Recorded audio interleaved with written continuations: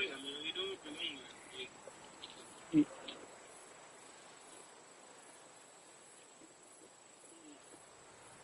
But it seems like if there is no other choice for him, so he says that is his preferred trade destination.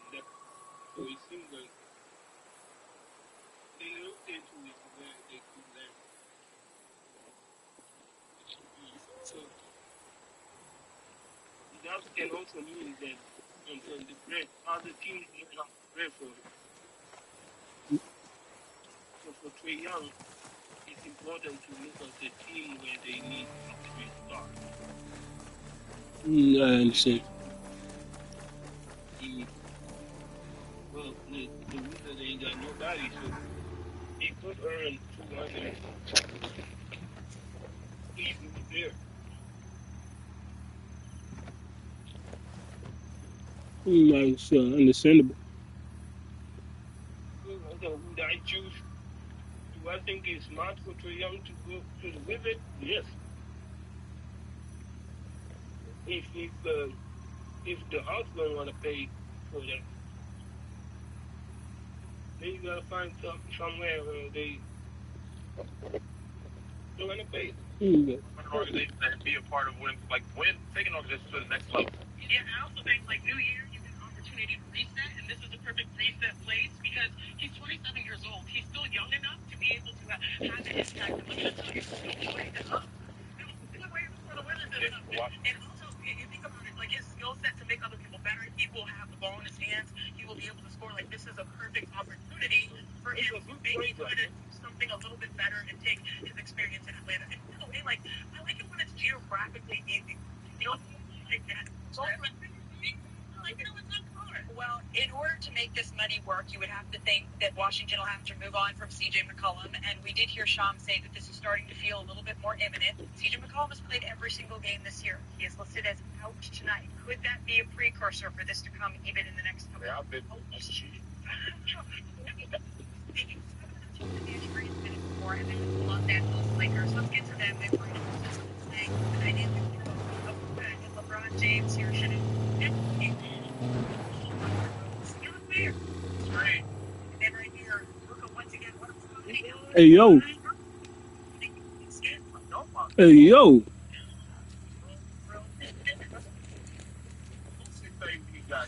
Buddy. But whoa, there. That's an unbelievable fact. Okay, great.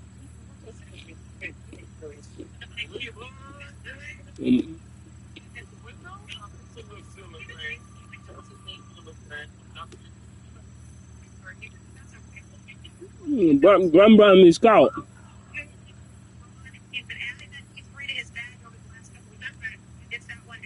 He went MJ on us. I say Bram went MJ on us.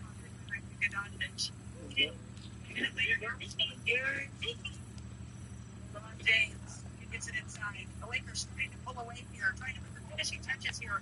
And it worked. Started it as well. The shorter guy, the fan gets it just before the shot gave a stretch. She said, what do you say?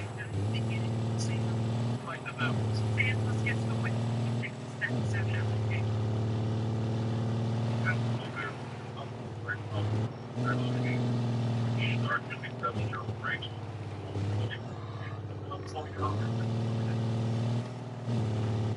He has been absolutely amazing. You know, just helping me out, helping others out. You know, being super efficient on the field goals. But yeah, there's LeBron. You know, he can do anything. So just really appreciate it. Like I said, when we out there, you know, we can make better with each other game by game, and this is just gonna be improving more. Oh, how sweet. There's some high praise from LeBron and Luka and vice versa, but they really kicked it into high drive here. Fourth quarter, they combined to score 18 of the Lakers' 32 points. By the way, that is more than the entire Pelicans team scored in the final frame of the game. So the Lakers dynamic duo, they need a treatment from our dynamic duo. Chene, what you seeing here? Let's go. It's been a minute since we've gone top for Saturday. You know what's interesting? The Lakers offensively, they have options. I like our energy, man. I like our energy.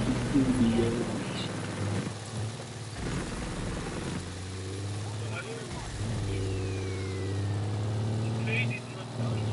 People say that. You'll get together for Trae Young. The two came together. Trae Young wanted to be Washington Wizards. The Wizards believe that this is the next step for them as they in their development process. Obviously, this is a team that's been in a rebuild for the last few years. Bringing in Trae Young with his young Michael Winger, Will Dawkins, Wizards' two top executives, they feel strongly that bringing Trae Young in will allow the team to continue to take strides. And Trae Young has relationships across this organization with Will Dawkins, who was one of the team members of Oklahoma City Thunder front office when Trae Young was a star player growing up in Oklahoma. Travis Schlenk, an executive in D.C., he actually drafted Trae Young in 2018, number 5 overall pick. And so Trae Young is now the face of the Wizards movement. He's going to be their lead guard, their point guard moving forward. He's going to anchor their young talent in the next regime this Wizards team has. And the flip side for the Hawks is they're turning the page on the Trae Young era. 7+ seasons Trae Young spent in Atlanta as the face of that organization. But they've clearly turned the page with Jalen Johnson moving forward. And this is a group that's starting to play more toward their depth, their wings, and they believe C.J. McCollum is a shooter. He's going to be the perfect veteran player, the plug-and-play starter, reserve player for Quinn Snyder. But the biggest thing, Malika, is also this has a major impact on the upcoming trade market, specifically with Anthony Davis. He is a prime trade target of the Atlanta Hawks. The Hawks believe that making this Trae Young deal allows them to pursue a player with a large, significant salary like an Anthony Davis over the next several months. So one chapter ends and another begins for Trae Young, now with the Washington Wizards and with the Atlanta Hawks moving on with this new young nucleus. Shams, thank you so very much for your insight there. Mark, real quick, your thoughts on this trade? Well, I actually love it for the Hawks. Jalen Johnson is a young superstar. He's almost averaging 24 double on the season. Trae Young, he give a fresh start, and he goes to a situation where he's going to continue to gain. He's going to continue to, he's going to flex the season. It's exciting to watch. I don't know too much about the championship, but he damn sure going to get his legacy. Yeah, obviously, big pickup for Washington. Jalen Johnson does become the face of that franchise. But I think McKeel, Alexander Walker, how well he played for Atlanta, made Quinn Snyder and the powers that be in Atlanta say, what? We can move Trae Young and then give ourselves a chance. C.J. McCollum, very happy man, class act, have a chance to go play for something. How you see? How you doing? After 8 years with Atlanta to be with the Washington Wizards. The news never stops, but driving to the game, the late start of the little. They traded the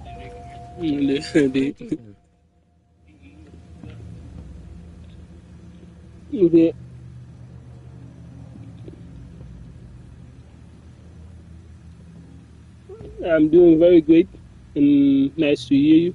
I was eating popcorn right now, so that's why you get to hear me chewing and all this.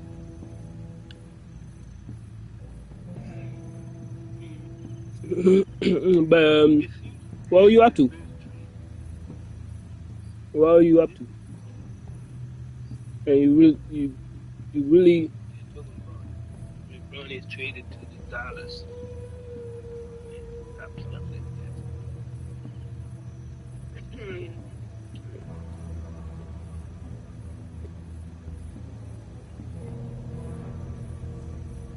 World ending.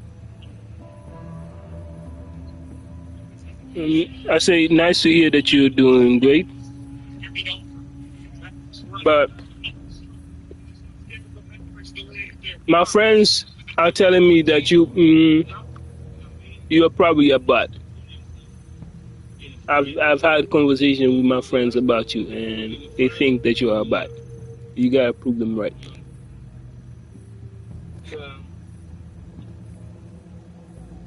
Dunking contest of the NBA. But now you got to put yourself in the NBA finals and play. Okay? That's how you make a name. damn, niggas like, yo, I never realized that Zach Lavina I've never touched the final. He's not a good player, bro. That's what I'm saying. It would be crazy if Tatum never won a chip. Jaylen Brown never won a chip. If they never won a chip, bro, they would be crazy right now. But nah, they have really some type of talents where you say like, yo, go for it. You know what I'm saying? Like, if you talk about, you know what I'm saying, a player that already, learn everything in basketball. The only thing you need to do is just get out of the chip. Same shit with Allen Iverson. It's crazy that he never won. Yeah. Yeah.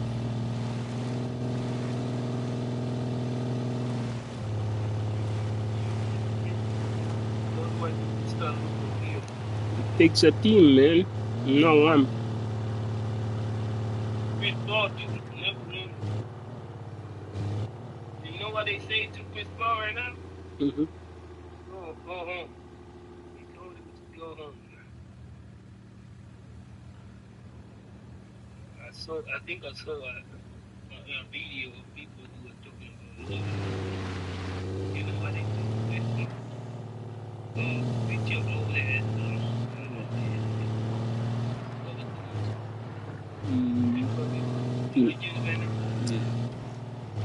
See, man, the Mavericks gonna go that game. Dallas. Game attack. We'll size him up. Marsh. Hey, Joe, taking it back. Mistake. Returning fire. Down. The sniper's about to fire. That's their largest lead of the game. You've got a sniper ready to engage us. Offside, take the lead.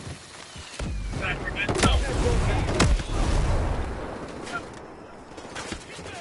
Hostile down.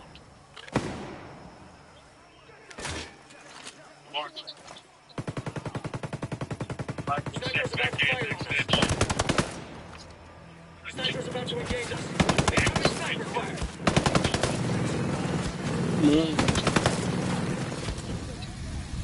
Wake up, Nomad. Get your ass to some cover. Enemy reinforcements inbound. Got you alive, boy. Focus words. Enemy heavy eliminated. Sniper about to engage. Outside. Johnson, that's get a good shot. You got the ball right away. Just I got hostiles. He's down. look at this. Battery's drained. Drone's out of the game.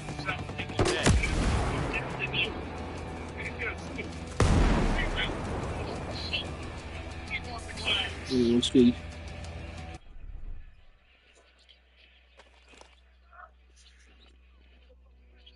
We'll take 3 minutes to go in regulation. Shoot it. Around that's up the big. The big 10 the canvas. Stepping on the shot clock for the Yeah, what were you up to, Sia, if you're still here? 13. The Chicago Bears are ready to bet him on the game. He's upset they have a game at the same time as a wild card matchup instead of wearing Michael Parsons' jersey. That's where they play when they tip off at the same time. In Chicago, against the Chicago Bulls.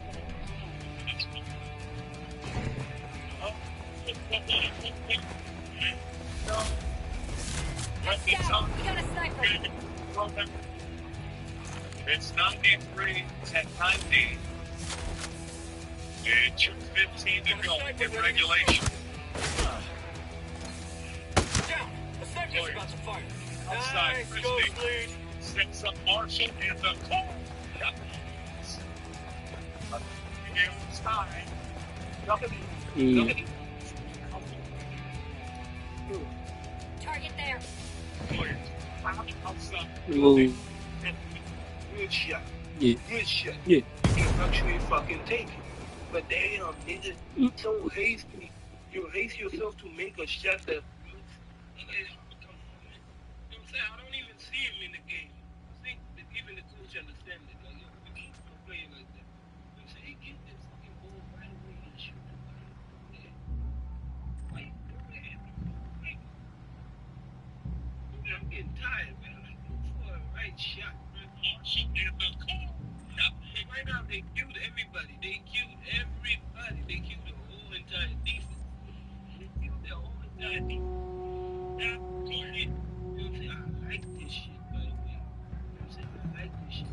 It's a 9-day. But also look at positioning. Huh? Look at positioning.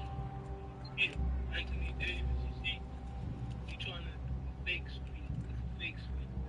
Okay, he gonna move inside. He gonna move inside.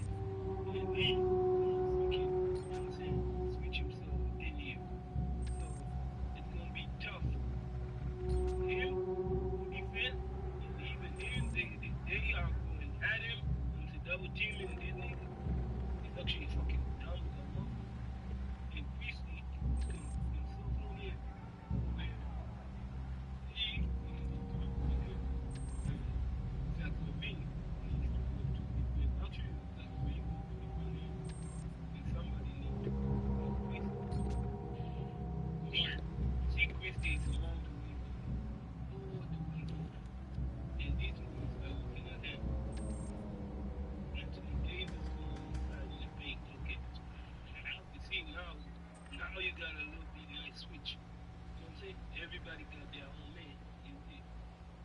But Christie, right now, is going to shake him and try to shoot it right here. But I don't understand why the rules on the duck on him. You know what I'm saying? He should have just He did though. He did. And then the other guy, you see, he did that, and the one he did. He jumped. Yeah. But it was after doing the jump, what should give him even more time. Yeah, but it's anticipation. Right? He thought he was about to shoot. He thought he was about to shoot, and he kind of did a little bit it's not fake, and then pass it over to the because he knew the other defender knew. Okay, if you going to do the you know what I mean, if you going to do the pound fake, I'ma come and defend you anyways. And he did that, so he created more space for the other teammate to actually, make that play. It's a nice play, bro. Yeah. I mean, now you killed the whole defense. You killed the whole entire situation. It's so Marshall is the most selected. He's got selected. We are inside. Max Christie, I thought he was going to line it up again. John better play for us. He made a good decision. Not too much. It's the new teammates. And outside situation, That's a dope defense.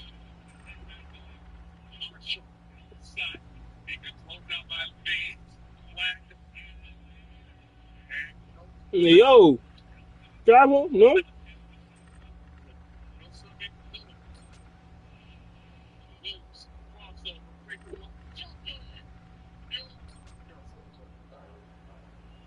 this is pointing back to the losses even tonight. What an Alex. See, we just stopped here. Like Alex, back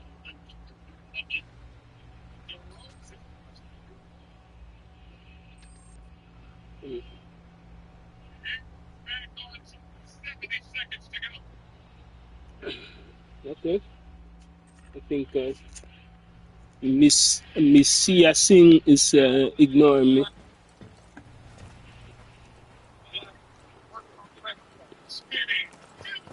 I'm getting used to this.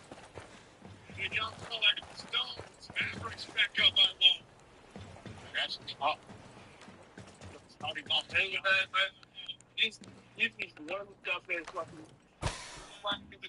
Look at it. Mm-hmm. Just easy. In the flow. The work that this nigga did only to get the ball to that nigga. Crazy. I gotta say that. I don't feel a little civil, a little pumps and turns.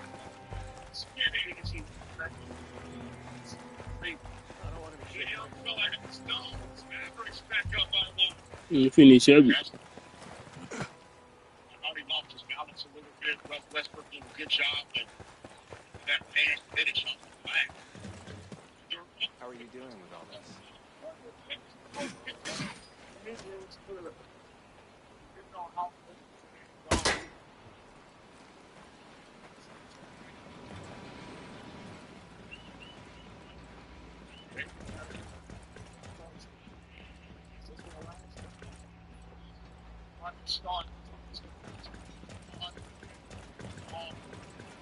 Christie strolls in there, he takes the ball, flag goes flying off the way.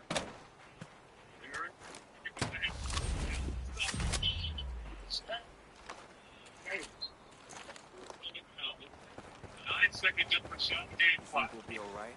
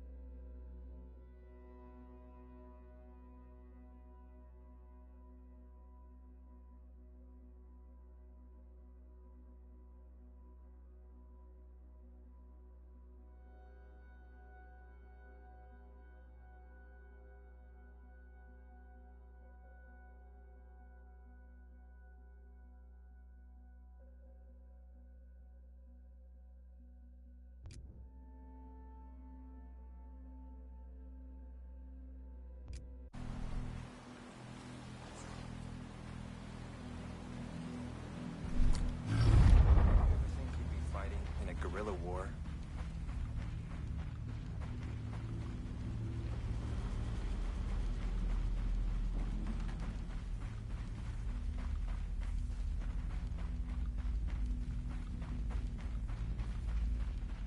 What the? What are you doing here?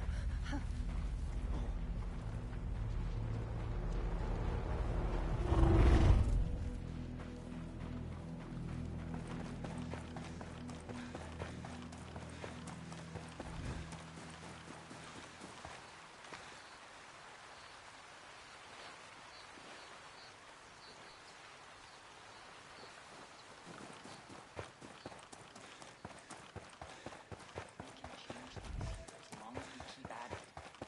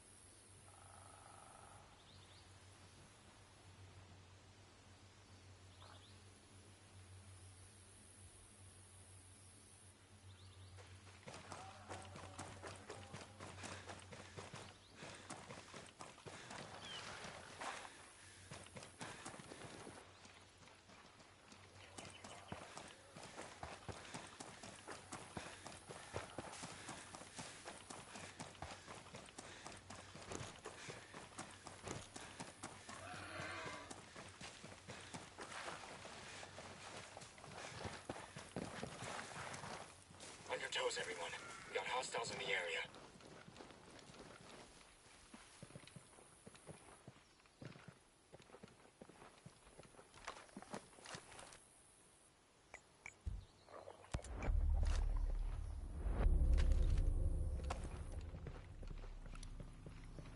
Got a hostile position there. Hostile chopper overhead. Find some cover. Located a bad guy over there.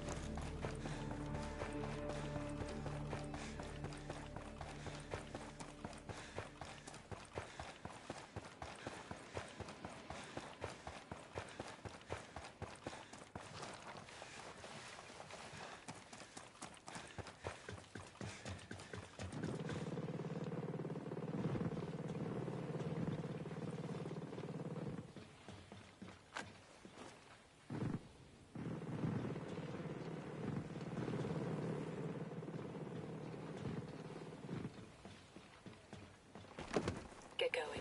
I'll find a way to catch up.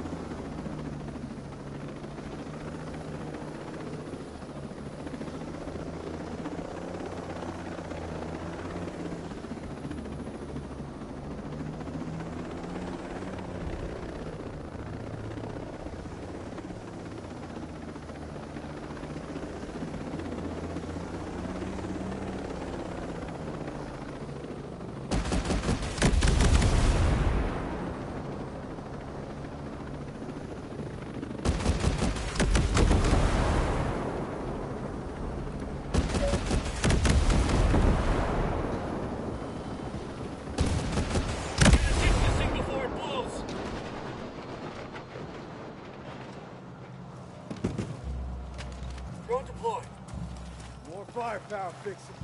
I ain't complaining.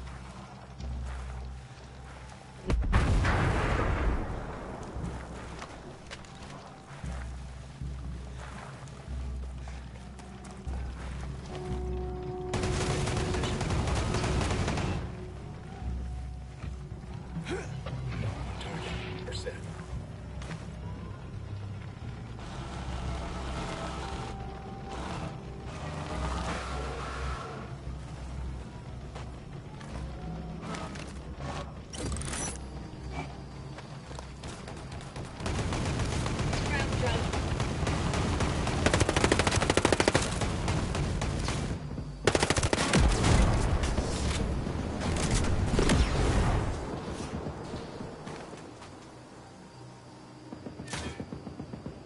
Maneuvering in position.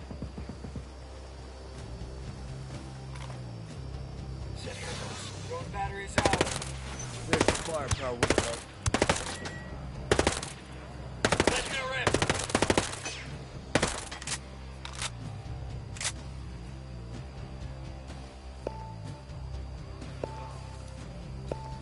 Got one there.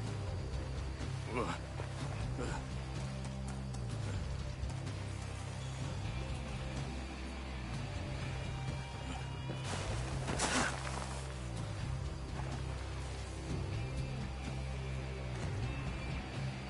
in.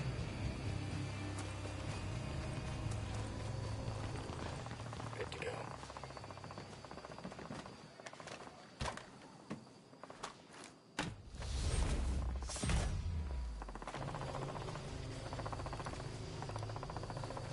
Got a hostile over there.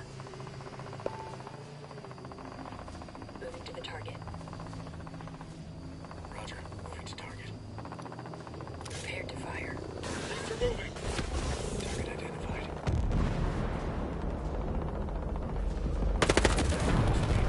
Fuck we got here?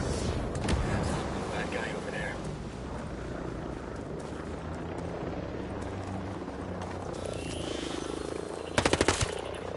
Hostile.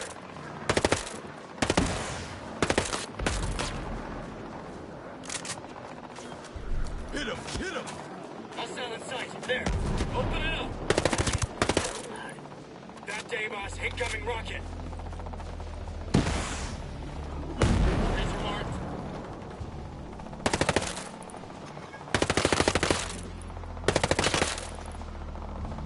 Got a rocket coming.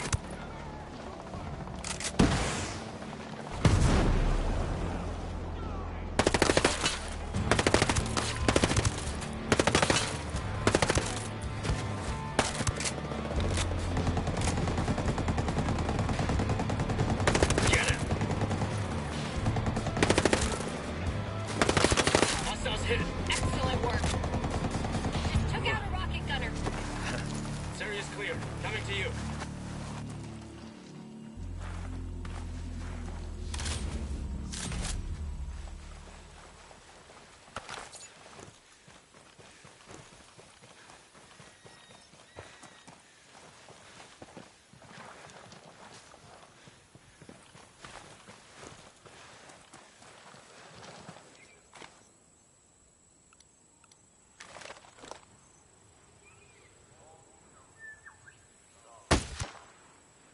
Way to get some.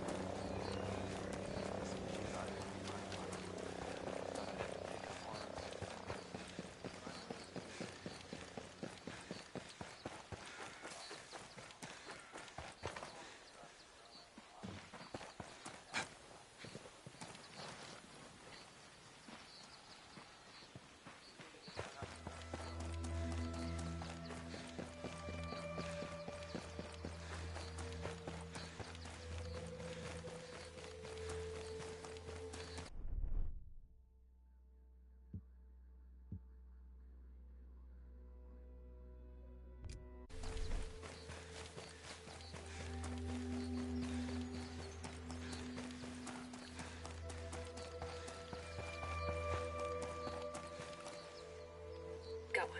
Over there.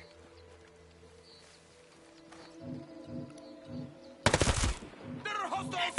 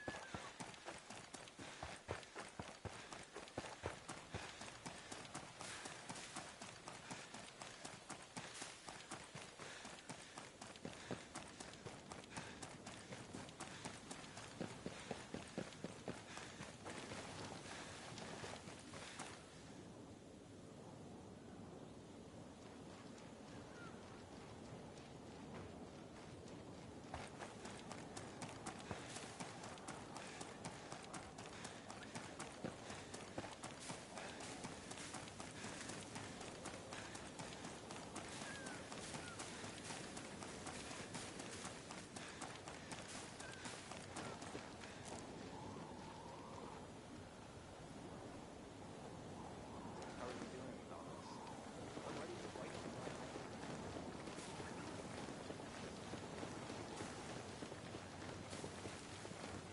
How you feeling about all this? Just think, not too long ago, we were coding for scale. But you ever see this one? Just want to try this.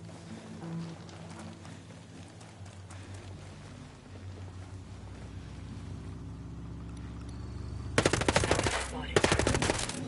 Helping you out. He's dead. Shot one of them.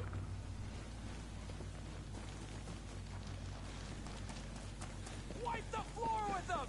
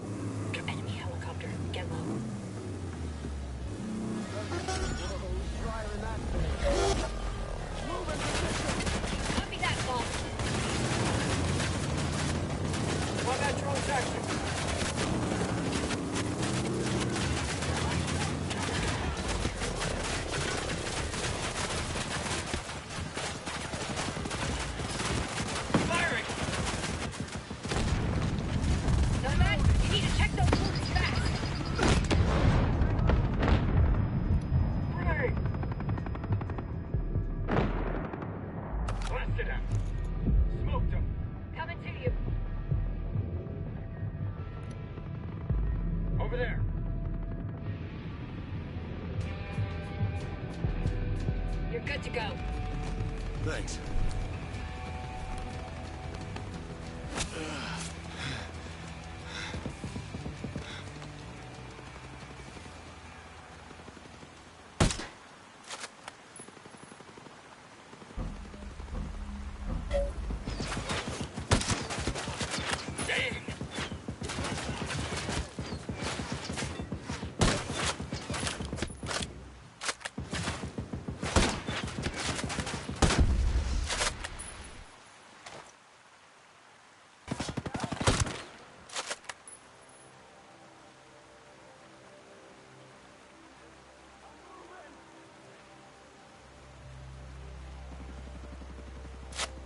Calls for a live one.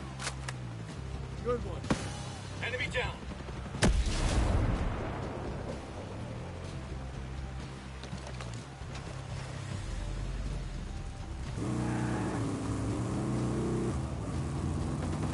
Roger. Rock and roll. Roger. Here it comes. I'm on you. Smoke them.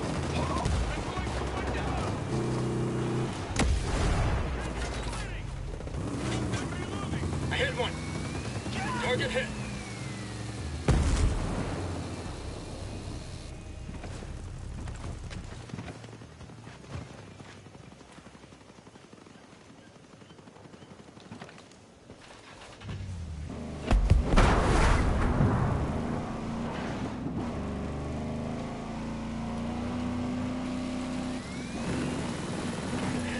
Radio operator sound.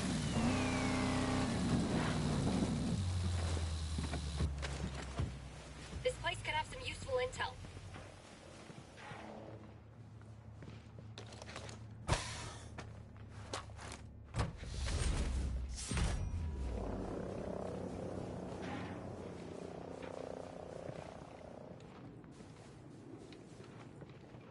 Got an Azrael up there.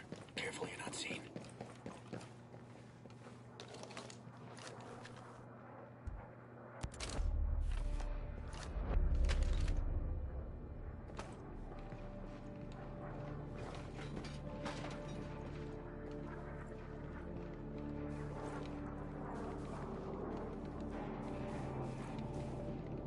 That Azrael's clear. We can come out now. Eyes on Hollistown.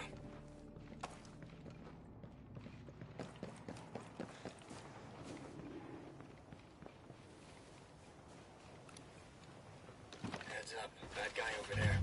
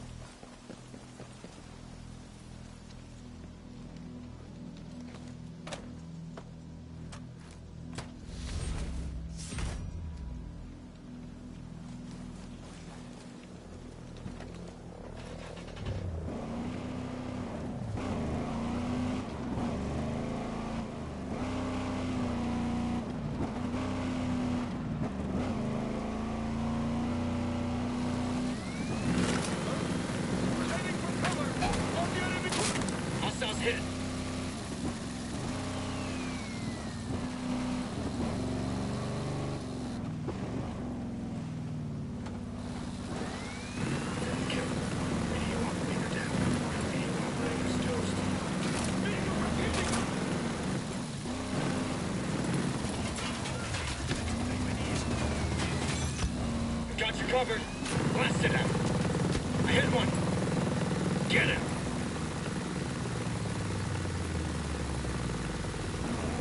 Target hit.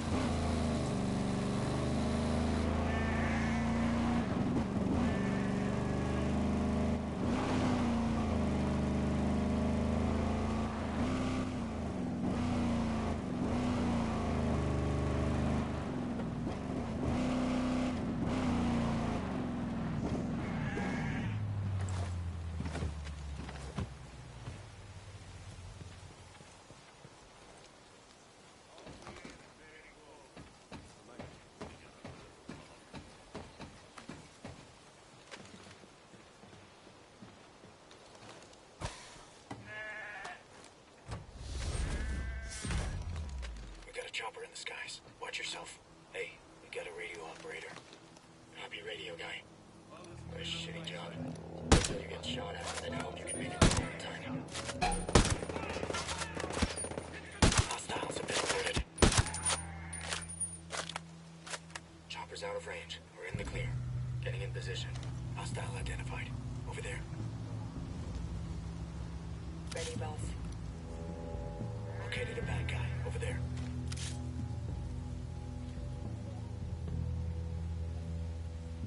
They're smoked. Solid work.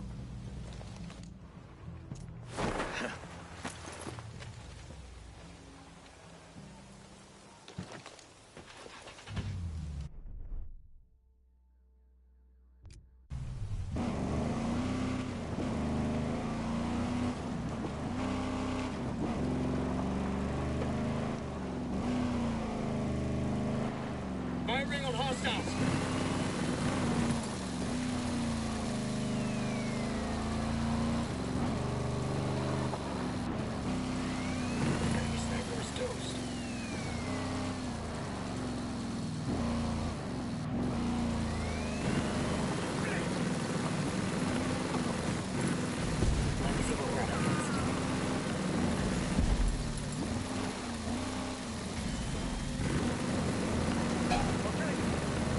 Good kill. Heavy's down.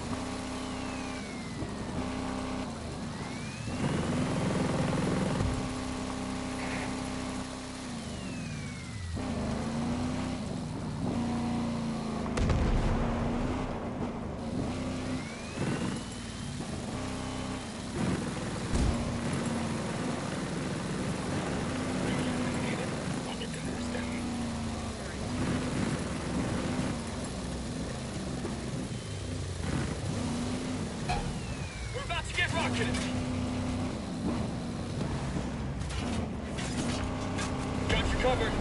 This mode's an enemy radio operator.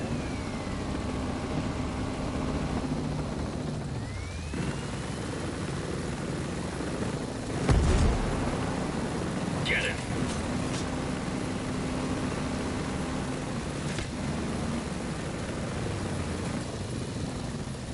Shit! Rocket incoming!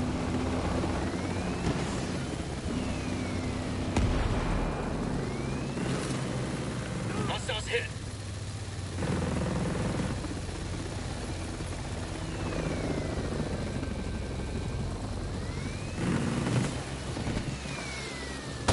Drones ready for action.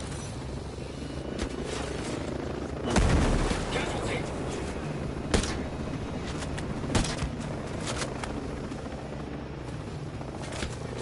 Light him up! Bleeding out. Find some cover. Get away! Grenade! Hell yeah.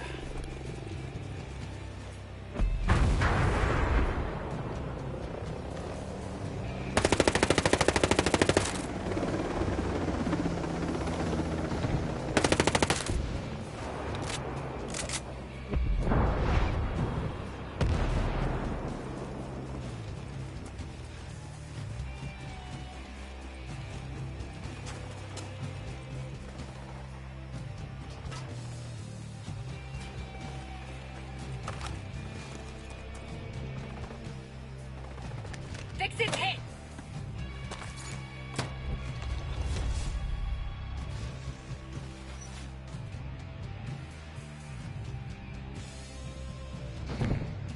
Fit to fight.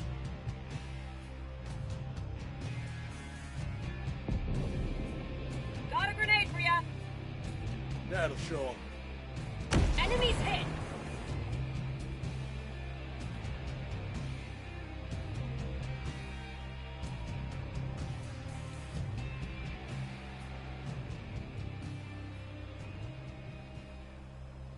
Oh, by the way. Yeah, he's still piece of shit. Oh, no problem. Last month near Venezuela, they were unable to board it. It's a nice boat. Changed course and fled, but now the British Looks like a ship. the United States has seized it. Nick Robertson. I feel like, honestly, if I was Russia, like, I wouldn't want to say I own this thing. This thing looks like a piece of shit. Really? Come on, put some respect on Russia, man. Come on, now. Like 22 years old. It does look old. It does look old. Camouflage? Yeah. Yeah, it's the Russian U.S. Air Force has camouflaged It looks like 1960s camouflage. Heading up towards Iceland and that sort of. Who are you fooling? It looks old and rough. Who will do it? Let's slow down towards Murmansk. That was the track that it was on, but that all came to a sudden screeching. I think that checks out. Green track, noticing that the ship turned direction at that moment, and this really comports with the information we're getting now that the ship has been seized by U.S. military and Coast Guard. It has been tracked closely by them, as we say. Another boat. Since it fled the coast of Venezuela. We're not even going to need to make any more boats. We'll just get theirs. For about 2 weeks ago. Yeah. What makes this even more? Well, the ship, when it started its journey 2 weeks ago, was called the Bella One. Halfway along that route, it chased our boat to the Madeira and reflagged itself as Russian. Not They're renaming the boat, and they thought that they were going to. They thought they were going to fuck around. Oh, what if we change the name on it? Why? Were they trying to get attention from Russia? Was it always Russian? Unclear. The port that it appeared to be has not gone down. It's good. Now it's turned around, no longer heading north for the last couple of hours, heading south. Not he's behind Donald Trump, man. He's behind Donald Trump. So what Trump say, we gotta stand behind it. They had weapons on the boat, and they were sending them to Venezuela in order to make Venezuela more able to resist America. Now, we don't know if that's true. I'm not sure. More able to resist. Enough for Russia to deploy military trying to give it some shadow of what else or who else may be on board of it, but certainly enough for Russia to deploy military assets to try to give it some shadow of some kind of protection, and clearly not enough to deter the U.S. Coast Guard and the U.S. military assets that seized it a few hours ago, John. Too bad. Nick Robertson tracking the situation for us. Let's go to the White House now. CNN's Elena Treen is there. Elena, bring us up to speed on what you're hearing and whether the White House is saying anything about conversations they may be having with Russia. Yeah, look, I'm actually, so this has been, considering, John, the oil tanker, and it comes, of course, that they've really made moves to seize other tankers off the coast of Venezuela. With the administration on this is that they had already moved forward with this operation in trying to get what was previously known, as Nick laid out, as the Bella One oil tanker. And so this does add to the fact that Russia has, tried to claim ownership of it, that they renamed the tanker, does add complications to it. But, John, I do want to get to some of the new reporting I have as well and what we are learning about those two things as it relates to Venezuela and what they need to do, the conditions they need to meet to resume oil production, which is, of course, one of the priorities for Venezuela and to continue with their economic stability. So sources have told me, White House officials, I should say, that the Trump administration has translated to Delcy Rodriguez, the now interim president of Venezuela, that in order to resume oil production and oil sales, they must sever economic ties with the United States foreign adversaries. That include. Well, that's convenient for us, isn't it? If you want to be able to make any money, you have to only do it with people that we say you can do it with. This was obviously the play. This was clearly what their goal was the entire time. They're like, okay, let's shut down everybody who is basically trying to work against us or basically aid our allies. Because you isolate them as much as possible. Everything to do with Venezuela had to do with Russia and Ukraine. Well, I'd say Russia and China. Countries like China, Uganda, Cuba, Iran, all countries that have really been propping up what was Maduro's regime for so many years. They also said that they want Venezuela and the interim government to partner exclusively with the United States on this. Now, of course, the president has been making clear that a key goal in this entire operation and the next step for Venezuela is to try and have the U.S. have a high stake in their oil. I'm also told, according to a senior. I think that'll be good for them too. Is if we're invested inside of Venezuela, it's like an insurance policy really for them too. That we will be invested in the best interests of their country. And also that they'll be invested in not trying to attack us or aid people against us. So I think that would be great. I'd be happy about that. We need stability. Yeah, of course, right? I mean, like the president just got fucking kidnapped. It's crazy to even say that. That sounds like fucking. That's like weird. It's like an 80s action movie. Yeah, they just kidnapped the president. The president got kidnapped. White House official, John, that the president is meeting with different oil executives today. That includes companies like Chevron, which I should note is the only unit currently operating within Venezuela, but also companies like ConocoPhillips and ExxonMobil. I'm told other American oil executives are expected to be at that meeting as well. This comes as the president has told others, he said this to Joe Scarborough on MS Now the other day, that essentially it's really all about the oil. And the priority is to make sure that the U.S. gets the oil. So this is going to be a huge topic of conversation, of course, as we look ahead, but also a key question, I think. Who could have predicted this? Combat drone deployed. I think that a lot of the media machine I don't think that they were prepared for Trump to say, they accused Trump of saying, I think this is actually just for oil. And Trump's like, well, actually, it's primarily for oil. You bring up a great point. Good observation, actually. Senate, we're getting full. Yeah, he's just saying it. But now it looks like as if they are stealing.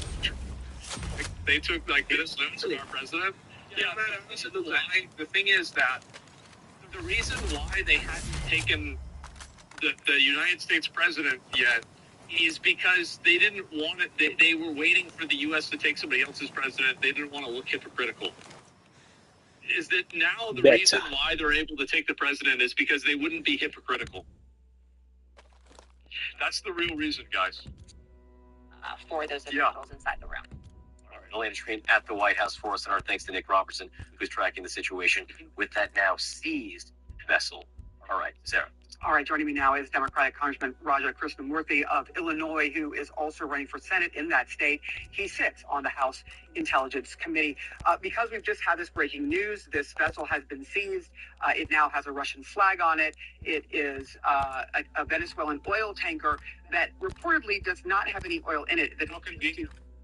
How convenient. No, not at all. I think that this is obviously going to come up in our classified briefing in a couple hours. We have the right, obviously, to enforce international sanctions. However, nobody wants conflict or a war, and we don't want a situation of, what a piece of shit, right? Oh, my God. Joe, the second he felt like it's necessary to say some shit about him, you're like, what a piece of shit, man. open hostility. Maybe we should give it back to Russians. I also want to bring in CNN military analyst and retired US Air Force Colonel. We also have global defense analyst Kevin Yost. Great to have you both. Cedric, I want to start with you. A few minutes ago, we heard the news that the United States Venezuela 1, the oil tanker that's now under a Russian flag. It was. The US wasn't able to seize it about a month ago, and now successful. Take me through what you're reading into the operations out at sea. Yeah, well, Eleni, this is a very sophisticated operation that took place here. It involved a lot of assets from both the U.S. Navy and the U.S. Coast Guard, as well as possibly some other assets, including special operations assets. So there was a movement of U.S. forces to Great Britain in the days just prior to the seizure today of the tanker Vela 1. And that is, a critical indicator that this ship had been followed by the U.S. and they had, for whatever reason, wanted to really focus on this tanker. So, are they saying the tanker departed Iran? Yeah, it's pretty obvious that the ship wasn't moving oil. Yeah, I know that. So doesn't it strike you as odd that this ship was being escorted by Russian submarines, but it wasn't transporting oil? Doesn't that seem odd to you? No, come on. It's just It seems very war cargo. You know what I mean? It's nothing. I'm like, it's nothing. It's nothing, bro. Other things associated with this, because if the Reuters reports are correct, who gives much care about war cargos? Associated with the Russians Russia, assets, including possibly a submarine, to try to protect this. Yeah. So from a purely military standpoint, when you look at how this was undertaken, it was very sophisticated operation, and they did it in spite of Russian attempts to protect it, and those Russian attempts were apparently, based on these reports that we're getting, unsuccessful. All right, Kim Dozier also with us. Kim, what are you reading into this? I mean, President Trump making good on his word, frankly, and wanting Venezuelan oil. This is a tanker that they tried to seize and were unsuccessful. And of course, the question of Russia comes into play here as he tries to negotiate with them on the issue of Ukraine. Is this going to infuriate the Russians and all sides involved? I think it's going to be embarrassing. It's embarrassing. It's emboldened by the seizure of Maduro and riding high on the success of that, and the lack of the world's sort of pushback. There's some statements against it. What business does the U.S. have in international waters? It's an unlawful seizure. Yep. But it is Bowman, it's nomads in traffic. The Bodarks control the Aurora data farm. There's nobody who can push back in the short term. Your objective is to take it back without damaging it. Apart from being an eyesore, it contains all data on island-wide scale tech. The closest thing Aurora has to a federal reserve. Predictably, Neil is eager to preserve it. When it comes time to negotiate with other countries, the outcasts can use that data as a bargaining chip. It's up to you to capture the building and give the outcasts the green light to conquer the region. The attack on one of their allies, Venezuela, that they rely on for oil. So it is a way of Trump sending a signal to those other would-be superpowers that he has a way of, seizing the jewels and making them sit up and take notice. But there will be some sort of payback down the line, and I don't think the White House is really calculating that yet. Okay. Yeah, for sure. And let's see, is there another one of these two? Yeah, because they've gotten two of them so far. Following tonight, developments surrounding Venezuela, a U.S. official telling CNN the United States is pursuing a vessel in international waters near Venezuela. Now, it's understood that never mind. This is from a while ago. Sorry, I'm thinking about another one.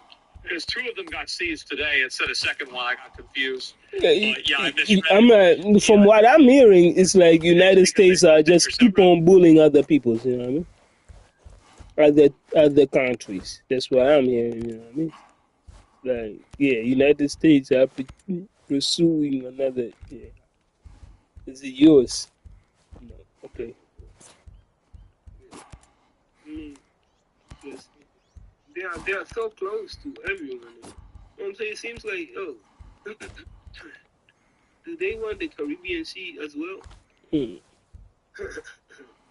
Well, yeah, you see, this New Mexico, Gulf of New Mexico, they wanted to go Gulf of America.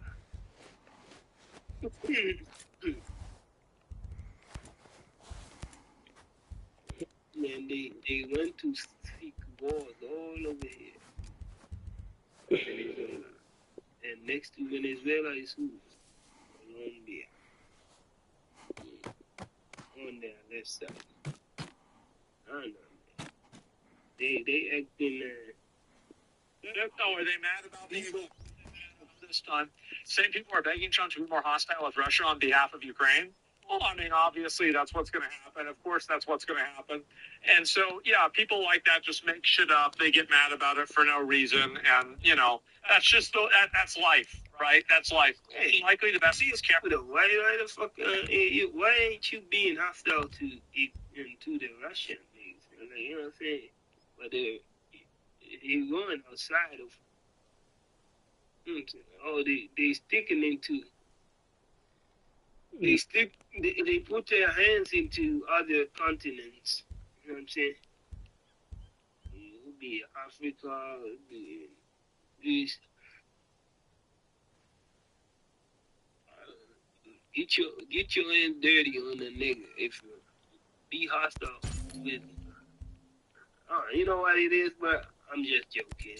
I'm not even serious with that shit. You know what I'm saying?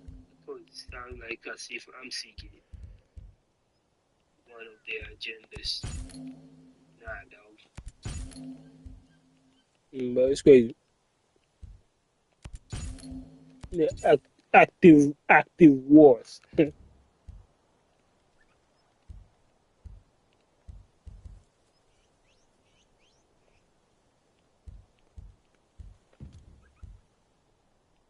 Yeah, we're going through it, man.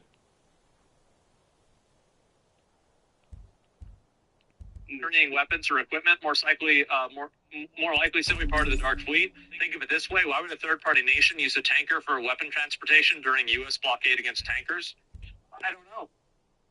No idea why. That's why they got to go in there and look at it. Yeah, the U.S. Coast Guard seizes 2 Venezuelan oil tankers in pre-dawn raids. I've just been informed that Venezuela is going to be purchasing only American-made products with the money that they receive from our new oil deal. These purchases will include, among other things, American agricultural, American-made medicines, medical devices, equipment to improve their electric grid. I'm sorry, but this is ridiculous. You went over there and you EMP'd and you shut down their entire fucking power for the entire country, and now you're selling them better electrical devices. Jesus, man. You kind of stole all that shit, but really, full circle, yeah. Oh man. Okay, in other words, Venezuela is conducting business with the United States of America as their principal partner. Great. Hopefully we can work with them. They used to be a really rich country. Hopefully they can be one again. And very good thing for Venezuela and for the United States. Thank you for your attention to this matter. Wrong. So I feel like who are they saying it's only the people are supposed to change it. You know what I'm saying? That seeking for somebody else to change it. I don't know. I don't. He's winging it. Yeah, I know. They're going to say that. I used to be a senator, too. That's what you always say when it's the other party. The bottom line is we've gone into great detail with them about the planning. We've described it to them. Yeah. In fact, it's not just winging it. It's not just... it's not just winging it. Or speculating. True. It's already happened. Like the oil... Yeah, we're not just winging it, guys. They're sanctioned oil. They can't understand. They are not generating any revenue from their oil right now. They can't move it unless we allow it to move. Because we have sanctions, because we're enforcing those sanctions. This is tremendous leverage. We are exercising it in a positive way. The president described it last night. Secretary Wright will have more to say on it today, who's involved in running this portfolio. And we feel very positive that not only will it create revenue that will be used for the benefit of Venezuelan people, and we're ensured that that's what the case is, but it also gives us an amount of leverage and influence and control over how this process works. The thing is that they would have been saying that capturing Maduro was impossible too. They would have been saying that too. Oh, this is in response to the tanker seizure. Russia is threatening the United States with a missile strike. Right. Okay, guys. A military response is necessary. An attack with torpedoes and the sinking of several American ships. Yeah. Oh wow. Yeah. Oh. Is Russia one that smokes? It shows they do.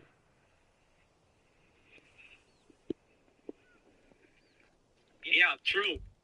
Russia can't even win the war against smaller Russia. Oh, damn. They can't even beat little Russia. We do know that the smaller Russia that you are naming is being helped by USA.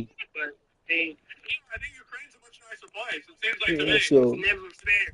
Never. I think they have his nukes. They're not going to use nukes. Why aren't they use nukes? It'll make everybody against them immediately. No, but that's what they're waiting for. Everybody's going to use nukes. Everybody's going to attack them. Please. He's a moron with no credibility. Don't listen. You know what I'm saying? Yeah. Oh, this guy here. Everybody's got to pick the Russian state. Yeah. I don't think. Oh wow. Look at that, guys. Oh, jeez. And yeah.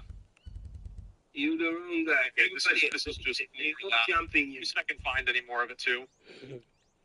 China is a final warning. Uh-oh. China strongly condemns this.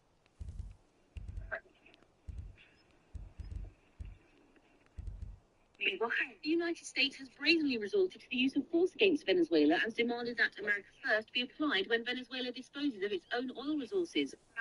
Yeah. This is a typical act of bullying, a serious violation of international law, and a grave infringement on Venezuela's sovereignty that also severely undermines the rights of Venezuelan people. Oh, jeez. China strongly condemns this. I would like to stress that the legitimate rights and interests of China and other countries in Venezuela must be protected. I thought we were gonna sell you shit. What are y'all getting mad about? The United States. We were gonna sell this stuff. I was fucking stealing something from somebody. And then talk about, meaning a severe blow to the country's economic and social order, and also threatening the stability of production. You're dumb. He's so dumb. Like you said, these some really like such a, let me say, like the street niggas, bro. And I'm saying, yeah, what's bad about it? Yeah. I thought we gonna steal. We gonna send it over to you. For some cup of bread, though. He said. Yeah, like, ain't nothing free. But you stole something. Crazy. Already issued strong condemnation in this report. I would like to reiterate that cooperation between China and Venezuela is a cooperation between sovereign states, and it is by international law and laws of both countries.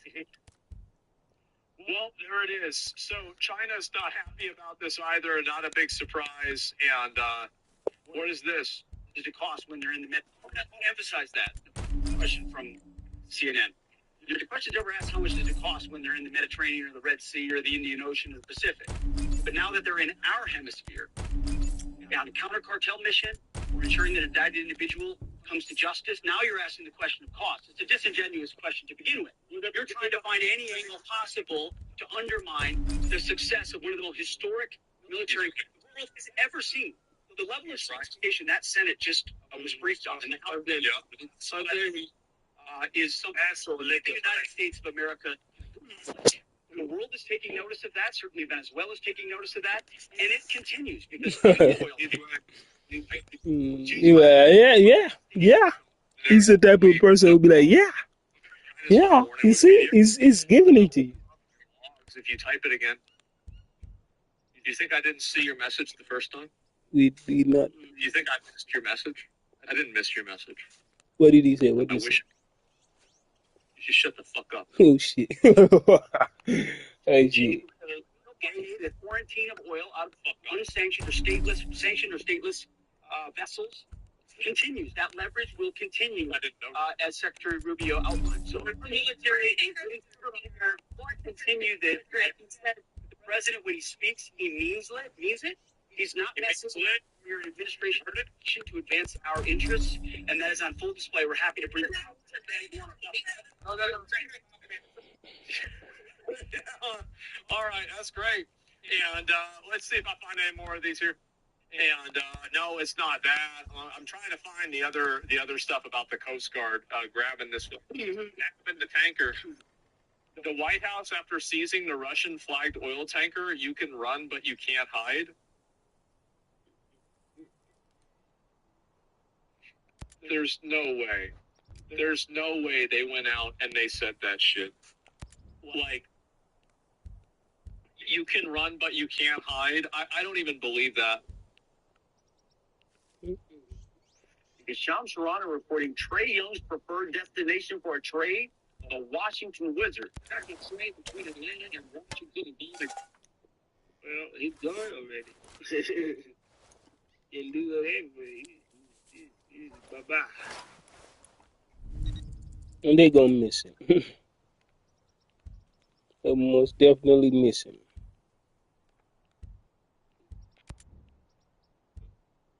Washington Wizards versus Hawks would be a fucking popcorn day. I'm just gonna watch that to see how Trae Young scores 50 on these niggas.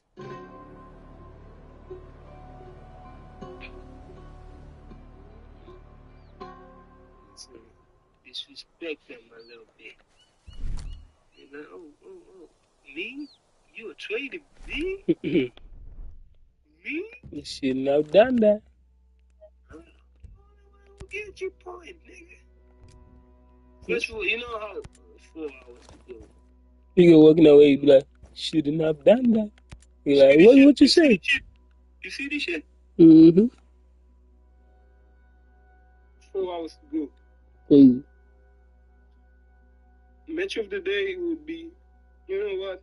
I hate to say it is Atleti Real Madrid, but it's actually you know what? It is Atletico Real Madrid, man.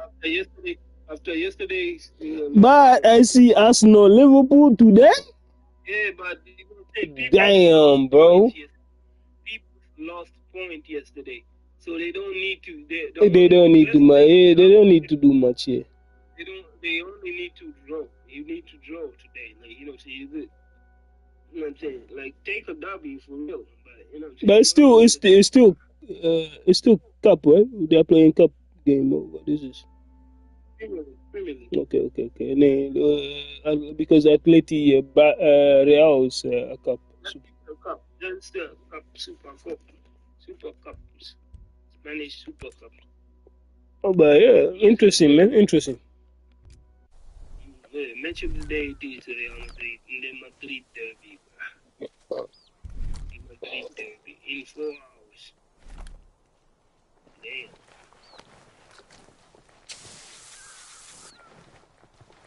Madrid derby, el derby de Madrid. El derby de Madrid.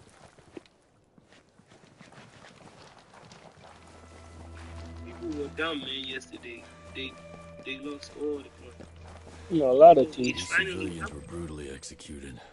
Did they really chose it? Ain't no way, man. If Caleb was locked, Lucas, I'll make it soft. Okay, really about to be on Oscar, man. Stop the bullshit. It's not real. This will be tough. Shit, Caleb's going to be the MC. I saw this shit before, but damn. You can't let a child just enjoy whatever the fucking like to enjoy doing. Before securing the data farm itself, neutralize the photo officers in charge of sabotaging the backup servers and the water cooling systems, so they don't succeed. Yeah, chill. How about Asanis just doing the soft? How about it? We're trying to start creating rumors and shit, hey. It looks dope though, but can he speak Spanish? No idea. You need to learn a little. Miles is Spanish. Spanish descent. It's Dominican. Right?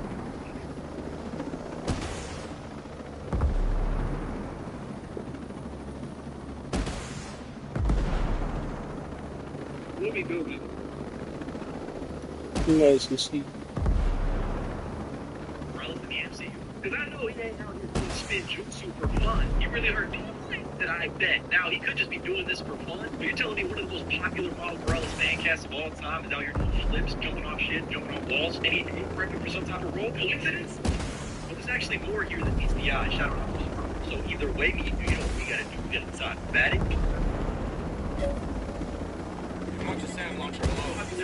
Miles Morales Spider-Man has skyrocketed since making his first debut. Mainly because his comics and the legacy character are actually good, and there are some days where I'm like, I see the best Spider-Man. But it was taken to a whole nother level with the Spider-Verse films, which became a cultural phenomenon. The Insomniac games, which obviously led to a lot of people saying, you can bet your bottom dollar, Sony, the MCU, they cannot wait to cash in and make Miles Morales in live action. So fans obviously got one cultural phenomenon to another in Stranger Things and said, hey, you know that kid that plays Lucas St. Clair, Caleb McLaughlin? He would be a great Miles Morales, and there's fan art galore out there of him in a role. To the point where people think that him and Sadie Singh should be Miles and Gwen. No, stop that. Why don't we want to rehash Lumax? But I mean, come on, you're lying to yourself if you don't think this looks perfect. And he recently said that playing Miles Morales is one of his dream roles, too. Now, the only thing really working against him is the fact that he's already 24. Yeah, I know. Does it ever drive you crazy? He's kind of crazy, bro. Damn, this nigga's 24, bro. You know that? These niggas 24, bro. Like, you know what I'm saying? These niggas from fucking Stranger Things. I thought they were children, bro. But these niggas just a couple years younger than him. You know what I'm saying? They ain't really that young. And then, I'm like, fuck you, 24? I thought you were a child, bro. They are all children, don't get me wrong, bro. They filmed it way long time ago. Yeah. They start dropping it right now. Because right now too, they are grown ups, man. They are really grown right now.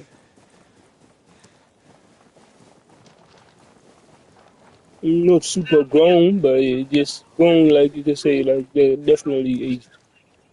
Stranger Things, so it's not like we can't pull off the role if he's supposed to be playing younger. But there's also the not so fun, uncomfortable conversations around his casting, because I swear to God, it's going to start a race war. But of course, as most of you or all of you should know, Miles Morales is Afro-Latino. He's half black and half Puerto Rican, and that's just what he currently looks like in the most recent books. Which, by the way, if you haven't read Ziegler's run on Miles Morales Spider-Man, what are you doing? Read it. It's got some of the most peak shit ever. All the stuff of him meeting T'Challa in Wakanda is so fire. He becomes a vampire at one point. Got his little boot thing, Starling.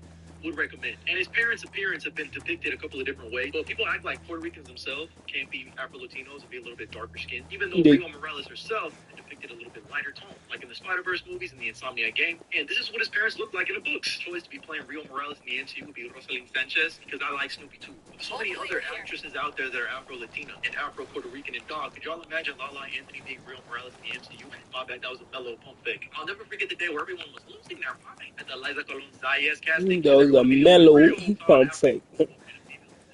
Like, this is why I don't like casting fan casting, because it's all based on appearance, not performance. And by the way, she's not playing Rio Morales. She's playing a detective thanks to these set photos we got. And also, no offense to Liza, she's a little bit Bowman is nomad, send But I think traffic. as long as the actor gives a solid performance and embodies the personality and the characteristics of that, Your objective is to take it back without damaging it. Apart from being an eyesore, it contains all data on island-wide scale tech. The closest thing Aroa has to a federal reserve. Ito is eager to preserve it. It would be dope, man.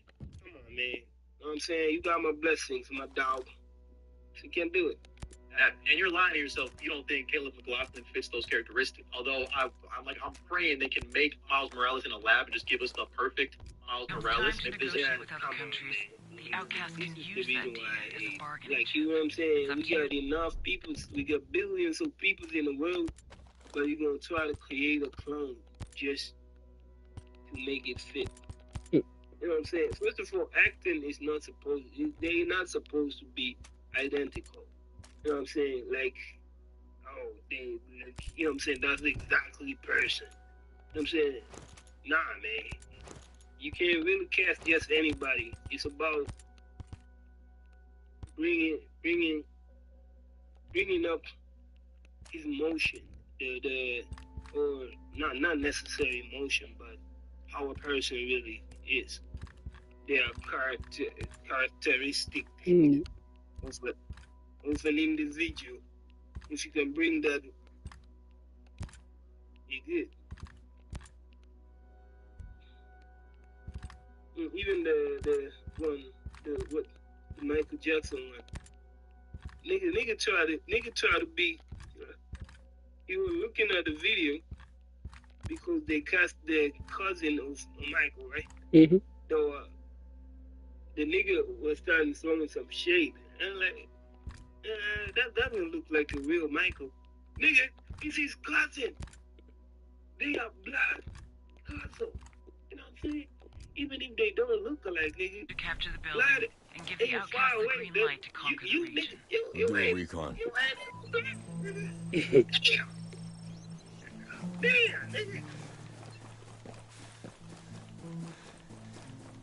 These civilians were brutally executed. Some are still missing. But I still didn't see the movie, but I agree. If it's family, come on, why are you so critical? The movie ain't out yet. This will be tough. Just a If you trailer. destroy the delivery VHCs before you attack the data farm, there will be less drones to protect you. But still, people are Sabotage criticizing the water cooling too system. harsh They'll nowadays. destroy the Shit. data farm. And they want to blow the backup servers nearby too. Before securing the data farm itself, neutralize the Bodark officers in charge of sabotaging the backup servers and the water cooling systems.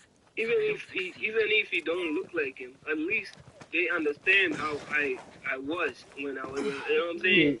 How he was when the nigga was alive. They are the closest to what the Michael is.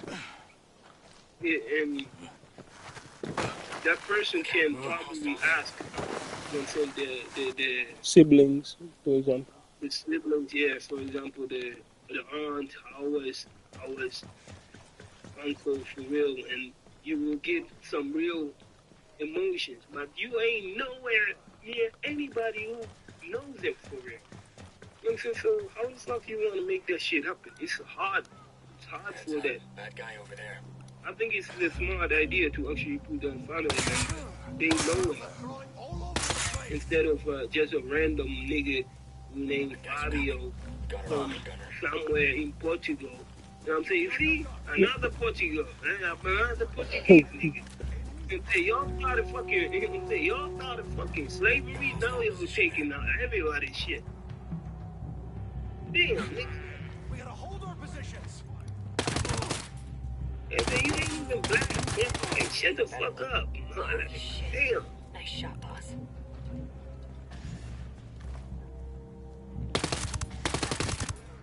I feel like that was kind of lame. An unknown actor out there just so we can stop fighting over fan casts. But yes, I agree. Representation definitely matters, and that should be first and foremost. But Shamik Moran, Afro-Latino, and everyone loves him for voicing Miles.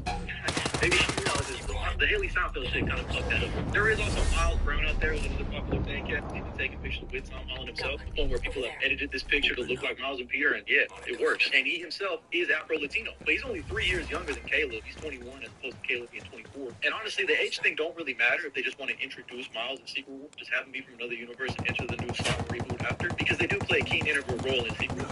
I'll save the day by giving Molecule Man like a couple-week-old burger. Whoever the hell you want, I'm glad y'all finally let the fucking Jaden Smith Miles Morales fan catch. But if y'all really want to start cooking, I'm fucking tired of Jaden Smith. Most people, they ain't whatever, you know what I'm saying? But I don't see it fit. I don't see it fit. You know what I'm saying? Niggas don't even care anymore. Because sometimes people do the kind of shit so bad, they don't care. You know what I'm saying? And it's not a bad thing. Like he say, probably have better things to care about. I got a breacher. Hostile down. You don't need to enforce that. Hey, they can go for a thing. Let the fuck go back to big riding one person. You do. Enemy. You're bad guys, coming in hot. Some people want to eat of it. Ask if somebody wants that. You know what I'm saying? Want that. Wait.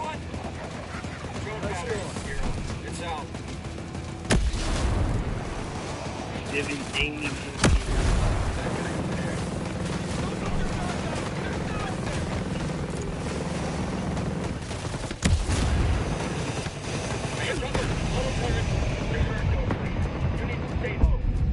Oh, yes. All baked up, Nomad. Get your ass to some cover. Activate channel. They got us. Line them up. You should focus on fucking. You make funny videos now? Ain't it real? Really?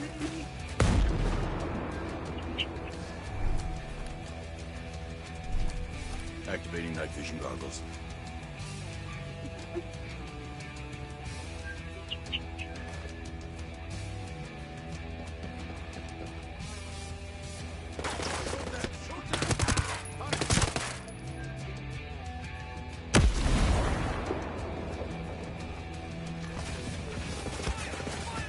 Why going out doesn't feel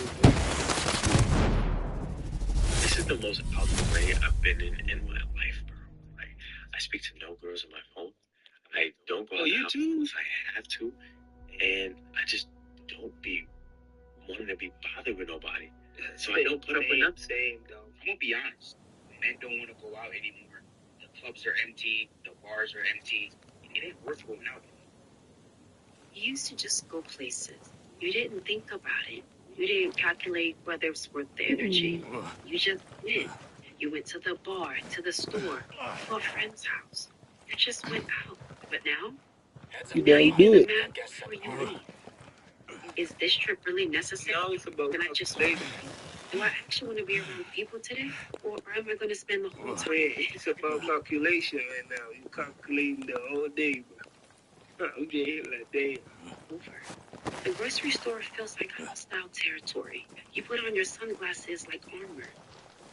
Bars feel like rooms full of people. Okay, that's why I don't do. You know what I'm saying? Even back then when you know what I'm saying, at the beginning, sunglasses I never fuck with it. It's like, you know what I'm saying, hiding yourself from people. You know what I'm saying? I really got to know. I don't know. Man. You know that, right? You know what I'm saying? When people be smoking blase.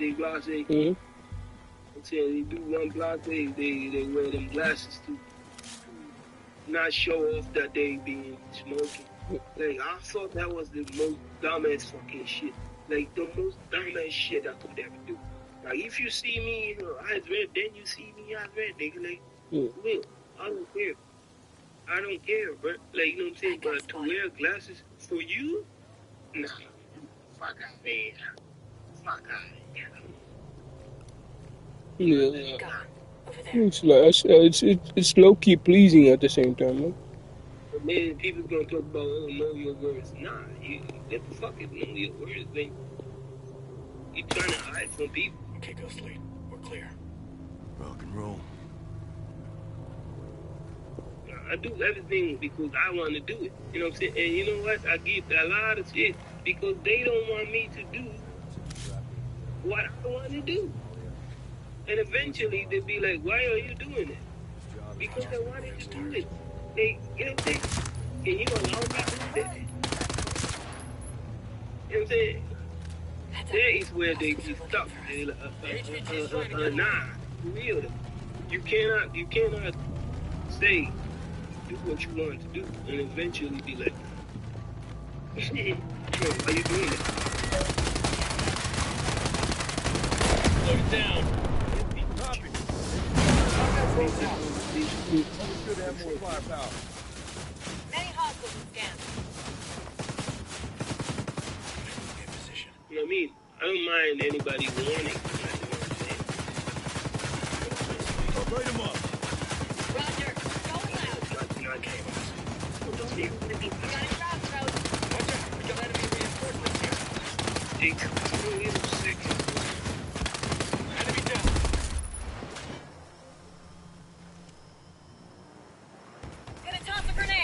spaces feel off, like everyone is on edge, like the rules changed and no one made you aware. It's not just some random feeling you're feeling, it's accumulating evidence, finally asking to be acknowledged. Here's what it actually feels like now. You walk into a coffee shop, right? You make eye contact with someone.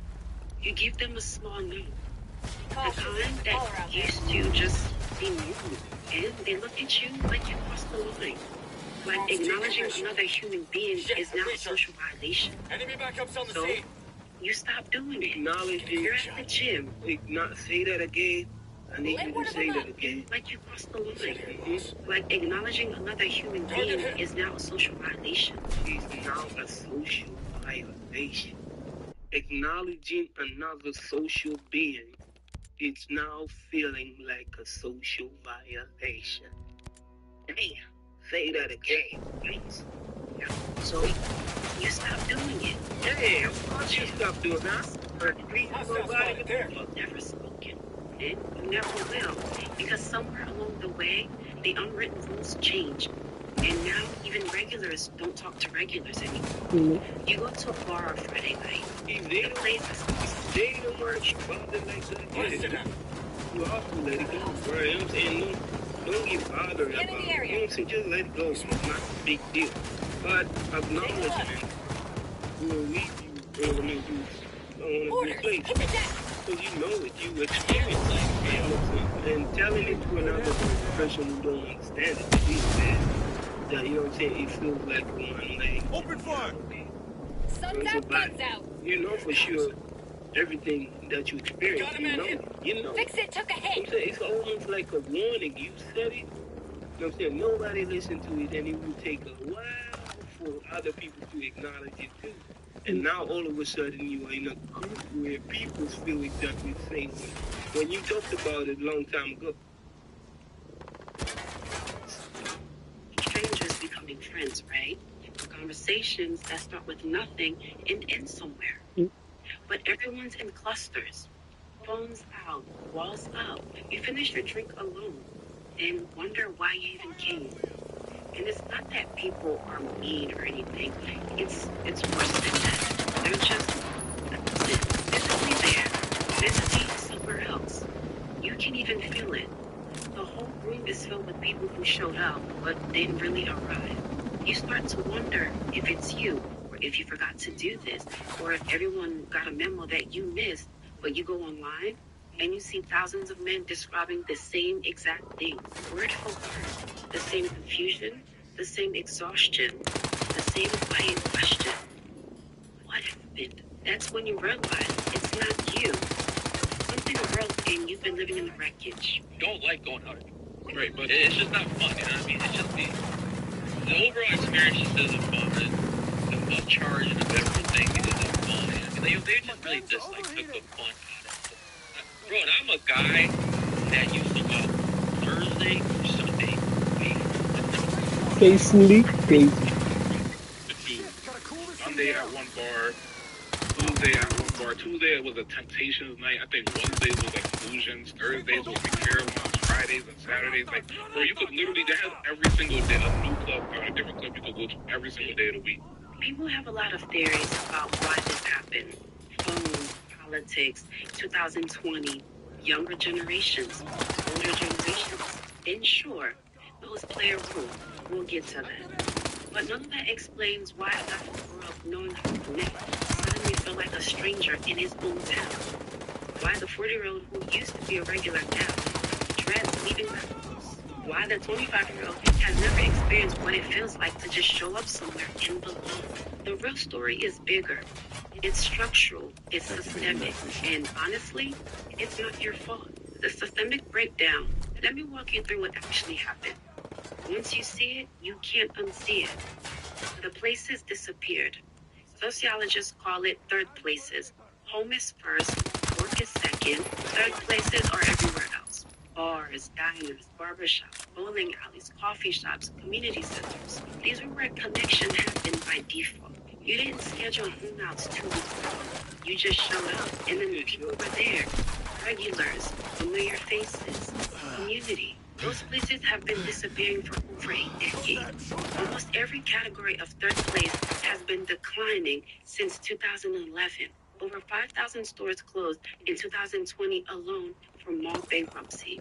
And the mall wasn't just retail for a lot of people. That's where they learned to socialize. Only 54% of Americans feel connected to their local community. The global average is 78%. We're dead last. You can't be a regular somewhere that doesn't exist anymore. The time and money disappears. For generations, Americans spent about 6.5 hours a week with friends. By 2019, before lockdown, that dropped to 4 hours. A 37% decline.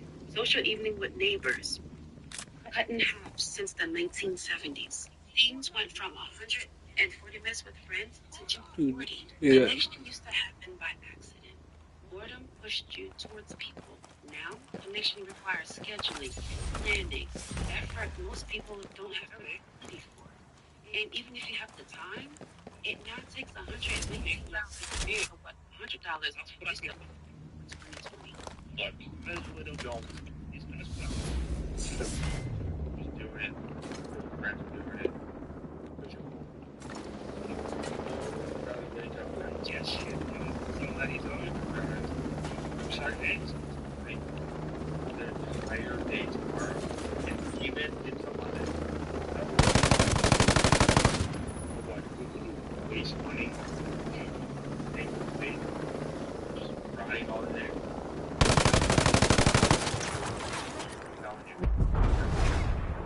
There's only one way it's ever worked. If you haven't seen a certain group of people in a year, why? Yeah, I got you. The game is worth it. You should go for it. Going out isn't casual anymore. It's a budget line item.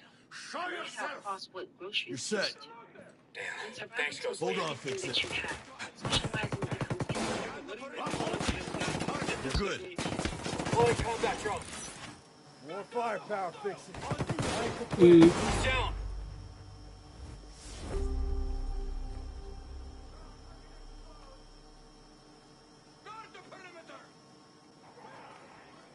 You say, what do they call fitness again? Got you, Fury. They try to tell you something or something. Like, oh, you That's can't it. go to fitness, Appreciate go that, boss. fitness,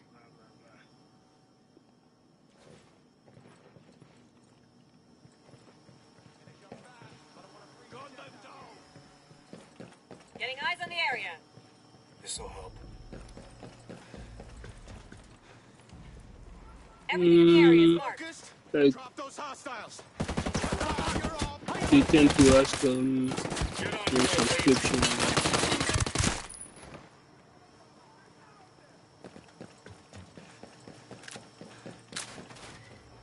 They always Nomad, drone's out of gas. The extra firepower would have helped. Right. I think you said that they even think this is a luxury. Roger, moving. That's true. That's true. That is yeah. It's the government. You can if you choose fitness. It's not what I say. It is known. They parents feel this.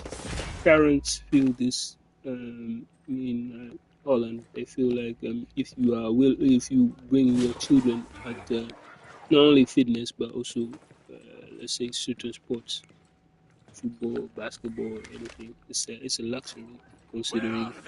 Show yourself. And most people don't focus on that, and most people who do focus on that tend to pay more money. Prepared to fire. Whether their health or other stuff. That's why they feel it's a luxury, but at the same time, I'm like, yeah. And you want me dead?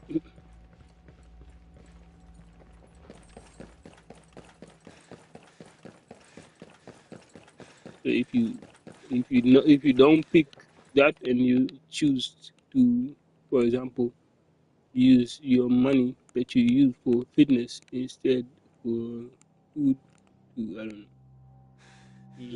gain yourself, that is allowed.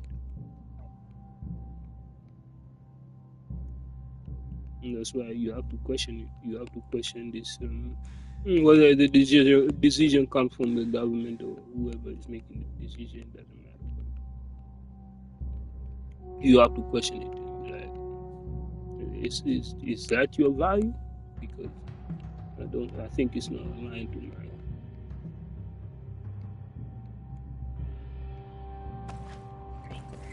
Men are doing the math.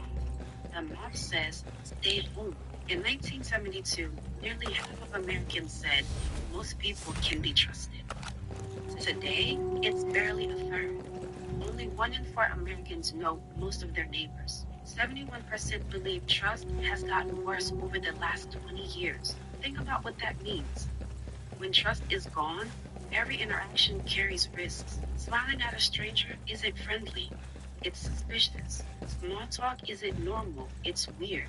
Approaching someone isn't confident. It's threatening. We create an environment where... You know what I'm saying? It is crazy. Because, you know what I'm saying? It is... I feel like for an individual who feels like it's suspicious, you are actually creating... You are being suspicious. Somebody else is suspicious. You know what I'm saying? It is... It's the most innocent thing. Yeah. Come on. But now, somebody's mouth, you are suspected on them. Nah, people should suspect you. For questioning, for questioning people who have a last response. No. Hey, pack them up, son. You know what I'm saying? The safest strategy is keeping to clean. Then we wonder why people keep to themselves. In 1993, women had at least 6 close friends. Today, 27%. Men with 0 close friends went from 3% to 15%. A 5-fold increase. Careful, Ghost 5 single men now report having no close friends at all.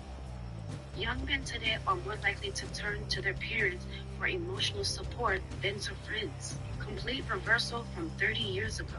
The infrastructure that helped men build friendship, work, church, neighborhood, local spots have been hollowed out. The conveyor belt that delivered friendship into your life, it just... Honestly, I feel like it's a good decision. Honestly, I feel like it's a way better decision to go to your parents instead of going to your friends, because your friends, they might laugh you out, they might laugh your situation out, but they really won't understand the severity of how fucked up you actually are. Social rewards. So why go to your friends if you can go to your parents? Any generation, your parents have better interest. Well, not always, not all of them, and not always. 80% of their parents, yeah, they have. I agree. You know what I'm saying? The interest for yourself, but the rest of them sometimes it really feels like they don't understand it. What they're trying to push forward. It seems like it's not your dream; it's just their dream. You know what I'm saying? And I feel like that also should be taken care of. Why are you really focusing on what you as a parent want, or what is best for that child? You know what I'm saying? Sometimes they don't understand. You know, you really careful. And if you let it go, you probably never figure it out. So it's easy as it can be. I mean, it's just too much on your shoulder. And you gotta understand for real. Yeah, man. And especially if you have too many kids too, you can't put you in situations with everyone the child. You know what I'm saying? It would be like, oh, you know what I'm saying? Again, survival of the fittest. You know what I'm saying? Make it. Yeah. But usually, you like,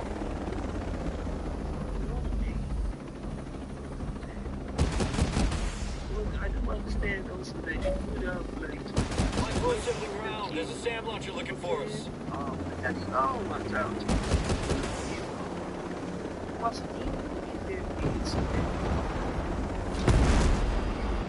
but it still falls under the bond. So it's wrong. Get out! It's gonna blow! See? Grenade fire! Good fire.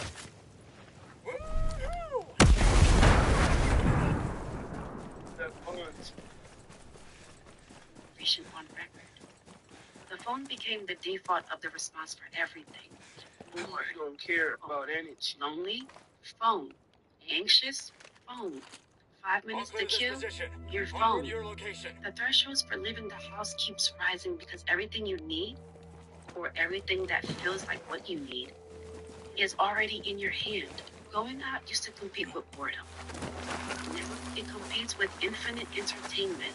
Infinite entertainment usually wins. You know, one thing I've realized is that I agree. Fuck that. Yeah, I have to agree on this shit. a bunch of people that have nothing to offer you. Combat drone I like active. this memory. Time to shine. That's where they're taking it. Everybody Eyes on has to hostile.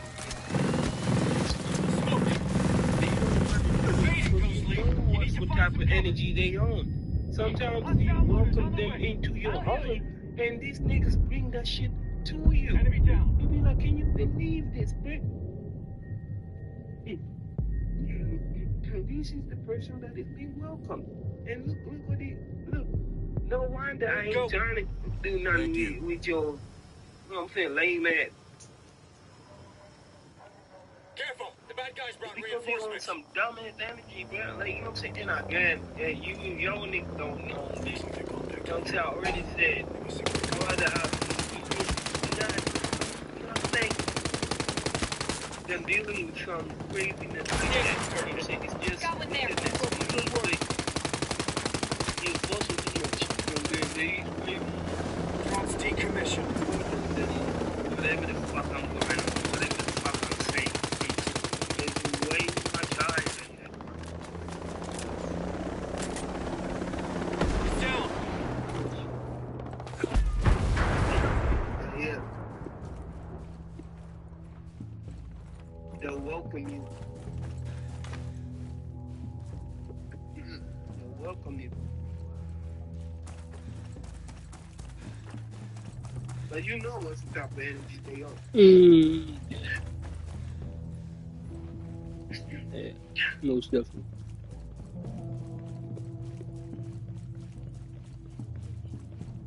Luckily, not everything is appreciated.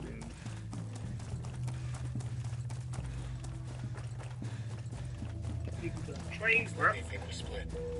They are trained by their mamas. They are trained by their fathers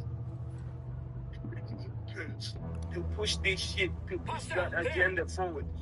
This, I might think, I might believe that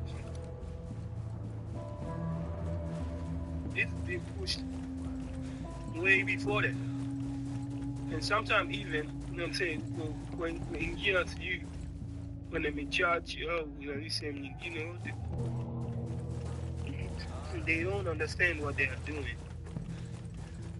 Because, you know what I'm saying, for them it's a scripture, right? But for me, I feel like, you know what I'm saying, you're still missing out. Conscious. One shot, one kill.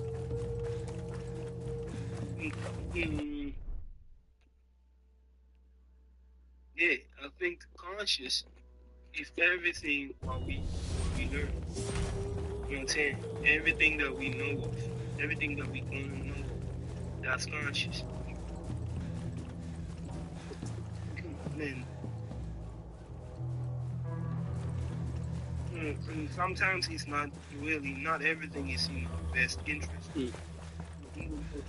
Even though we're good. Okay. And we know Bad guys, danger close. Bad guy spotted. You know how our mind is with. Start feeling dictative. You know what I'm saying? We want what we want. You know what I'm saying? But what I truly want, to be honest, is in peace with myself. Even though I know that knowledge. That knowledge that I learned. Sweet shot, That is lead. conscious. You know what I'm saying? Breach I should sighted. be peace with it. You know what I'm saying? Even though I know Moving to the that target. knowledge Copy, boss. is Moving it too is conscious. now. And that could be a lot of things, but Ready to shoot. Got that hostile. Hostile down, Ghostly. sometimes us we are alive already. You know what I'm saying? We are. It's like we are embedded. We are embedded with it. Be on guard, comrades. Possible hostiles. I'm like, usually you should be taking only 1 year. You know what I'm saying? Be like, okay, I get it now. This is how it is. Let me move my way. Let it move its way. You know what I'm saying? The area for But they are possible to just for 10 decades long. You know what I'm saying? Speaking of the same topic. And I'm not talking about racism, by the way. You know what I'm saying? But the other side where they thought we are oppressed the same way. You remember them? And we were like, no. We know you are conscious. You know what I'm saying? We've learned that.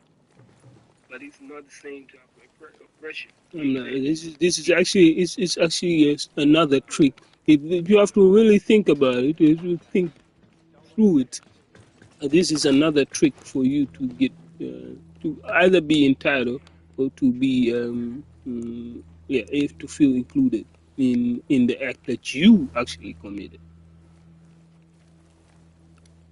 So it's almost a blame game, saying like, "Hey, y'all doing this to us, but you know what you did."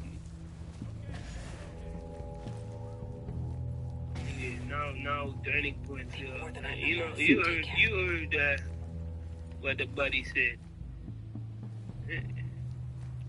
We are not sorry anymore. It's like a racist flipping the racism onto you. So he's the one that committing the act, but he's calling you racist for the shit that he's doing. You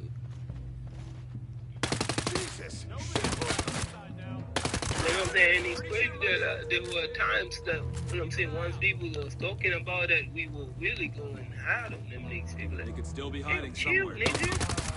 You know what I'm saying? It's not, you know what I'm saying? But little do we know that they had a so-called agenda to create already against these people. You know what I'm saying? Against, you know what I'm saying, the folks who were fighting against that. You know what I'm saying? Each and every time just be like, oh, come on, man. You're a little bit, you know what I'm saying? You're being a little bit disingenuous. You know what I'm saying? But really, they were fighting it. And it's tough. They don't want to put you in the same position. That's why the fight is theirs and not. But yeah, little did we know they were road dogging everybody. Everybody. All right. Just keep your head in the The time for them to actually create a new flow and say, oh, now we ain't sorry. We ain't sorry. Whatever we did. Drone's airborne.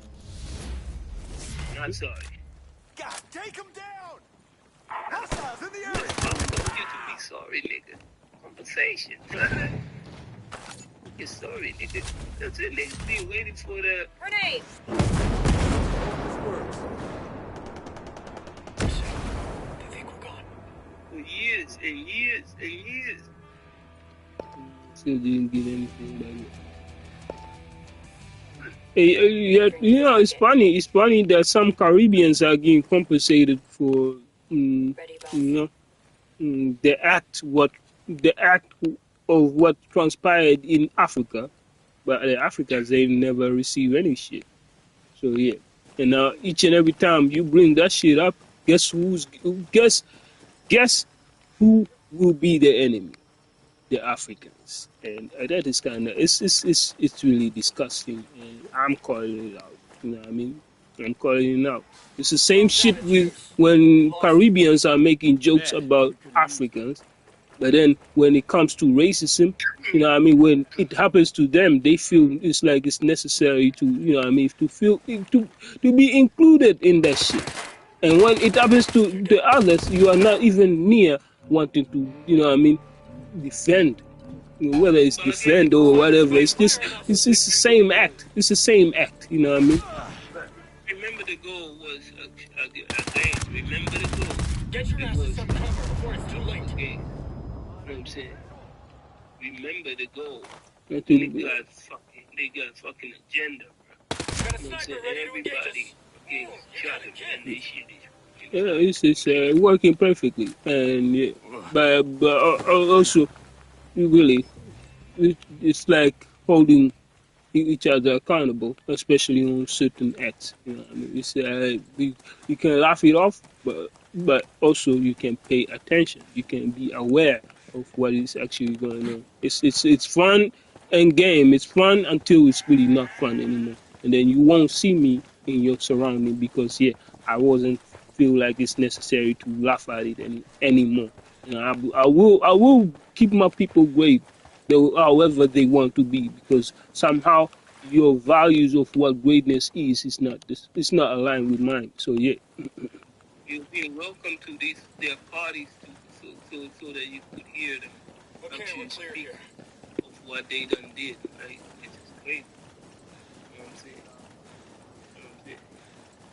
I mean, they get a kick to that, I think. Like the adrenaline clone. They get a kick from that. You know what I'm saying? Knowing that you can't do nothing about it. You can do something about it. You know. You need to say stay something low. about it. You know There. how it's gonna be. You know what I'm saying? That's how you Smoked him.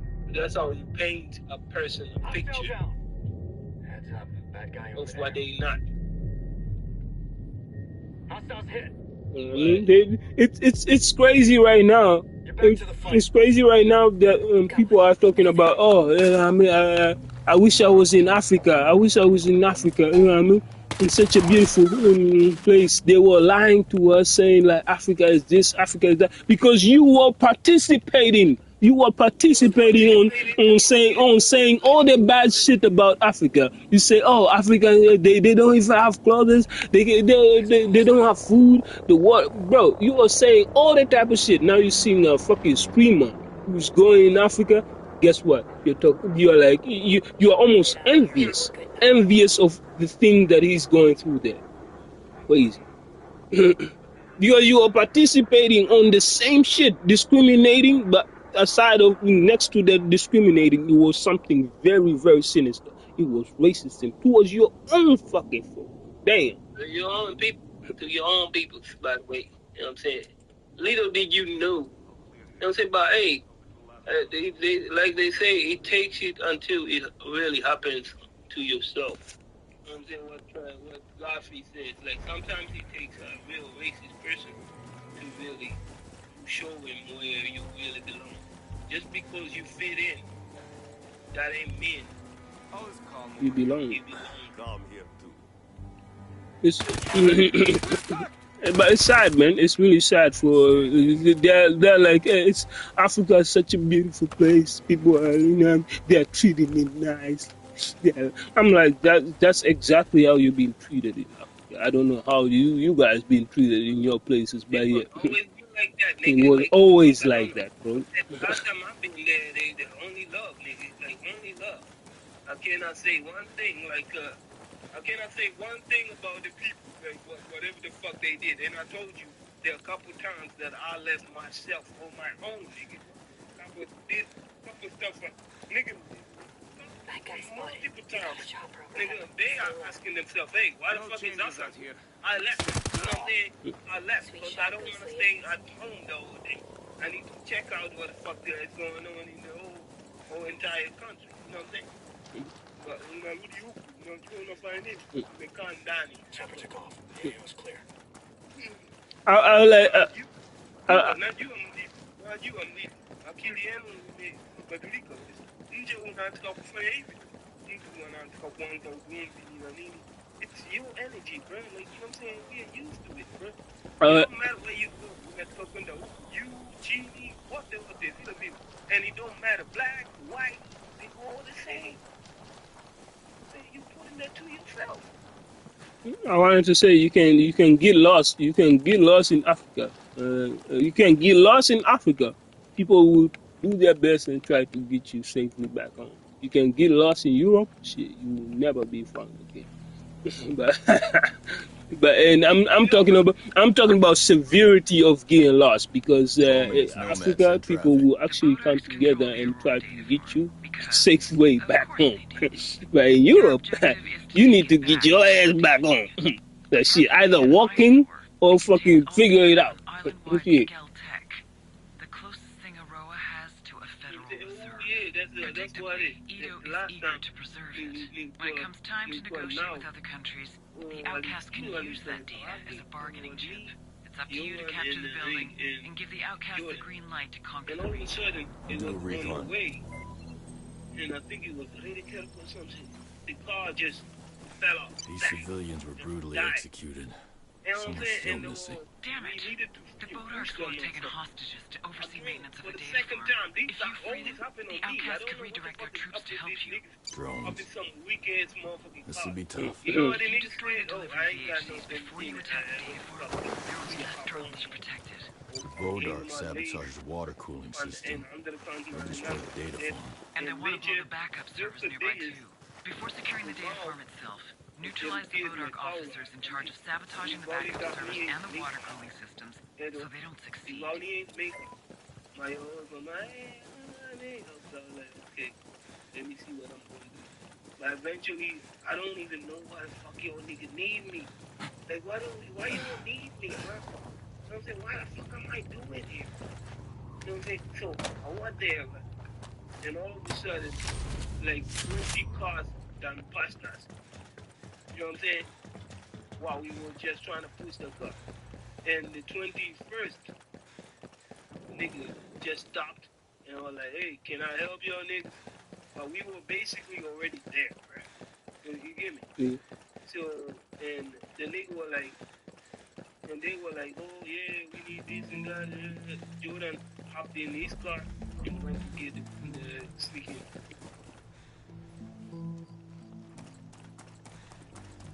Some of that shit. But I thought he's fine, you know what I'm saying? But I made like a joke, like, damn, you're lucky that they could stop for us. And they were like, so I'm like, oh, No. That's not true. That's not true. in denial stuff, man. Like, you know what I'm saying? I'm like, I almost want to say, maybe it's because of you, nigga. Ain't nobody like that. Like that, But it's not true. Not all of. Mm.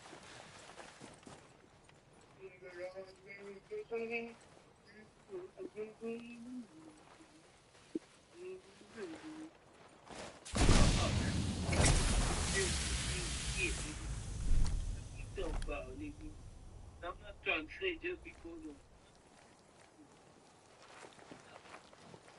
it's usually be a good example. A lot of people like to lie to you and be like, but I'm telling you, real things change. And I'm not trying to say that them folks are always like that. Things change. Man, things change. The people still.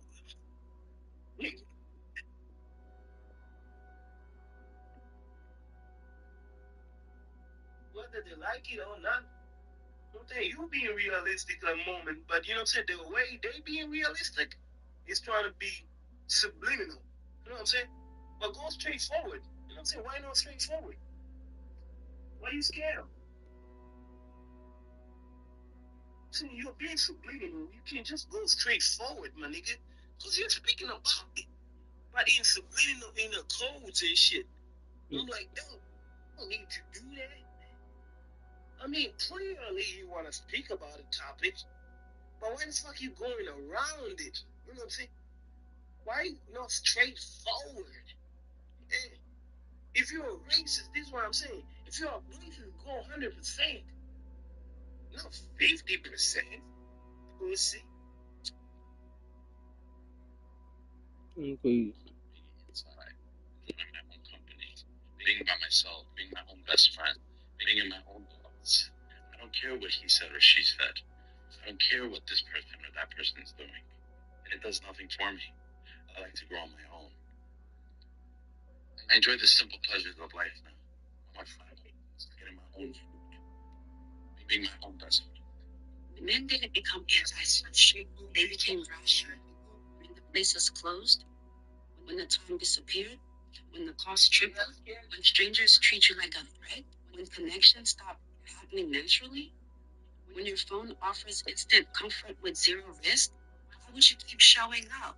Some would say it's weakness or it's failure, but it's not. This is pattern recognition. You tried it, it worked, so you adjusted. Because you don't care. A 25-year-old who doesn't know how to make friends isn't lazy. He never had the infrastructure previous generations took for granted. The 40-year-old who stopped going out isn't antisocial. He got tired of investing in a system that doesn't pay back. The 55-year-old who mourns what public used to be isn't nostalgic. He watched something real disappear. You're not failing at connection. The system that made connection possible failed you. So where does this leave you? I'm not going to give you a 5-step fix. This didn't collapse overnight. It won't rebuild overnight either. And I'm not going to insult you by pretending a YouTube video is going to have the answer for a broken society. But I'll tell you this. The isolation you feel is not a character flaw. It's not because you're awkward or antisocial or broken. It's what happens when every system that used to deliver connection into your life gets hollowed out at once. You're not struggling because you failed. You're struggling because the rules no longer match the effort you're putting in. When you finally see it, like when you really see it, the self-doubt loosens its grip. And you're not alone in this. That's not a platitude. Millions of men are sitting in the same silence, having the same experience, asking the same questions. The comment sections are full of them. The research confirms it. This isn't a personal problem. It's a collective condition. You just couldn't see the others because everyone's isolated in the same way. Here's what I believe. The pendulum always swings. It has to. The human need for real connection doesn't just disappear because the infrastructure failed. It builds pressure. And pressure eventually breaks through. People are waking up.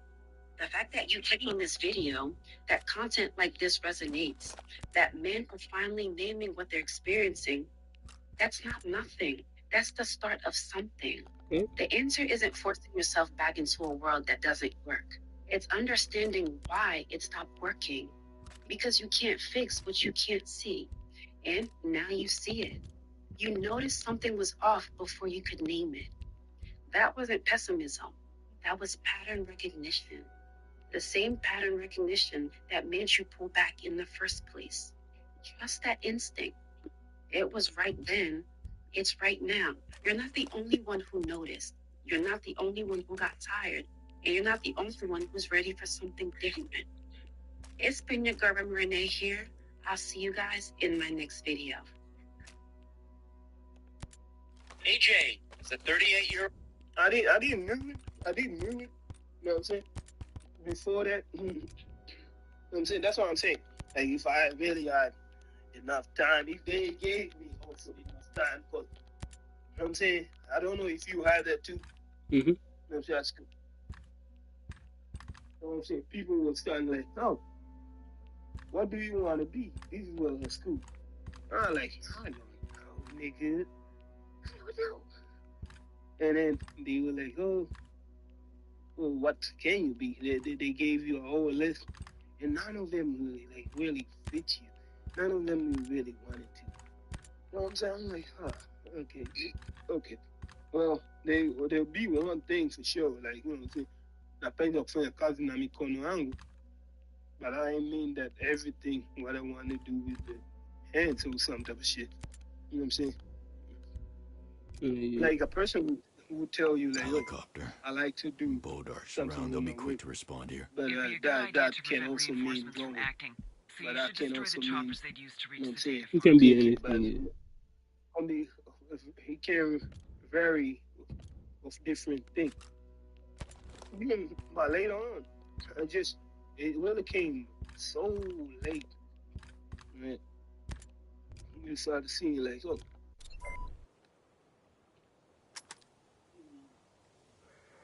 Knock out the destabilization missions first. Then the philosophical stuff, not necessarily psychology, not necessarily, but a part, a little bit, some of it, you know what I'm saying? Like, oh, it started making more sense than the other stuff that people see. Like, you know what I'm saying? To me, it don't make sense at all. Because people ain't digging to it, you know what I'm saying? They be doing, and too much often, like, you know what I'm saying, where you see of you'll the need to same secure the act backup saves being and water repeated. cooling system before you go in the data And we farm all for the know grand that, finale. oh, that's Copy. not what we gonna Nomad do. out. And maybe we all planned it and say like, oh, that we gonna do it differently, not like that. But eventually, you see the same occurrence over and over and over again. It starts sounding like an addiction right now. You know what I'm saying? And it sounding like, you know what I'm saying, also cognitive dissonance. You know what I'm saying? We are low-key just going to ignore by it and move on how we want to move on. You know what I'm saying? And these niggas are the same peoples, by the way, talk about norms and values. The same folks. You know what I'm saying? Where, you know what I'm saying? In their words, they ain't backing it. None of their shit too. You know what I'm saying? And for me, it's easier to say like, oh, it can make kids, and some of the shit that, you know what I'm saying, you don't just care about it, just move on. And it's all good. I get it, but you know what I'm saying? Like, at the same time, I'm like, it would be crazy kama uko sehemu hiyo alafu mtoto wako anakuuliza vile vile na wewe unaonyesha vile vile kama mlivyofundishwa. Unaelewa? Kila kitu unafanya tu. Ndio maana ni bora hata kama kitu chochote kibaya unachofanya umwambie mtu wewe, I'm doing it, but I don't want you to fucking do it. You know what I'm saying? This is not what I allow any. You know what I'm saying? I'm gonna be my own self. You know what I'm saying? So that if you gonna do it, know what you get into. Don't try to put names on another person did this because no, I'm not trying to put anybody on. You know, get me correct. And I don't know if the body is blase. You know what I'm saying? As a bro, you know what I'm saying? I don't know if body is blase or whatever, but I feel like, you know what I'm saying, my leadership to some couple folks is already stolen. Or in other words, not really stolen. Like they don't even need it. You know what I'm saying? It would be like on some of your little brother. You know what I'm saying? What the fuck can I tell if you got somebody, you know what I'm saying, some little demon on your ear trying to tell you the other way around. You understand? I can't tell you nothing. You know, you already have a leader that already tells you enough. Who already put you against people.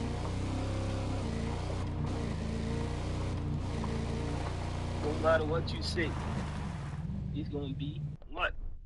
The other way around anyway. So, and there is where the cares on me, it was never from the beginning, bro. You know what I'm saying? You do care, but if somebody loses that, I'm not gonna waste my time to care to the point where you eat you.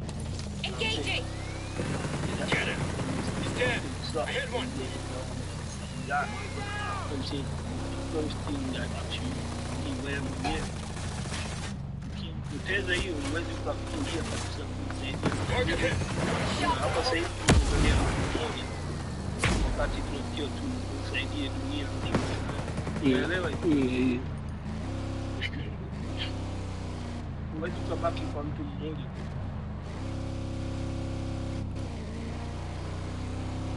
ndio hiyo hawafikirii wao, wengi wanafikiria tu sijui affiliation ibaki hapa tu nyumbani kule. Mmeshawahi kufikiria hata siku moja?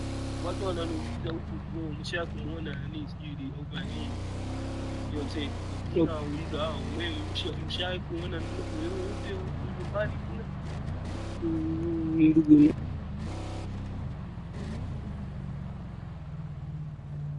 Ndugu kuuliza kama umeshawahi kumuona umeshawahi kuongea hata na ndugu yoyote nini? Seems like so they're trying to rub it almost on you, like do you talk to yeah, that's what I'm saying. And if you don't see it, you know what I'm saying? Yeah, they could easily call me dumb. You know what I'm saying? But that shit, it bounces off because they know. You know you can't. That's the last thing to hold me. You can't show me any act. And no, again, I'm not talking about kutuma sijui hela. Mwenyewe na hata mimi mwenyewe naweza kutuma hela, ila umeshaya kuongea nao, umeshaya it's like a tourist. Umeenda mara moja au ufikirii tena. I say, regardless of what you do in life, people will always have opinions on how you have to run it. And I feel like, on that, it's most definitely, everybody has their own kind of things that they're going through life. Of course, you want to stabilize it. You want to make it easier for you to go through a year. I'm calling it a year because that's the extended tough period that a person can think of in throughout their life, because it's so long. But if we are talking days, you can handle weeks, you can handle months, you can handle, but a year though. Yeah, like it's funny, man. All these niggas, man, can you believe these niggas not trying to speak about, nigga? What the fuck, nigga? I'm like, and I just keep on asking one question. Hey, when the fuck is the last time you see somebody onto any such a contagious that you see it sometimes too? Like, you know what I'm saying? And you question yourself, is this what I'm going to? I'll keep the radio contact.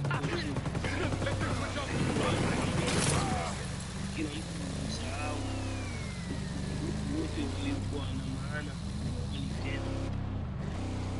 Inakuwa unajua tu ndugu unawajua. Hata huku ndugu unawajua like the new. Got one.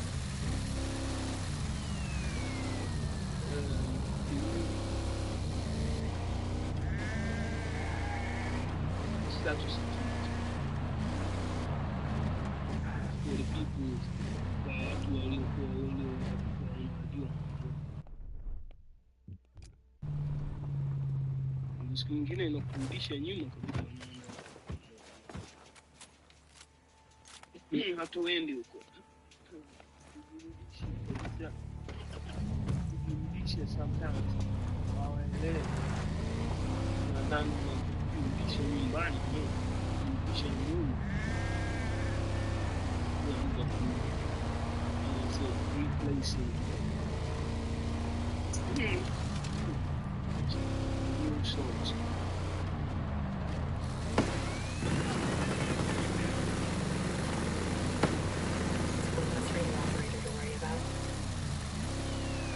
Like I'm honestly like really so down with people, man. Like, some people really think that they're on the top of the world. Either, I feel like that's the best way to, I say, like, really lay off. You know what I mean? Because, or either stay away. You can be harsh as possible on telling people to stay away of your freaking spot, of your space.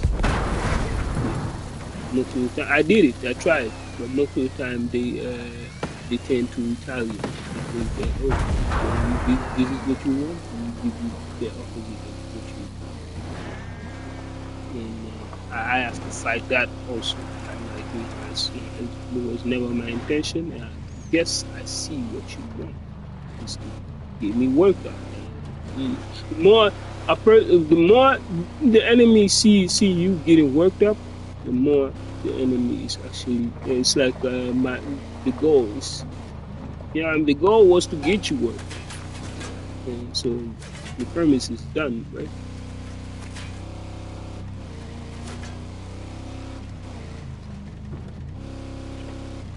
Returning fire. Lit one of them up.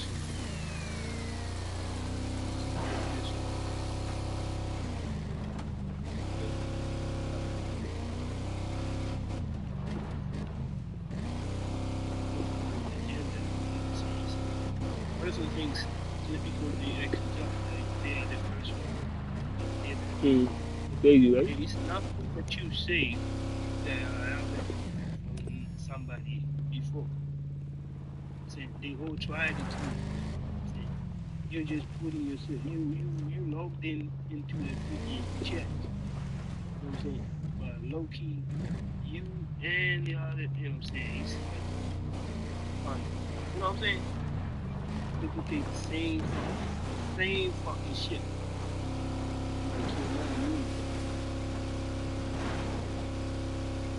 But it's good. Like, I would have proud them for having that. You know what I'm saying? For feeling. Feel like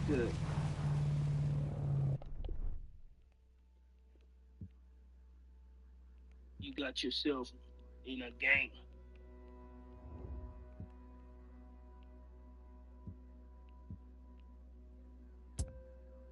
know what I mean? Your homies done did it before. And other homies done did it before. They was gonna do what you did. So, you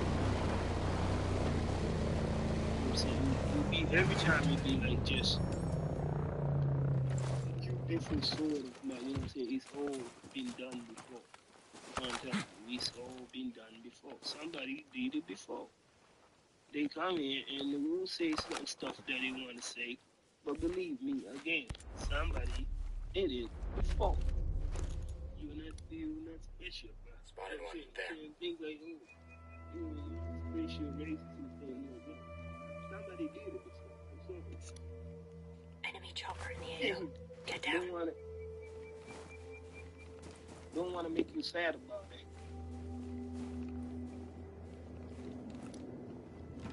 There's an hostile.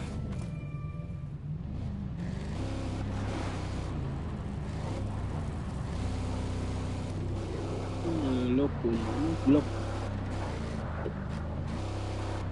That's what it is. Locomotive. It's not even now. Sometimes. I be speaking for me, bro. You know what I'm saying?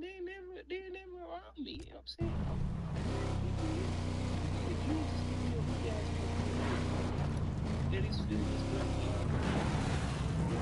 I just gotta keep it silent. Enemies hit.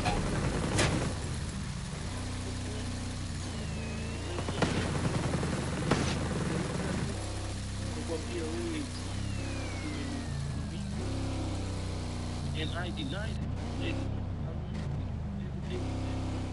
And they got attacked by that. You see, and from both sides. From both sides. This baby that I got, just take that in. Same shit. Again,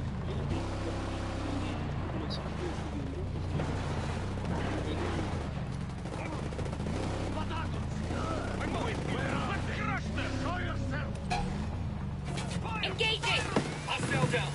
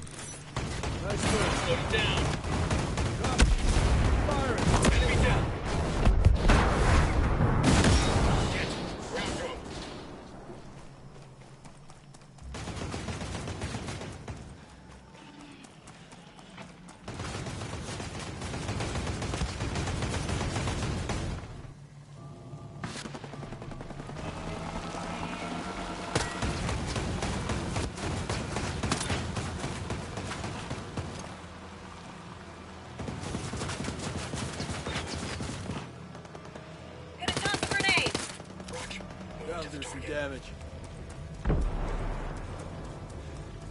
Good to go.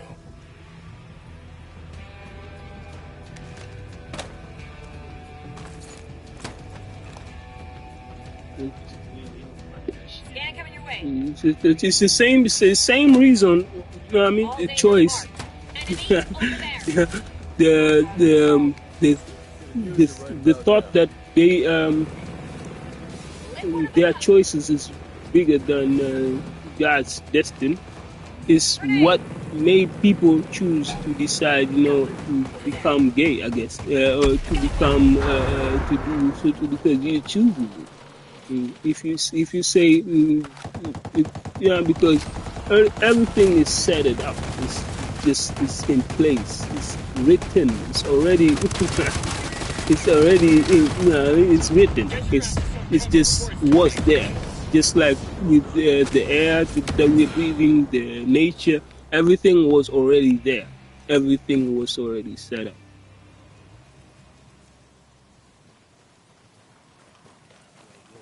So you deciding something else, this a choice again. This has everything to do against God.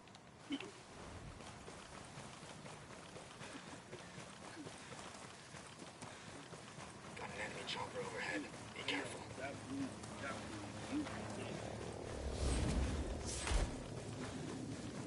Damn it, we're compromised. They forgot they own, what? I kids that they own forget me where the shit really came from. You know what I'm saying? Na kwa kazi vile nilipofanya kazi siku zote zile, haina maana. You know where, nigga, I used to kuanzia doorway hapa hadi huko hadi haina big deal. Wote wamesahau sasa hivi yani. Okay. We're good. The SR's out of range now. Nyumba sasa hivi ndio inakuwa kila mtu anasahau kwamba ulikuwa unafanya kazi sasa hivi. Sehemu umepata hela, unasubiria sehemu wamekuachia kazi. Again, I did forget that, then I would have immediately she'd be crazy. You know what I'm saying? That's why you see a whole new race. You got it all. You got it all like easy stuff. You never see your blind. Never see your blind at all. Ghost fleet, starting scan. I was saying though. Lay it down, sending results. Light them up! Radio operator spotted. He's ready to fire. See. Bro, even me, I think, bro, I think the fight is not done. I think the fight of whoever it is, whoever the enemy is, the fight is not done because I'm figuring it out. It is really spiritual. It's really spiritual. Whoever is against us is spiritually, I mean, so much against us because everything that I'm trying, bro, everything that I'm trying to do, not only for myself, even for others, just for my mother, is against it. Whoever it is, shit, let me put it.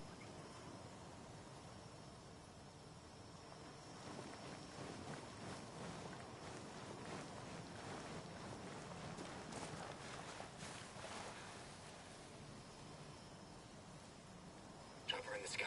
Get down.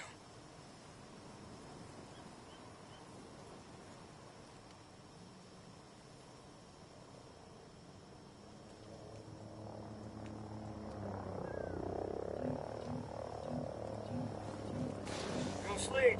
Drone shut down. Enemy helo broke station. We're good.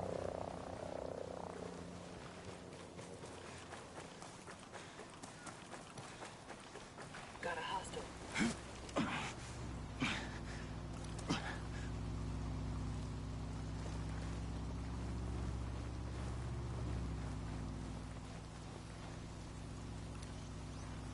Hostile identified. Over there.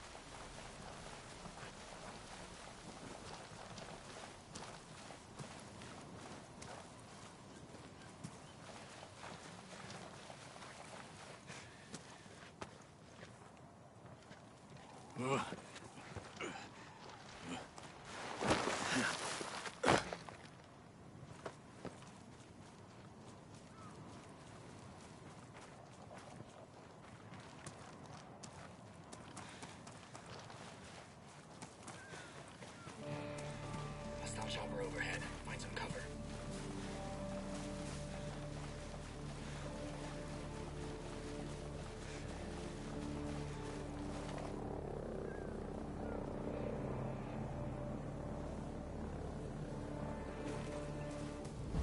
We're clear. Enemy chopper's out of range.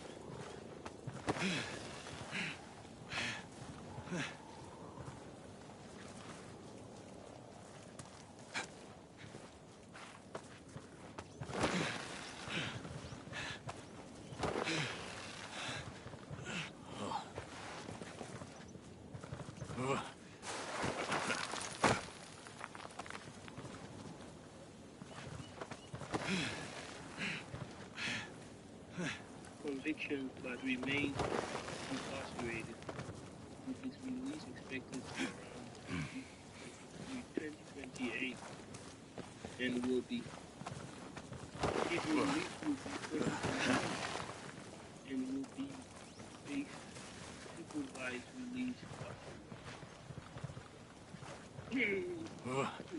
So, you got 2 years.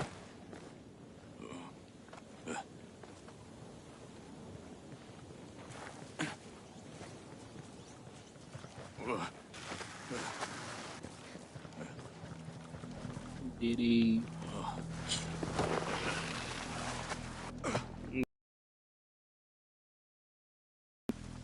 That has been birthed? Was ever been birthed? No. They're still saying about, I'm saying, oh, trafficking. I'm seeing trafficking and sex trafficking and what? Racketeering. Rico. Boss. Careful. So weird. It's so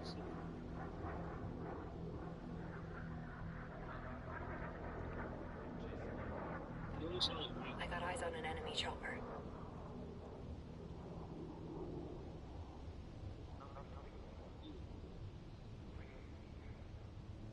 Should be out of range of the Ezreal now.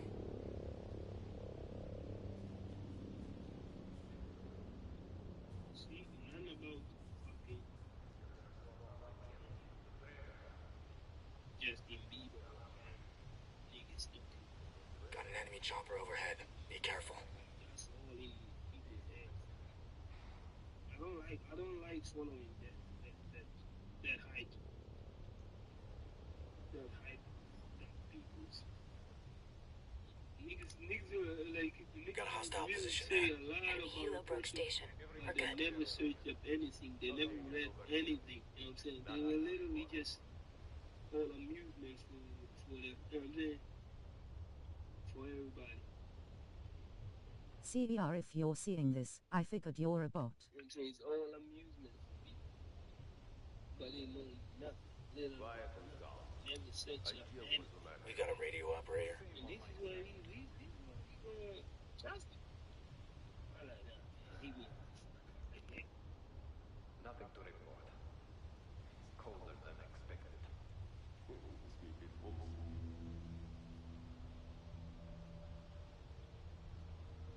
Чисто. Come here.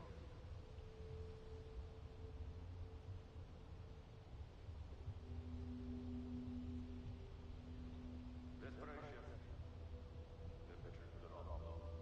Now, it's surprise from top of island. Desperation. There is calm.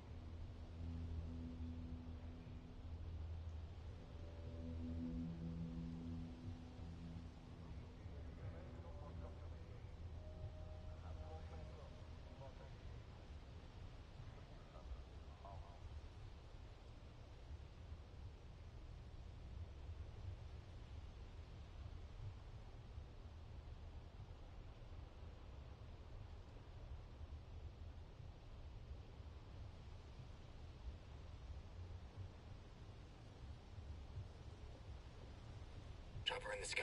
Get down.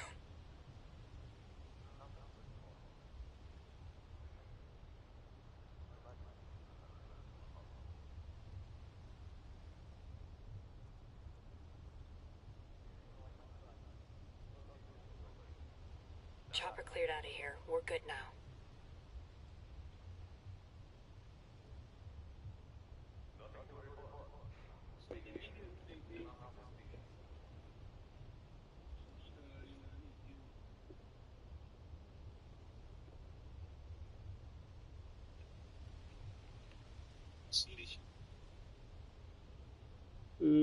CPO. Yeah, he was a white dude. Yes. Am I saying the correct CPO or CPO? Yeah.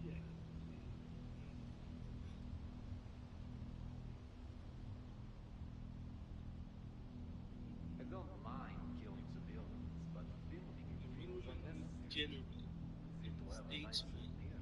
one You'll of have to the remind me. architect of Rome's victory, Everything's clear over here. Da Still to Vinci, know. Nothing to report. in their sequence Manic. He's often regarded as Nothing to one of report. the greatest military Colder than expected. and strategists. Scipio Africans provide a real critical strike utterance Hostile bird coming in. Get low. and signature active skill to land critical strikes, significantly enhancing the damage output of the commander's signature skills while providing endurance for the troop. We're clear. Enemy chopper's out of range. The boy Africanus was a white man, by the way. You know what I'm saying? For people, you know what I'm saying? These guys are clear. Chopper's smoke down. Like we can go against what he did, but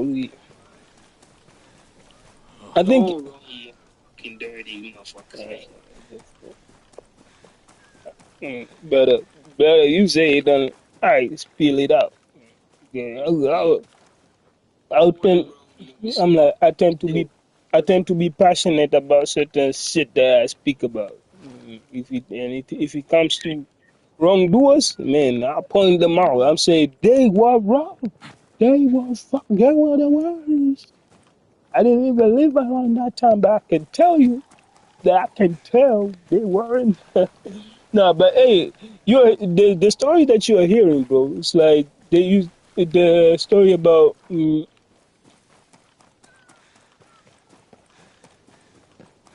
Brazil. I don't think that it only happened in Brazil. For example, they used to use the breeding. You know what I mean? Interbreeding.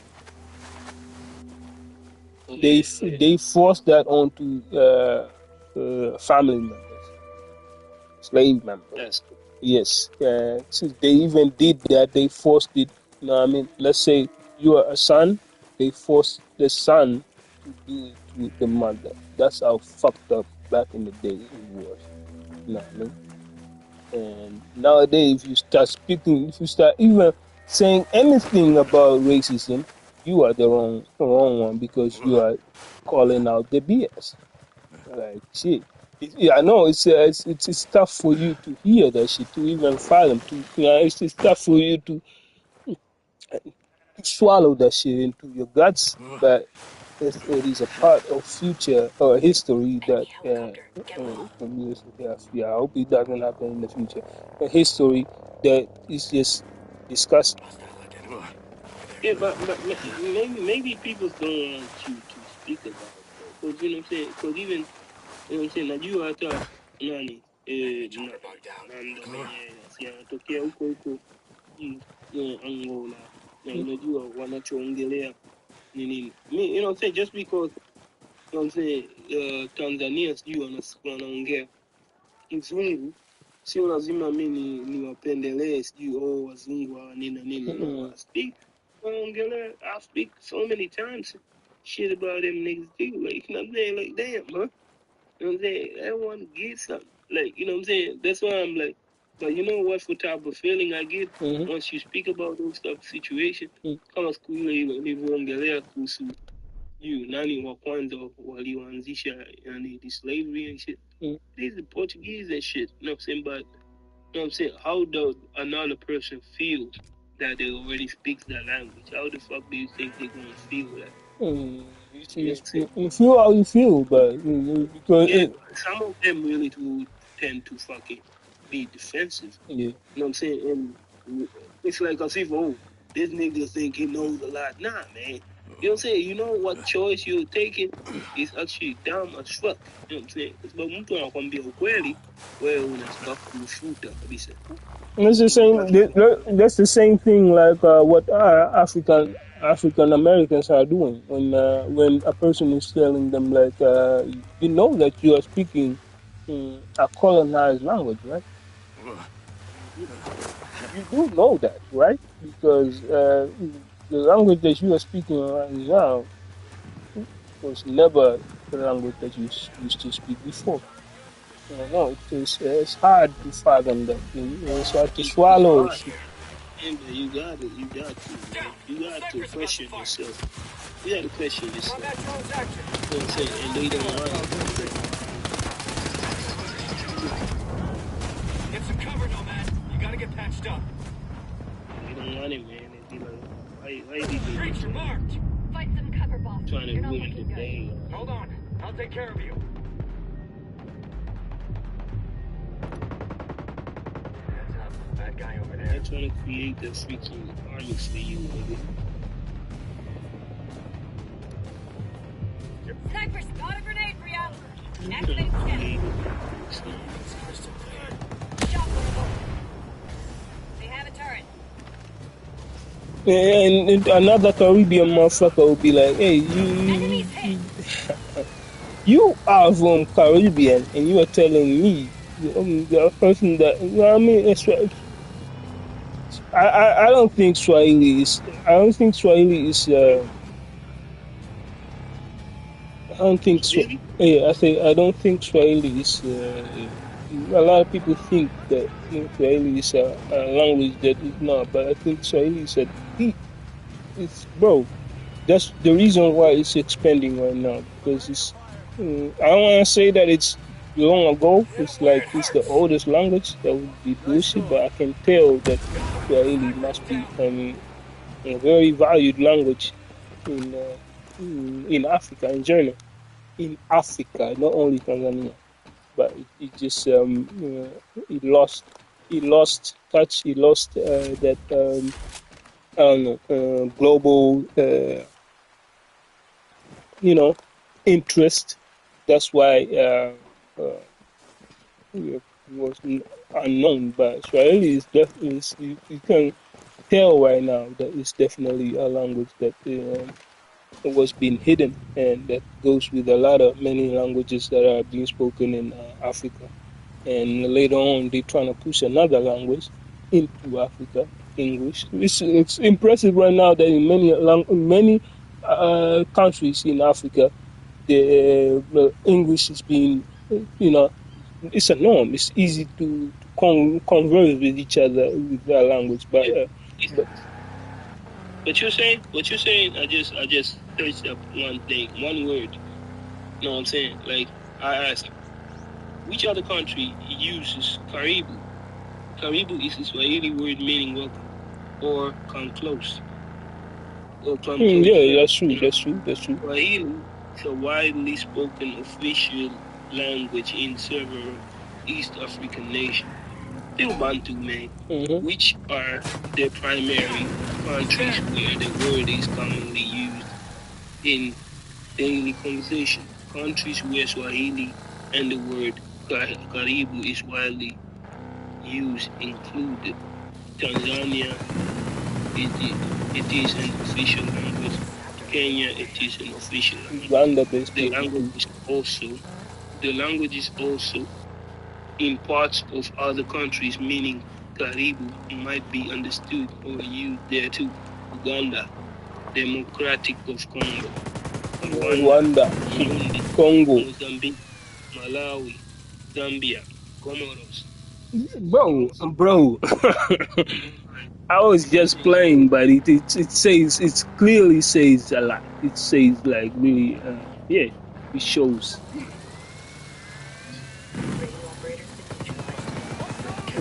It's sad that when people come to bring different doctrines into a country, then automatically everything seems to be lost. But it's not the case. And it still is, by the way. You still allow to wait. I think more in Kariakoo, right? Am I right? Kariakoo or something? Oh, Posta seems to be like, oh my goodness, man, it's invested almost in that. You know what I mean, right? How should I say? Do you know what I mean? Posta. The India. What do you think is different in Posta if you go to Sinza or somewhere else? India. Thank you. Arabic peoples. There is a lot of Arabic folks in the Posta. How can I say? How can I explain to people? So I'm live right now. How can I explain to people what Posta is? I mean, because they didn't have that. Posta office. Okay. Because I feel like it's something that yeah, it's also, it shouldn't be. I get it, money. I get it.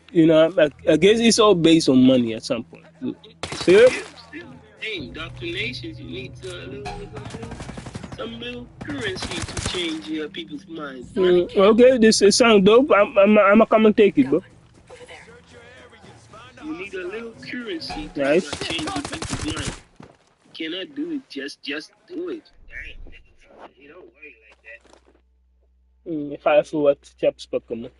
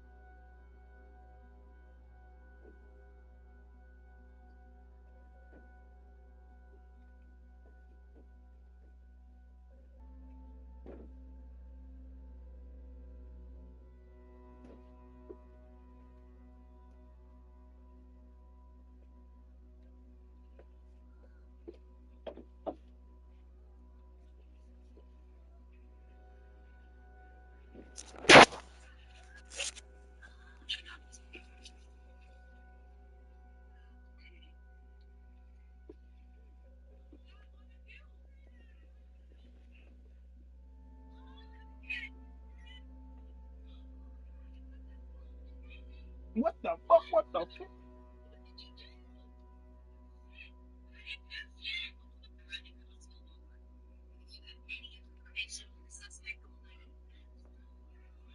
Yeah, grandma, what did you do? Grandma was involved in every freaking case. Hey, I ain't gonna lie. What would you do? What would you do? I said, what would you do? This is a good question. Yeah. What would you do if your well, the grandfather or grandma was involved in a crime? Yeah, well, it's still a crime because somebody's stealing something. Still, I feel like every crime is so constructive nowadays because it can be doing something positive, and still people will see it as a crime. So yeah, fuck it, bro. But what would you do?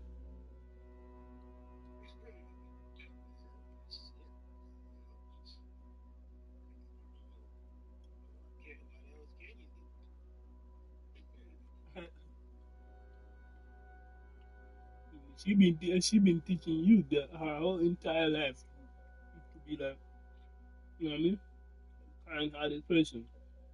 Do things right and accordingly. Mm. And now she's the one. She's the one getting caught. Like, how you gonna fix this?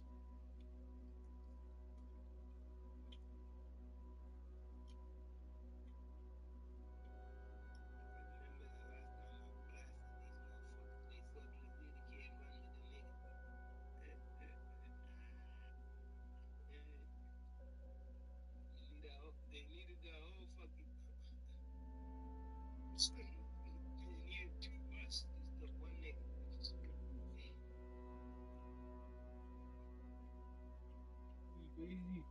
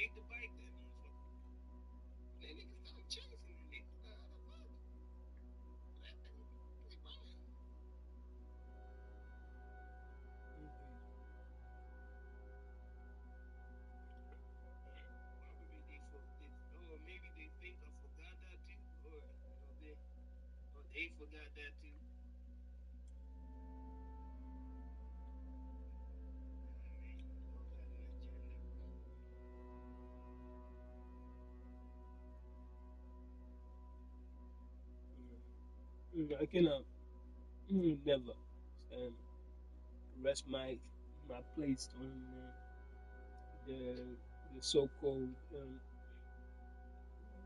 cops, law enforcement, or however you might call them.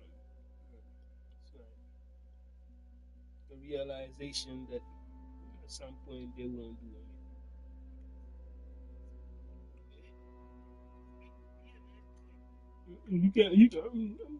Yeah, no, it's not it's not that. At some point, you know, understand repercussion. You can either choose to be a whatever nice boy, or be a bad boy, or be some you know, I mean something that is will keep you safe. Mhm. I wanted to say something in between that exists too, but yeah, there is something that can also keep you safe because people love nothing other than just testing your waters. Testing, seeing whether you are, tougher enough or whatever it may be, and then you end up putting yourself in the same position where you didn't want to end up. It's like, don't you see? So yeah, you know what I mean, you can be a nice person, but regardless of. I think that's also a better choice. Tending to be a bad guy. Hey, do it. You know what I mean? Do it. And they love nothing but testing them. See, once they see it, oh, you are that type of man, them okay, they will come at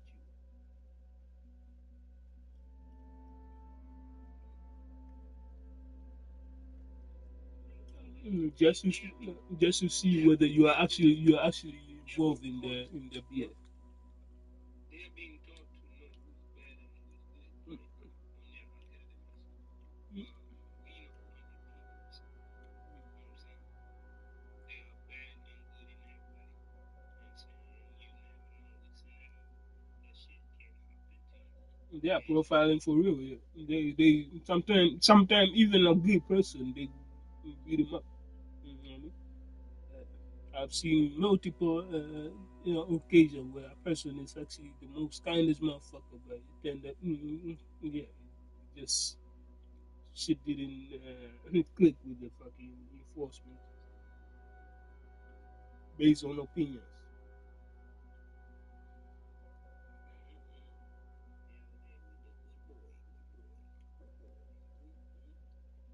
Speak to them just normal, you know what I'm saying? The street things you talking to them. You're not allowed to have one word. They ask you one question, don't tell. Even if you're misleading them, you know what I'm saying? Oh, you talk to us. Because they don't gotta tell you one thing. We even know what Last time Amandem got caught. Amandem got well, he didn't got caught. He just got pulled over by a cop. And the cop's supposed to explain this what is the reason of him, the owner of the car receiving a ticket. None of them didn't have no reason to say you're getting a ticket because you were speeding. They were like, how far was I speeding? Didn't want to say any shit. And he just moved on. He was just out of pettiness. He was like, hey, this is your ticket. I'm gone. Like, it doesn't work like that. You need to explain what the fuck are you want.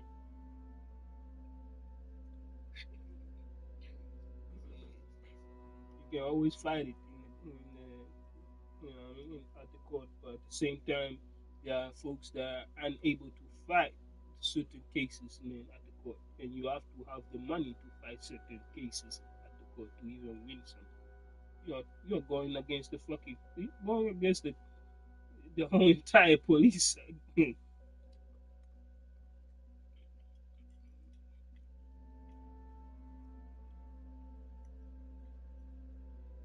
they can't find a lawyer for that?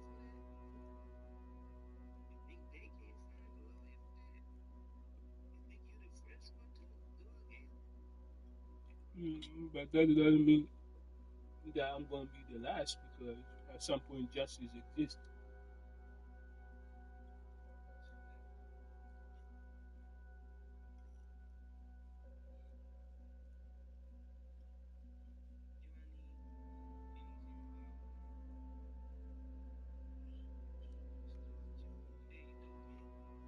Nigga was trying to be, they should speak so bad. They was like, hey, shout outs to the no, there was a couple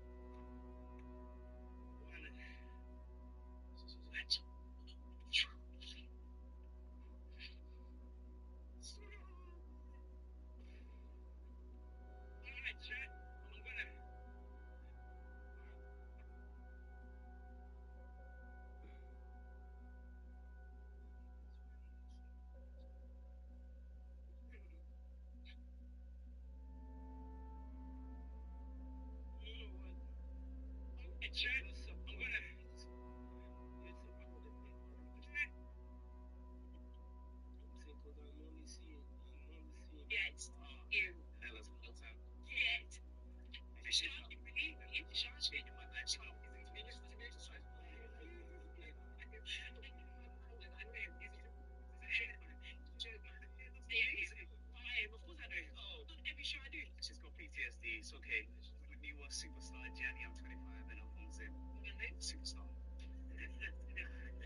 No, I see you in my life. No, I think it's your dreams, but it's not. Yeah. What do you want to be remembered for? What?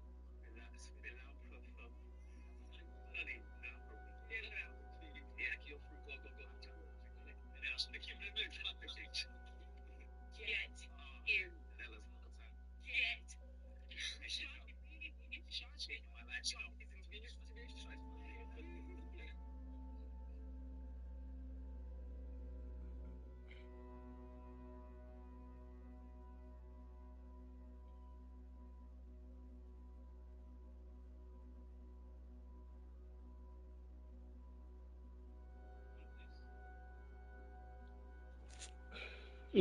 Was he struggling to say philanthropy?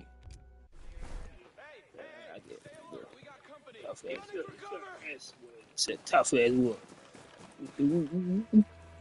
Who create words like philanthropy, whatever that is? I mean, we ain't doing that. We are not doing it. I want. Hey, I don't know who I want today, man. I don't know who I want to smoke. I'm saying, I'm saying,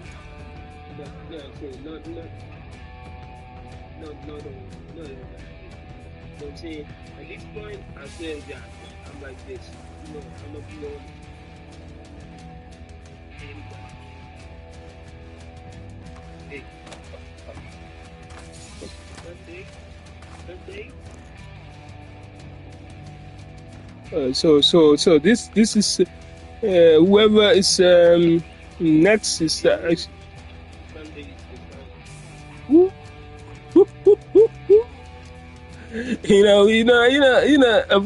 know what? I'm not saying anything because I know how it is. I know how it is to be so super happy.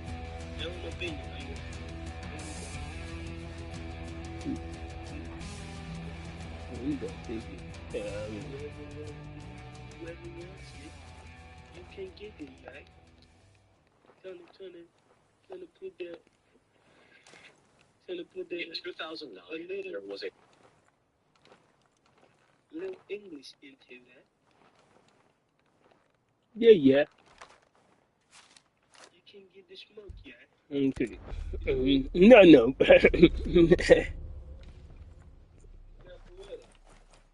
They can get it, man. Anybody can get it. You know what I'm saying? Like, I don't care. I haven't seen people playing like in a good. You know what I'm saying? Like I was reading it, like they need to focus too because I saw them playing against Betis. I see the 5-1 is good, but you can still see like the minus points, you know what I'm saying? Where they are not good. Like, you know what I'm saying? You can still see this division. And that's not to say that Barca can make mistakes. You know what I'm saying? You can still lose. You know what I'm saying? Take advantage from somebody else's mistake. But I wouldn't rely on that.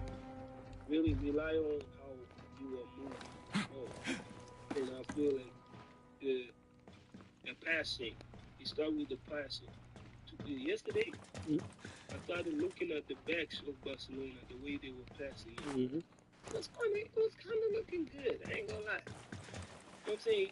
It reminds me of that typical Spain football. You know what I'm saying? They are smoothly and just relaxed on the back. But it could also mean because athletic, they weren't doing much. You know what I'm saying? So for defenders, you ain't really get nothing much to do. But there were moments when if Athletic is getting inside, they do get real chances. So you saw that, right? Some few they were going on post. then some they were missing it, which is crazy. It's even crazier. I'm like, what is that? You already are through it, the defender. But instead of real finishing it, Ever see I'm saying, yourself yo, doing je this? kan nog 4-0 achterstaan, maar als je al iemand voor bent en je kan gewoon makkelijk scoren. What the fuck, man? What are you doing? Fucking finish that shit, nigga. There is where I was a little bit disappointed, like, athletic. It don't matter if you're behind or not. It's over until it's really over. That's the reason why I told you they can actually come back. They can still come back and it can still be a 4-4. And there were moments he really showed that if Athletic made a real game for this, it should really not be kind of different game. But they were fucking that motherfucking bus, man. Shit. I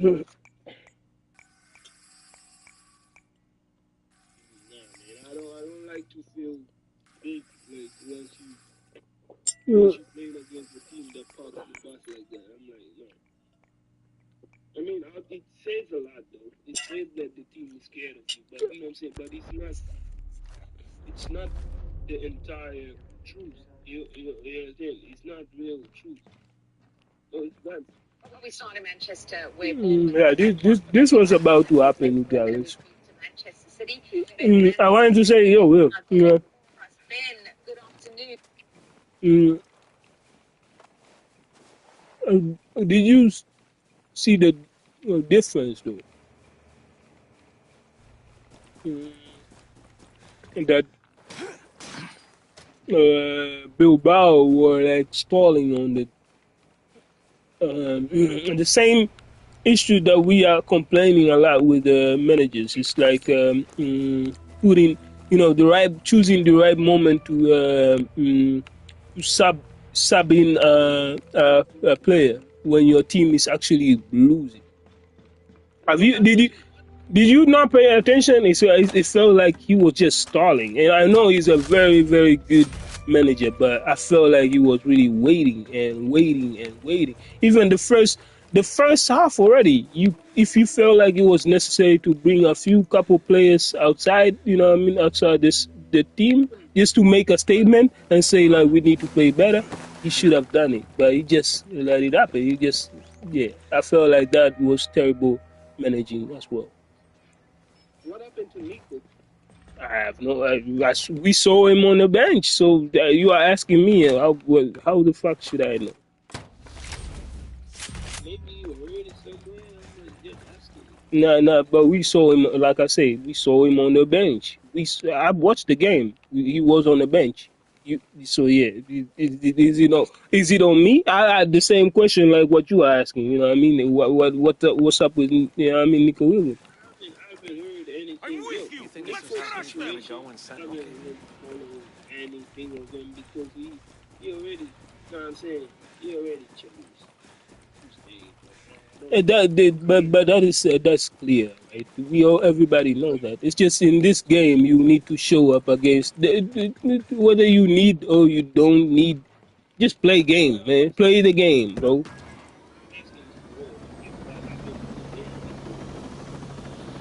I'm not following the team anymore. Especially because right now, people like, oh, they watch it. It's injured. It's kind of weird.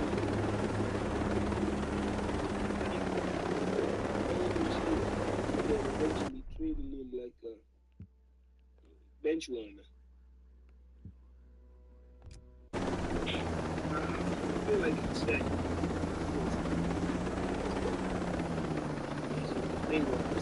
It's crazy. You can't forget. Place where they said probably more. We got SAMs in the area. Let's drop our altitude. Damn,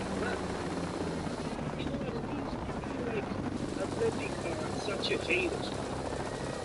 They're such a haters. Because why the fuck would you Shooting! The face is We don't have much time before it belongs. Get out!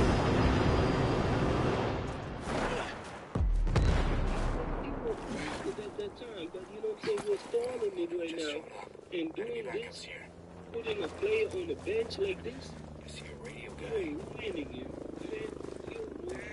You know what I'm saying? You don't even, that's what I'm saying, you don't even care.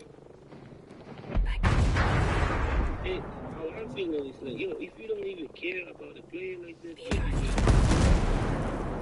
on the bench, just give it to us. I ain't gonna lie, Nico Williams, even they wanted him, yeah. They wanted him, but they didn't want him at the end of the. Okay, what does we need to see? The face of Nico. Activating the combat drone. Enemy reinforcements inbound. We have this golden thing at my brother. Golden trophies, golden football, beautiful football, golden. How can you reject this? What's the Atlantic Brothers again? Careful! The bad guys brought reinforcements. And I'm very happy you gave me Down the there. Scanning the perimeter. Done. Transmitting results. She respected forever. And he did. And she didn't spend the time. Dude. He's down.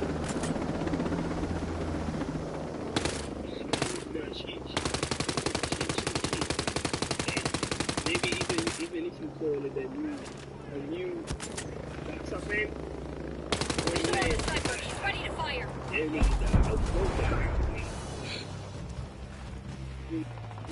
Combat drone's battery is drained. Open fire! Roger. Sniper set to fire.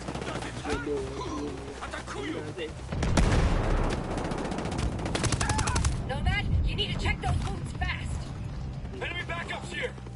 It is sad.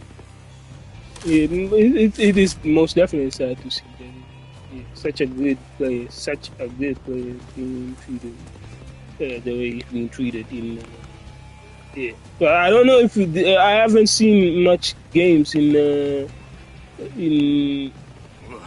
what. Yeah, I just haven't seen much games, so I to be honest, my reaction would be. I hope that he plays a lot, and from what we just saw, it's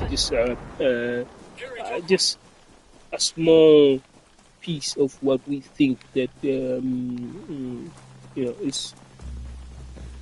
it's the bad shit that is transpiring throughout his career right now. But I think this, other than that, it should be alright. It should be still fine in the ball. But I hope that I hope he just don't have two games or five game on his name right now. After signing that $1 billion contract. That's all I'm saying. The still remains 96. Hey man, he signed a 9-year contract. 9 years.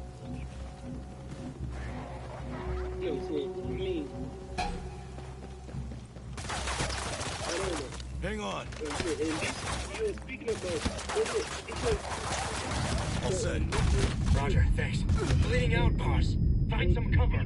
I got you. I'm on my way. Talking trash about you. There. Motors, find some cover. They are forgetting that it's still business, bro. They are still forgetting that it's business. Even if, thanks. You know what I'm saying, they are all saying, like, oh, niggas came from Ghana or so to You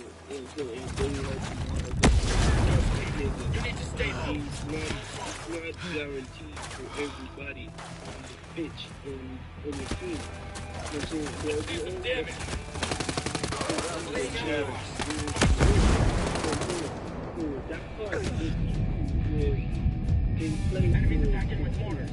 Hold fast. and I'm everything coming what to they take care of use you. for team, but at the same time, you are in the group. I'm good now. What people are trying to mess again. That's why I would say Yeah. best contract for a player should They're set. Hit him! Gotta find some cover, boss. You're not looking good. Copy. Drones ready for action. Oh, they won't know what hit him. You know for sure it's going to be your first issue. But if you are a little bit lower,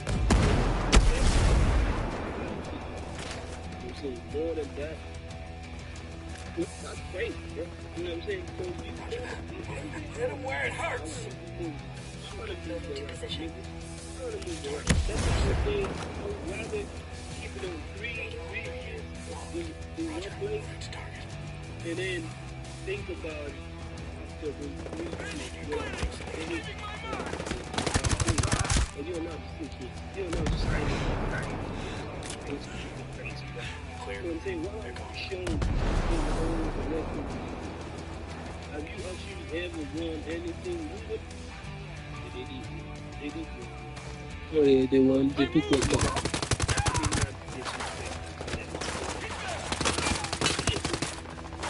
Gun battery, 0. It's out. Could have used that. Hostile, there. Smoked him.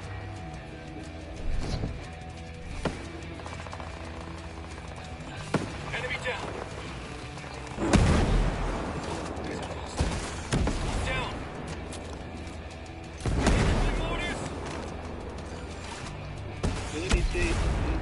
Incoming sniper fire. Got a sniper ready to shoot.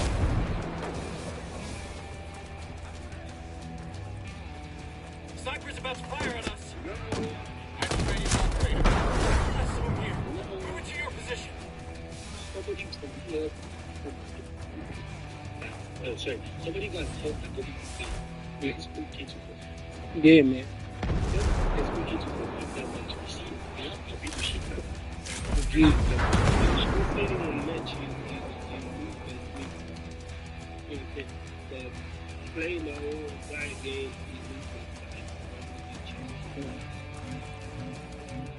at least going for feeling yeah. Cover! The sniper's gonna shoot! 5-0 is a distraction. It's a distraction. Sniper's about to fire on us. You're fading, Ghost Lead. You need to find some cover. Don't touch this one. Lamina is on the bench. Lewandowski is on the bench. All those my Abidush, I smash what is on the bench. The whole squad, Slow-mo was on the bench, by the way. At this point, give me Madrid. I don't want you to give me Madrid. Hey. I like his comment, man. It's I don't want you guys don't forfeit now. Forfeit now. I have double splash. Gun is a gun step. And the balls came to the ball. He's on the bench. They're on the bench. I have not touched this one.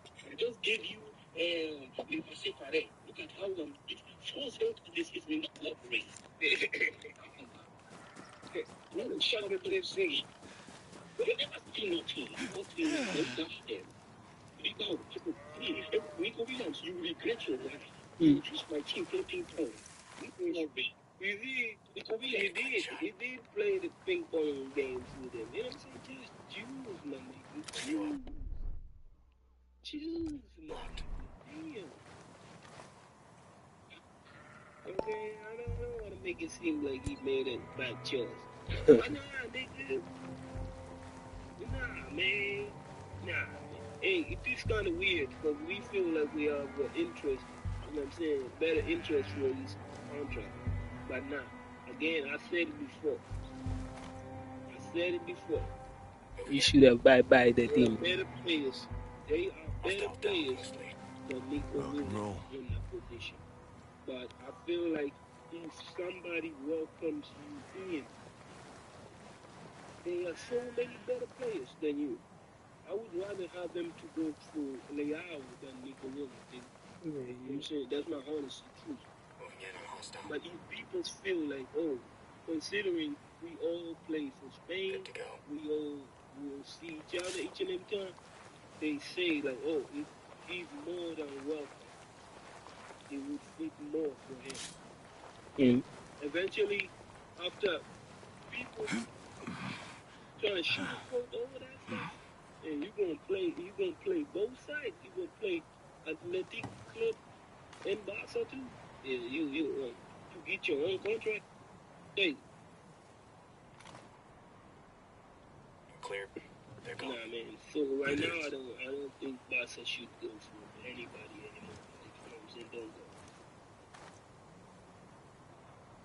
I'll get a better look at the maybe not a winger. What we're up against. Maybe not a winger. Sure. We're not alone. Raj, getting in position. Maneuvering now, boss. That's old Fermin. Even he can play on the wing side. In my crosshairs. Okay, attacking midfielder, but he can't play on the wing side.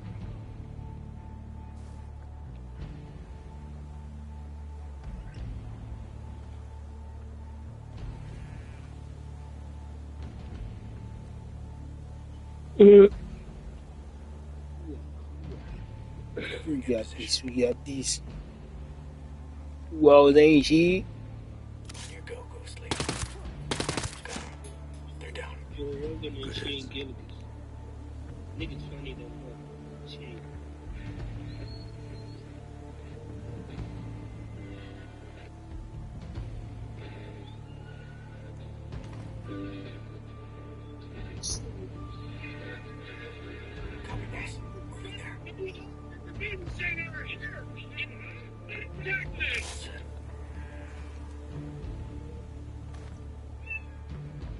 Killed him. Well done.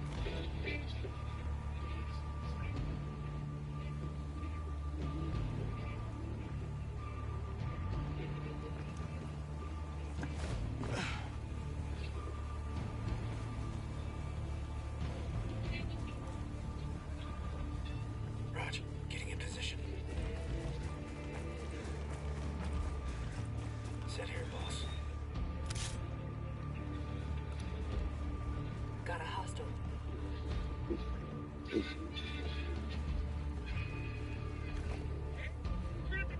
Okay, Ghostly. Clear. That guy's spotted. Yeah, Tony. Yeah, Tony. Got a hostile. Let's go. As if I was there.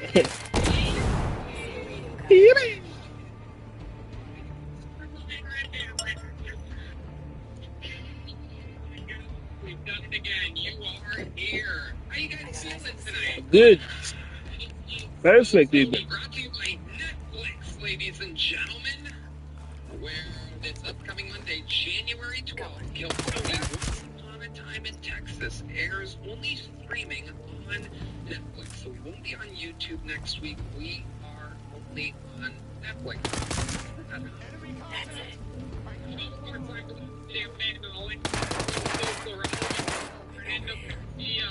Muling on guitar tonight, playing a Matt Muling signature guitar from John Page Guitar. John D's on the keys. And believe it or not, that is the real D Madness live in the flesh. The Kill Tony band single, Pandemonium, out now on Spotify and everywhere music is played. That's one of the amazing sponsors that made tonight's episode possible. We live in Austin, Texas, but we are jumping in a tour bus, ladies and gentlemen. We are taking the actual Kill Tony show to Houston, Texas, February 28th, and Dallas, March 28th. Go to TonyHinchcliffe.com for tickets right now. Come see an actual Kill Tony show in the great state of Texas. One in Houston, February 28th, one in Grand Prairie, March 28th. TonyHinchcliffe.com. Get tickets now. You guys ready to start tonight's fucking show or what? Stop this shit, man. You know, I love living here in Austin, Texas, and I just get to work with my friends every week. This is one of those episodes where, truly, two of my best friends in the world are on tonight's panel. Austin Zone, make some fucking noise. Joe Rogan and Shane Gillis. Got a house sign Joe Rogan. Joe Rogan is there. Respect, man. He did it. Put in. Ladies and gentlemen. He got Joe Rogan in his bitch.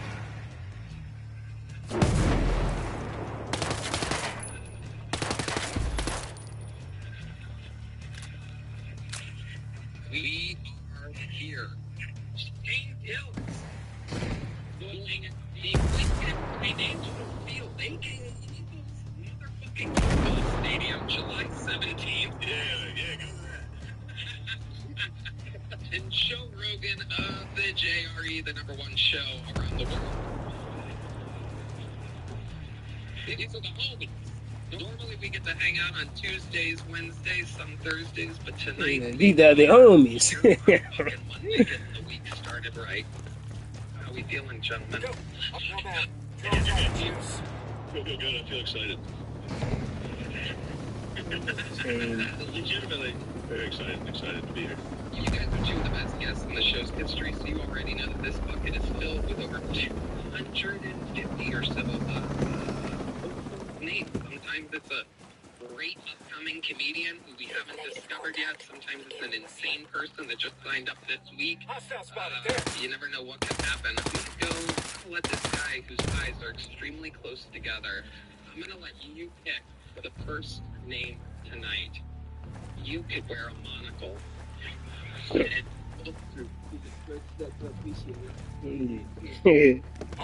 I'll catch up.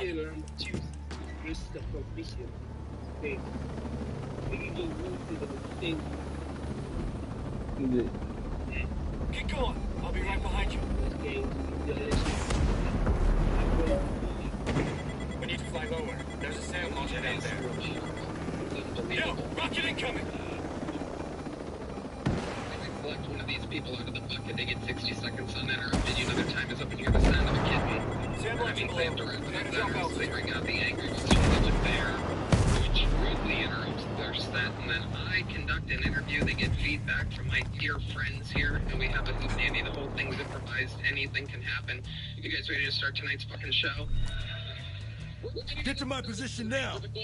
Copy, we're moving. Wrangle that innocent soul who's going to go up after him. This golden ticket winner is great at opening the show. Very nervous. Talking down. Boy, make some noise. 60 seconds uninterrupted. A brand new set from Jack Shaw. Everybody, here we go.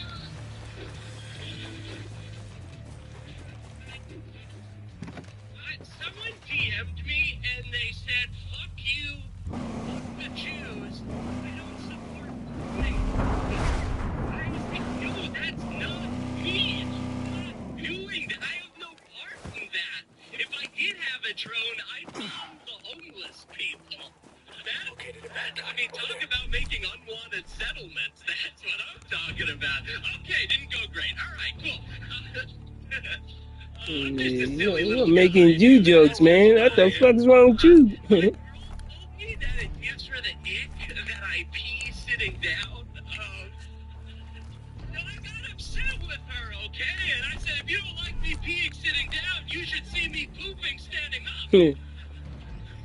Also didn't go as great as I thought it would. Rally on me. Very cool. Speaking of moving to you. Hey, you guys hear this app, Rocket Money?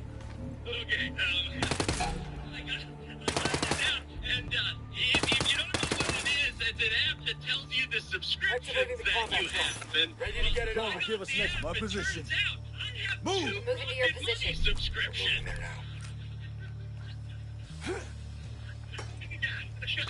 Friendly's in the area. Watch it.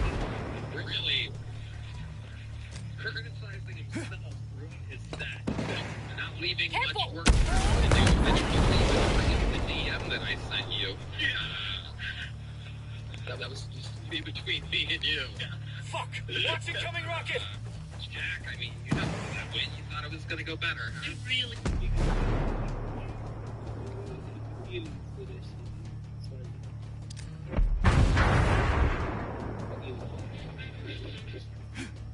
Someone DM'd me and shit, rocketing! The Jews. I don't support It wasn't me. Between me and you. Rocket, we got trouble coming. Batteries Jack, I mean, you know that way. You thought it was gonna go better. It's good. Like, just random person That just Moss say gunner has us locked, boss. DM like that. It's crazy. Fucking rocket gunner. Hey, shalom. We did, yeah. I really like that. It's gonna go great. And that guy won it. Sure. Why do you think it was? What do you think exactly happened here tonight? Shit, yeah. That's a great question. And I think that maybe it was me. You are correct. That is the correct answer. Yeah. Oh man, how's life been going, Jack? It's been great. It's the last night of Hanukkah tonight, everybody. See, you're talking about Jews, and then come on, my God, you're exposing yourself, huh? Presents for all of you guys. That's kind of what you did. I brought some presents. You could bring up my Hanukkah presents. Oh my goodness. Here we go. It's Hanukkah time with Jack Shaw. I'm in ladies first, so Tony. I actually got you something very special. I made you your very own Kill Tony yarmulke. Wow. Okay, great.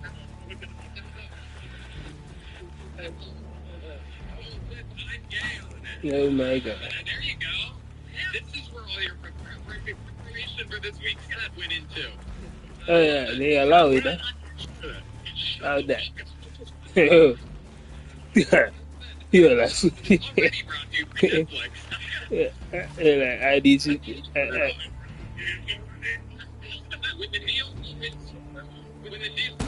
2 years, I might have to put this back up. Reinforcements won't come to the data farm now. We good. All right, what else you got over there? I got something special for Red Man. I got you a lean cuisine because you're a fan. There you go. Yeah, it's going so much better than your set. Did you pass this down? What? You actually ate him already. You ate him already. This guy, man. Fatty. If you tear it up properly, it actually turns into a lean cuisine yarmulke. Okay, what else, Jack? Good idea. I should talk to you more. Okay, and then for our favorite Latino members of the band, I got you citizenship to the United States of Fuck America.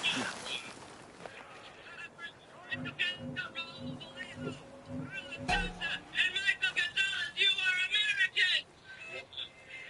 Actually, and it's not funny. Everyone in the audience. Well, they won't know what hit them. And then, John Keys, I got you something. I didn't really know what to I liked him until he pulled that one. I like, okay, you kind of okay, man. That's for you. Okay. We'll take care of that later. What else you got there, Jack?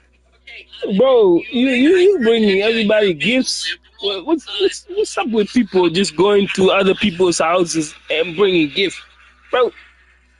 Just bring your ass. That's it. Oh, Yeah, we bringing gifts nowadays. Oh, that's just schizophrenic. You know, it's totally schizophrenic. What is going on here? Maybe it's an inclusivity flag. There's so much in that flag. I don't know what this is. Hey, did we get a white stripe on there? This flag might fucking be all right. It's a white stripe on the flag. We're fighting the good fight. Don't go on the ground, dude. This nigga is funny. He said, you know what? I might fuck with the flag. He's white on it. He's funny. Yeah. On your shoulders like a prize fighter. Yeah. To wear, so I'll give that to him. Yeah, I'm gonna wear it like a cable. There's white on it. That's crazy. That thing's flag. You gotta treat it like it's the Iranian flag. I don't know what that means. It means that it'll kill you if you leave it on the ground. Oh, okay. Hold it properly. Yeah.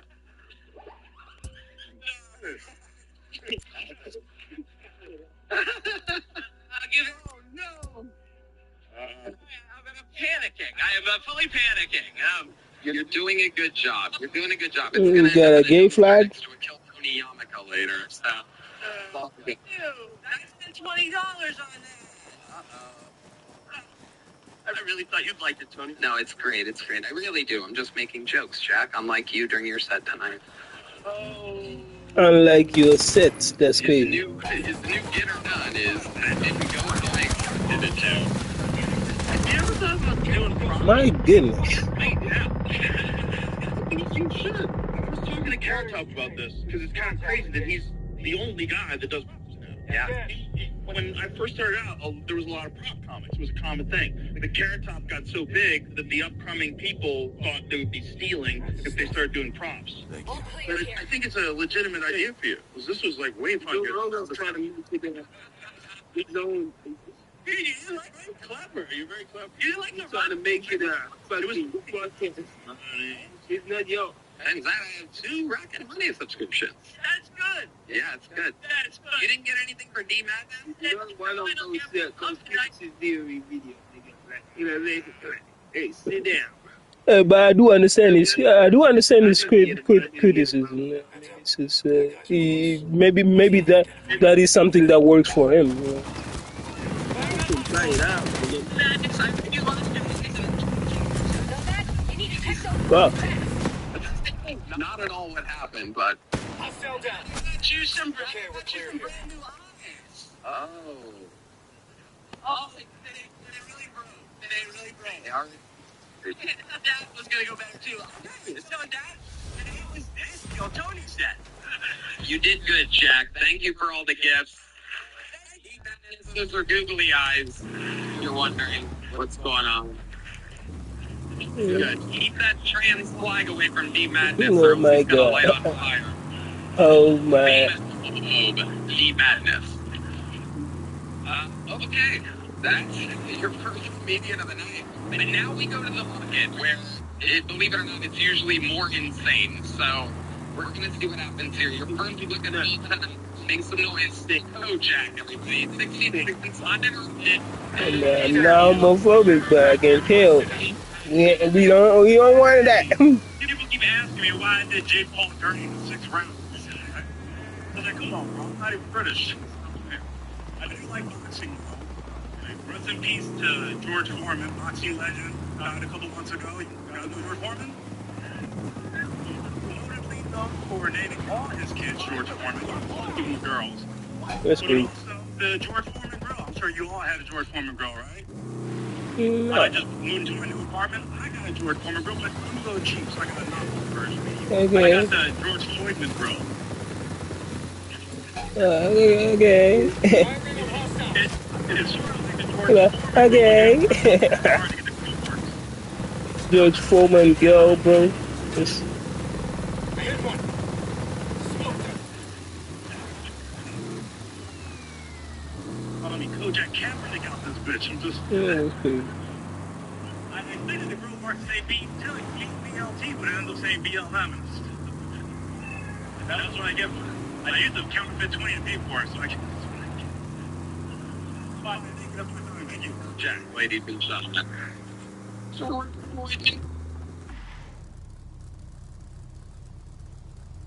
4 years. Once we open, as soon as you open this, about 3 years. As soon as the mothership opened, I started. Nice. What made you want to start then? I've been watching Kill Tony since 2015. Amazing. I saw you at... How old are you? You look like you could be 20 or 65. That's cool. That's so cruel. That is so cruel, but How do you stay so young? could be 20 or 65, bro. Stay there. Damn. Yeah. You have 24-hour fitness coach. Oh my God. Man, I just think about love. You just looked at Joe Rogan and said, I love.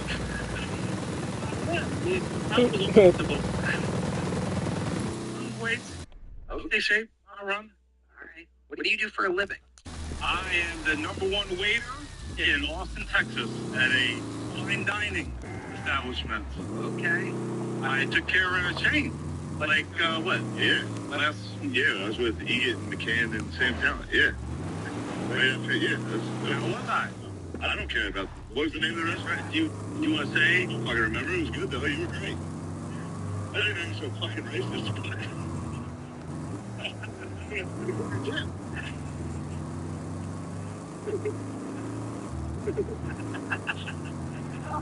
That was crazy to do that for all these whites.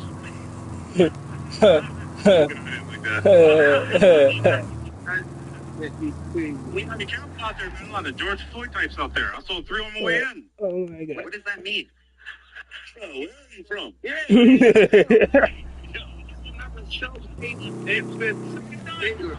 Oh, wow. Well, yeah.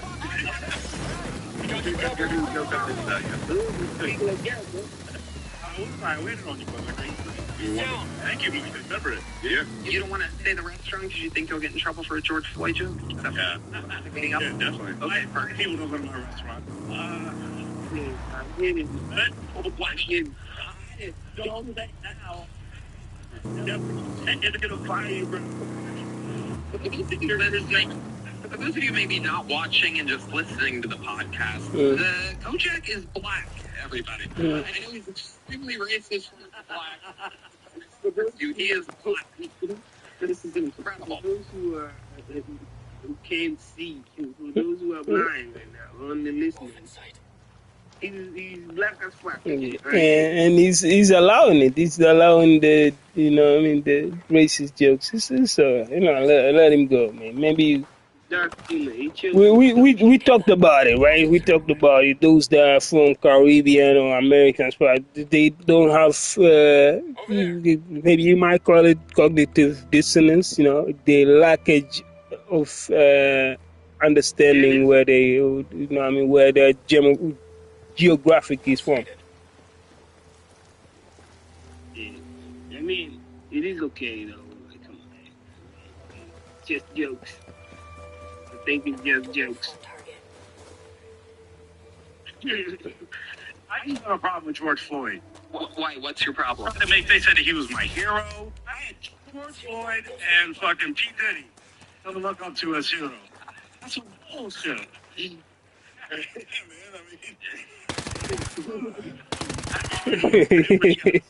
I would get mad too, bro. George Floyd and P. Diddy. Them as your, you cannot look up to them, bro. Shit. Wow. When you say you're the #1 waiter in all of Austin, what do you mean by that? That means I was rated #1 in all of Austin. And anyone that comes in, I take care of. Okay. All right. What do you think? You like steak? Yeah. You like bone-in filet? Yeah. I like bone-in at my butt. It's fat.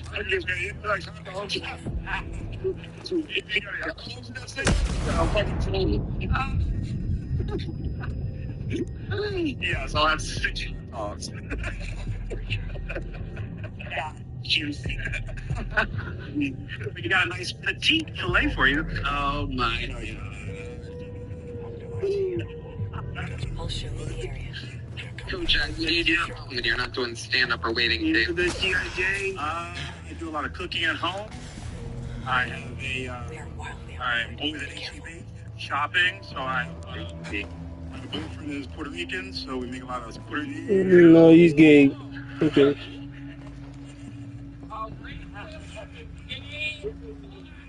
If you have that on your bingo card.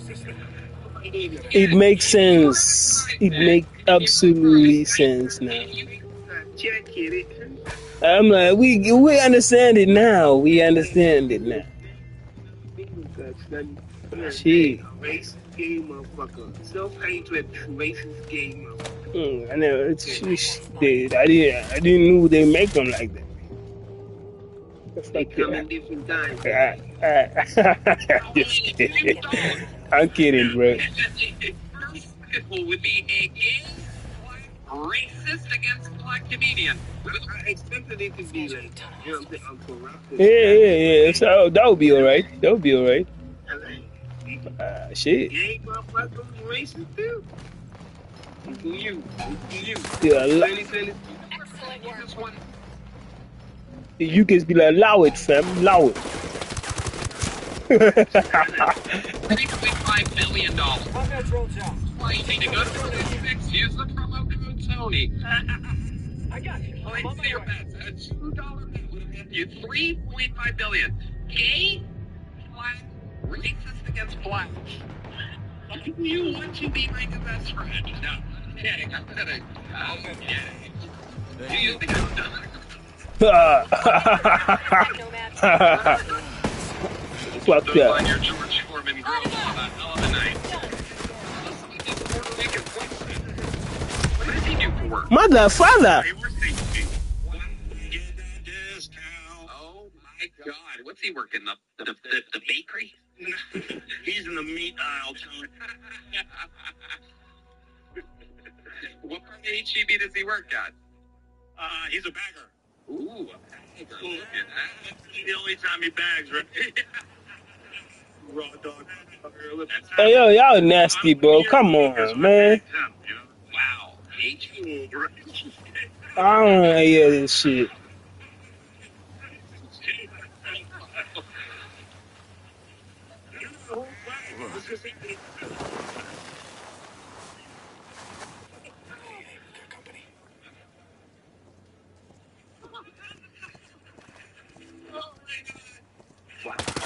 Oh my God. How long you been with this bag boy? Bag boy, it's crazy. 5.5 years. And his in-laws are, well, my in-laws are moving here. He's got his mom and his grandmom to come move. Oh my goodness. And it's a little bit of an age gap, but me and his mom are the same age. So that was Marking a breacher. What? Was a hell of a good With the young, you've been with the young, how old? 47. Is he 46? That's even worse. Is he 50 here? Why is he a bagger? There you go. Hey, shut up. How old is he, Kojak? Look at me. He just turned 25. Wow. Look at you. Oh, you all care about gay shit. Now get the fuck out of here. Yeah, shut up, man. HEB now, HIV later. Damn, bro. And go. Well, Kojak, fun times. You know, I like the George Floydman joke. Getting a big checkbook, buddy. There you go. When you come, and I'll serve you. Come to my restaurant. I don't know what fucking are you didn't want to say the name of the restaurant. I'll tell you. Okay. Yeah, the lowercase grill. Lowercase. Nigga, what? Hey, that's good, dude. I don't know what you guys do. There he goes. All right. Kojak, everybody. There he goes. Right out the back door, just like he likes it. Oh, my Lovely goodness. Heidi, everybody. Look at her. She's They're working cooking him. hard tonight on these Bud Lights. Live in the flesh, HeidiRegina.com. She's got a podcast, a bunch of shit going on. Hey, what's up, everybody? This episode is brought to you by Prize Picks. Whether you're starting a new routine or making player picks for the first time, trying something new can be hard. But in life and on Prize Picks, it always feels good to be right. With high-pressure playoff matchups every weekend and elite hoops action almost every night, the action never stops, and Prize Picks lets you take control. Tony, I love Prize Picks. It was so simple to get started on the app. I even won my first pick. It really makes my sports watching experience with my friends even better. That is incredible, Red Man. The app has a new feature, too. Prize Picks now has early payouts. If your player gets off to a hot start, you now have the option to cash out those winnings before the game even finishes. So get in on the action. Prize Picks is now available in all 50 states, including California, Texas, Florida, and Georgia. Plus, Prize Picks listeners use their first withdrawal secure. Prize Picks accepts most major payment methods, making deposits into your account quick and easy this whole season. So download the Prize Picks app today and use code Tony to get $50 in lineups. Okay, Tony. That's code Tony to get $50 in lineups. I don't know why I say your that. first $5 lineup. But yeah, Tony. It's good to be right. Damn. Podcast is sponsored by Shop. 2026 is the year you launch your business. One powerful move puts your future Lunch it, firmly in man. your Lunch. hands. Starting a business with Shopify. Maybe you have an idea you can't shake. A craft everyone tells you to sell. A story you've already designed in your head. With Shopify, 2026 is when you finally make it happen. Shopify gives you everything you need to sell online and in person. Millions of entrepreneurs have already made this leap. From Mattel to Gymshark to first-time business owners, just getting started. I love Shopify. It's the best business tool out there. Shopify gives you all the tools to easily build your dream store. Plus, setup is fast with Shopify's built-in AI tools that write product descriptions and headlines and help you edit product photos. Marketing is built into create email and social campaigns that reach customers wherever they scroll. And as you grow, Shopify grows with you. Handle more orders, expand to new markets, and do it all from the same dashboard. In 2026, stop waiting and start selling with Shopify. It's covered on that. You gotta get sign up for your $1 per month trial and start selling today at shopify.com/Kiltony. Go to shopify.com/Kiltony. That's shopify.com/Kiltony. Hear your first this new year with Shopify by your side. Back to the bucket we go. Ladies and gentlemen, 60 seconds uninterrupted. This looks like a new name. Make some noise for Nick for me, everybody. Here we go. It's all for me. Hey, everybody. So a little bit about me. I'm not really great at following things. Like, I dropped out of community college twice. I tried hanging myself, wound up with a choking fetish.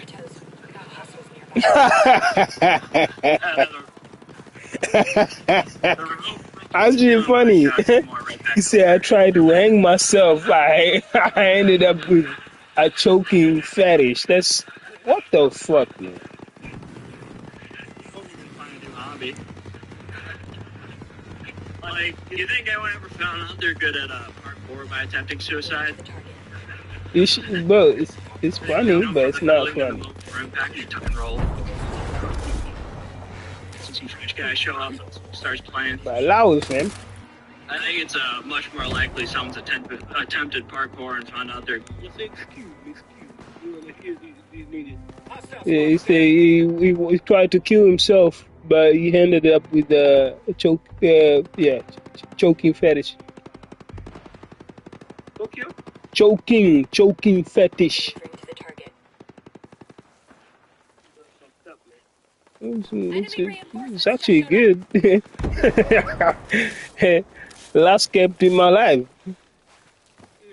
Yeah. Well, if you call it alive, got a commander out there. I don't know, man. The edge of the Clear. They're gone. of the world. They seeking that type of feeling just for what? Actually, you know what I'm saying? Saying what? You said I'm fucked up at the same time. Okay, let's see. Your side. Back to the bucket we go. Ladies and gentlemen, 60 seconds uninterrupted. This looks like a new name. Make some noise for Nick for me, everybody. Here we go. Drones ready for action. Keep the firepower going. Fix it. Hey, everybody. So a little bit about me. I'm not really great at following through on things. That guy spotted. Like, I dropped out of community college twice. I tried hanging myself, wound up with a choking fetish. Got a grenade for ya. This works. The rope broke from the ceiling, but I shot a few more right back up there.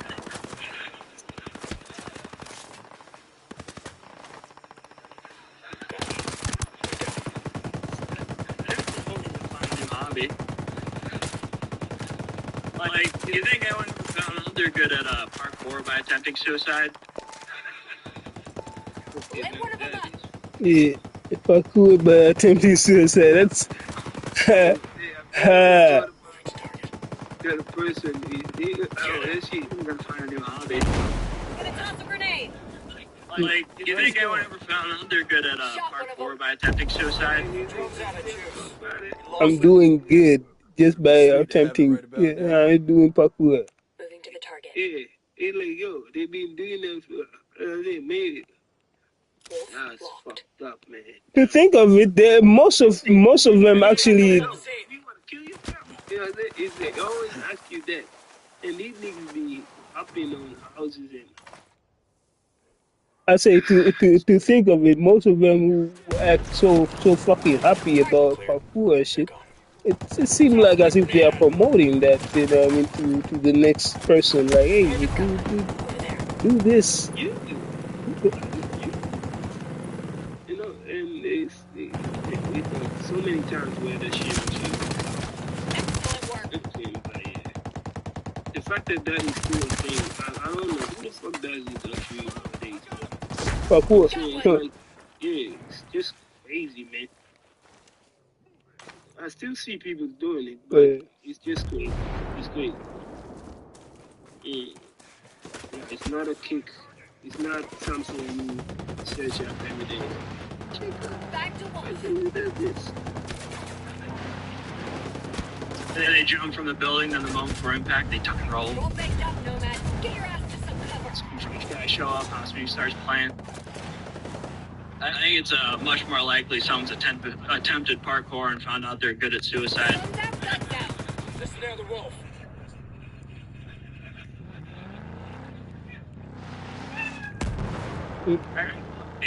Enemy down. For me. Stand your threat and use your life. Show, Nick? Yes, sir. Welcome. How long you been with stand-up? About 6 years. Nice. Where? Mostly Salt Lake.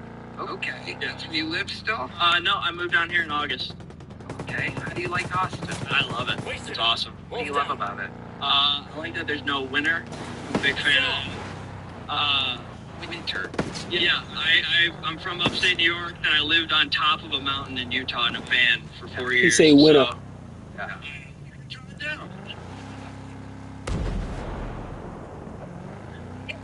It took me 4 years to realize that shit.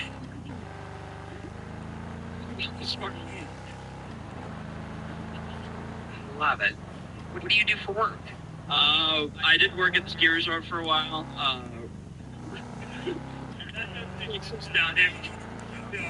I'm working for Amazon right now. Working for the devil. It's pretty fun. You're driving? Yeah. Okay, what's that like? Tell me. So I'm working for the devil. What do you mean about it? They have you on a camera at all times. It's like an AI camera that's tracking you the whole time. And I also threw out my bag yesterday, so I was walking around like Quasimodo for most of my deliveries. I love this comic blue too.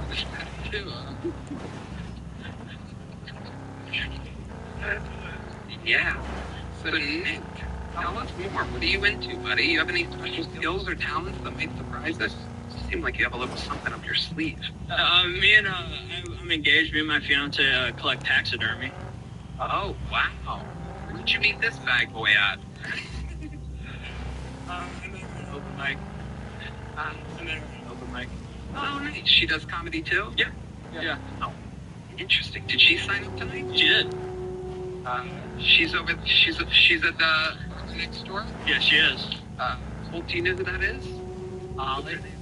What is it? Holly. Holly, what is it? Holly Jensen. Go grab Holly Jensen. Let's see. Always spontaneous fun here. Holly Jensen.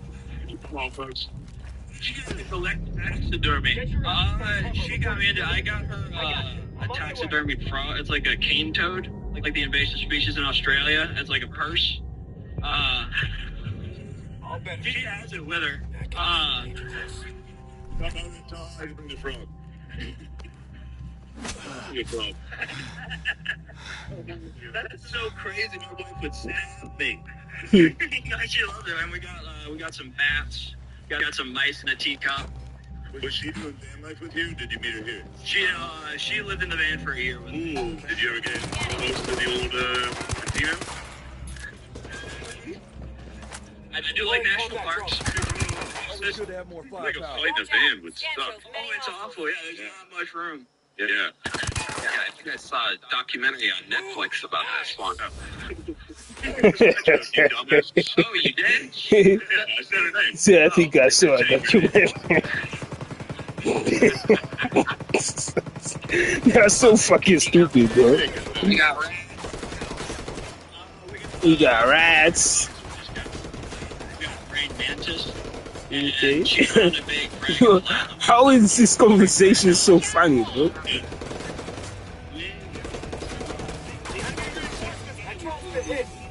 Whoa. They say there's someone for everyone. You are not for everybody. It's seemingly. Do you guys have a place here in Austin? Yeah, what does she do for work? Right now. Wow. For something. Okay. Yeah. You get like used taxidermy, like people that have died that have like sold it, like so it's like creepier. Yeah. She would probably do that for sure. God dang. So Ladies and gentlemen. Well, I guess they just sent her out. Okay, that's one way to do it. Can I see that, bro? Yeah. Wow. I'll show you the area. This will give us better eyes on the perimeter. It's got a little butthole. Is that real? Yeah, it looks great. 100% real. Many hostiles at scan. How do you know it's real, Joe Rogan? He's an invasive species in Australia. He's a cane toad. His name's Winston. He's our son.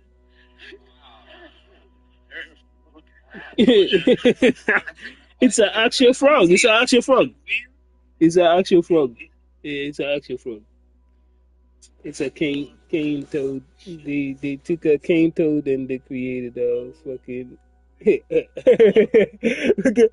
at the dude's reaction, and he gave that to her as a gift. No, man, they crazy. One of them niggas said there's somebody for anybody. You know what I'm saying? I guess. It is damn. Don't give me that. No, I'm gonna throw it back to you, nigga. Look at that. I don't know. It might be your daughter. Holly, you want to do the set that you were planning on doing here? That's how I would have done it. Instead of just sending her out randomly, I would have brought her up. Ladies and gentlemen, doing 60 seconds uninterrupted. Make some noise for Holly Jensen, everybody. She was not ready. So I'm actually from Salt Lake City, Utah. I just moved here. And the first thing everybody always asks is if I'm Mormon. I'm not. I'm Jewish. But I did have a lot of Mormon boyfriends growing up. The cool thing about Mormon boyfriends is they have some really weird rules. Like they won't drink coffee, but they will finger a Jew. That's for real. That's real. Hola. Mormon, but they will finger. You say I don't know about the finger. You say, I get to rob out here in Austin. When I was in Salt Lake, I was a stripper. Thank you. So much more supportive than my parents. Yeah. They hated the stuff that I would do at work. Like, I loved showing up with googly eyes as pasties. Turns out men don't like it when the tits stare back at them. Shit kept going wrong at the strip club. Like, one day our DJ didn't show up, so we had to dance to Pandora Radio with the commercials on. Damn. So I was just working on some old dude, like, do you struggle with osteoporosis? Thank you, that's my time. Wow. She's good. She's fucking good, bro. This is one of the rare comedy couples where the woman is funnier than the man. You just won $750,000. He's taking her straight to a state park. You can't have that, dude. You cannot allow that. You have to kill her now. You have to kill her. You say the woman is funnier than her. She's funny though. We're hilarious. How long have you been on stand-up? 8 years. And that was all in upstate New York or Salt Lake City? Salt Lake City, Utah. And that's where you're from? Yeah. Amazing. Absolutely incredible. Why don't you work? Oh. I mean, I've been trying. I've been applying to jobs. But what are you good at? What do you want to do? I'm good at stripping. I love doing stuff. Really? She loved making that money. And either of those things would be great. You've stripped before? Yeah. Amazing. Heidi, what do you think? Can you get her a job? You just got a job at the Yellow Rose. Congratulations. Or at least an audition. This is the worst thing that these guys are.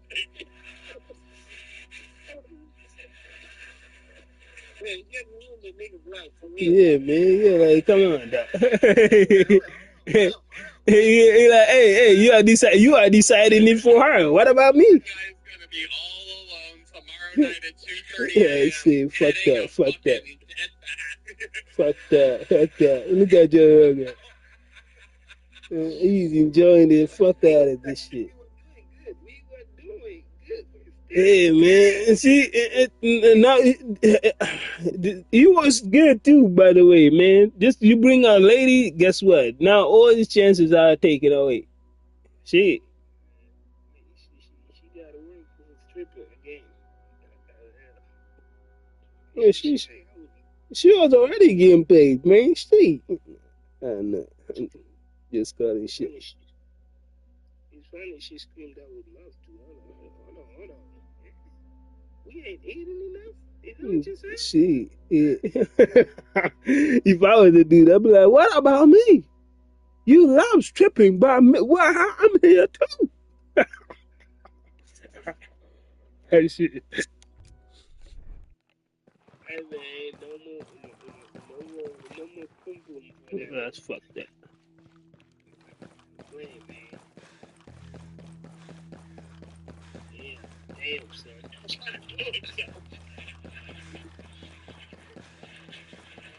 Holy shit. Well, you guys fucking just did something real special here. Very entertaining.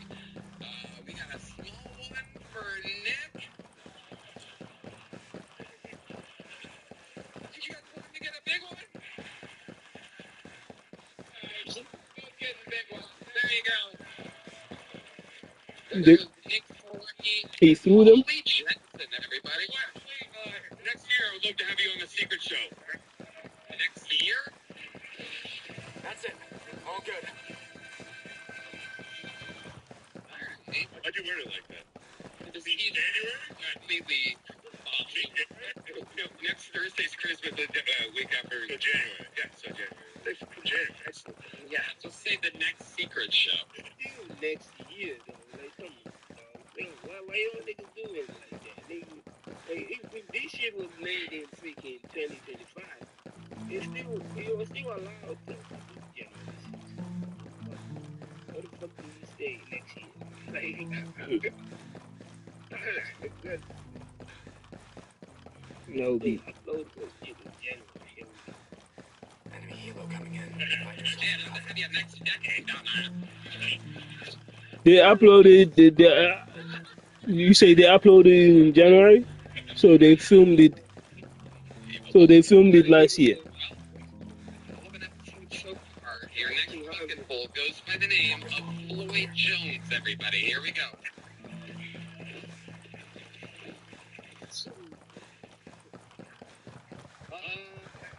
So, are we just gonna act like Kanye wasn't a Nazi?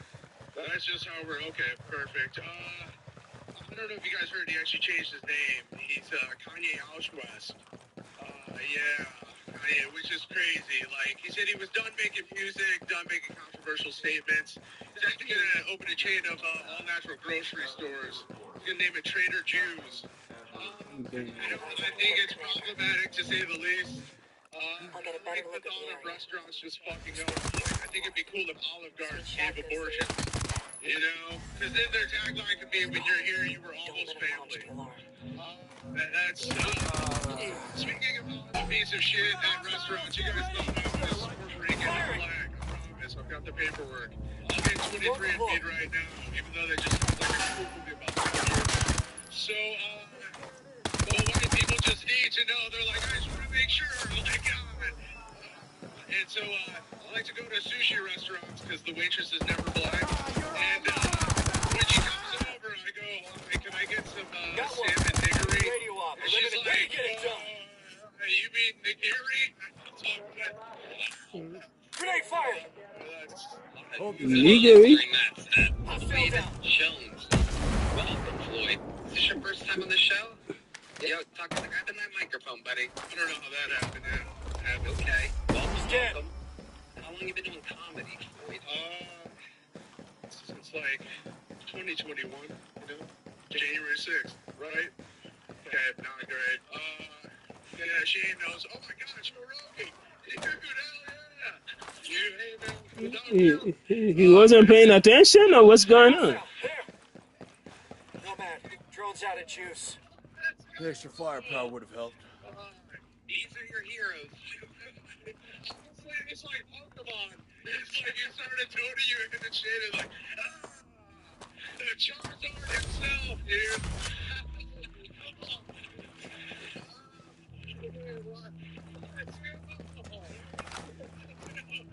Hey, dude, I wasn't ready for it. I'm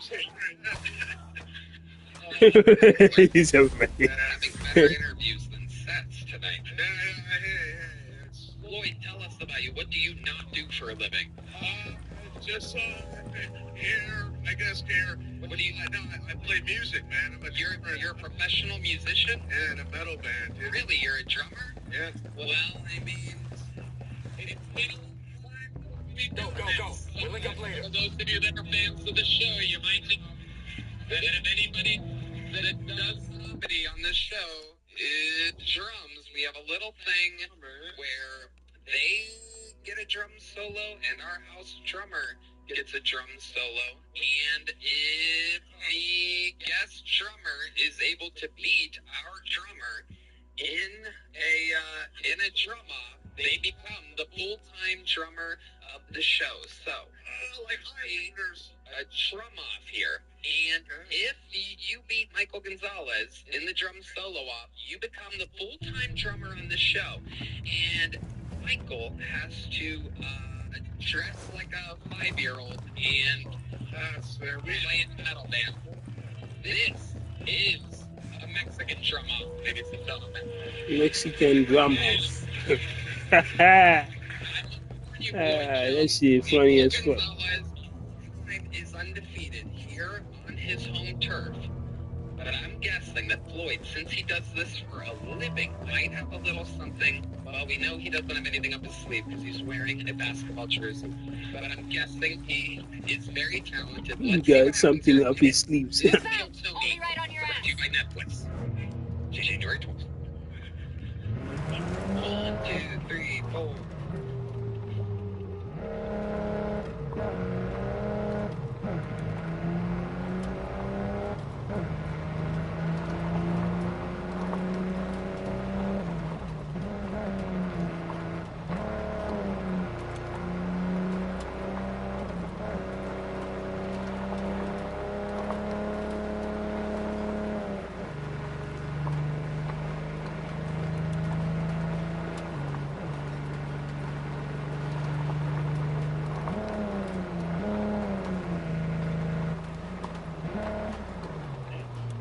Not bad at all. There you go.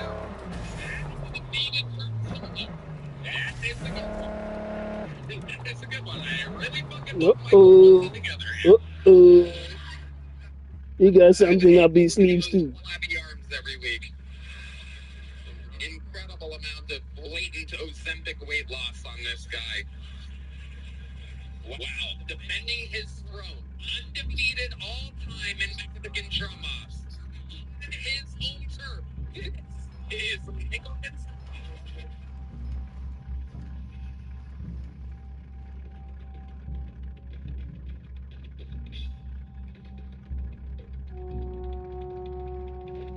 Okay, it's clearly way better.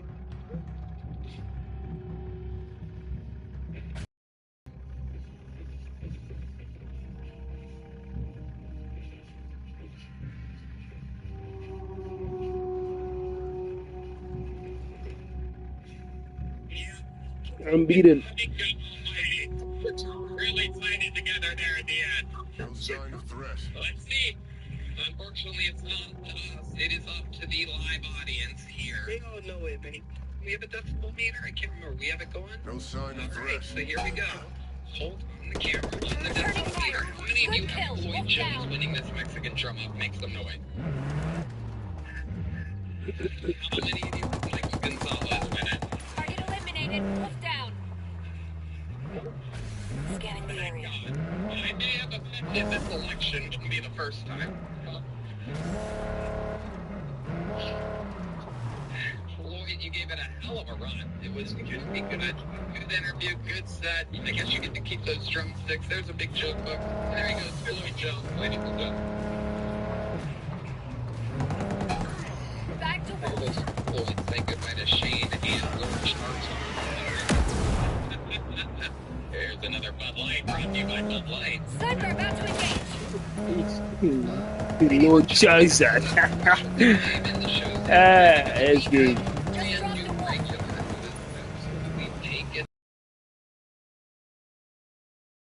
They get to do a little bit longer than a minute if they want. And this is the dark form of Atlanta, ladies and gentlemen. He is here. Make the fucking noise for Patrick Flynn. Gotta clear out of this thing before it explodes. Took out a wolf. Oh my god. Combat drone deployed. Being the only black guy at Country Music Festival in Kennesaw, Georgia. Yeah, nice, we go found out because when I walked into the venue, a dude ran up to me out of prep and he was like, "Hey, my nigga, I know you got a uniform, right?" And I was like, "No, I'm here for the festival. I love Blake Shelton. I love Kenny Chesney." And he was like, "What's going on? I got an extra Vince in my car." And I was like, "No, I'm here for the festival." And I showed him my ID and I showed him my badge. And he looked at my ID and he looked at my badge. Orders coming in hot. So Tasha came over. I met Tasha. She did the same thing.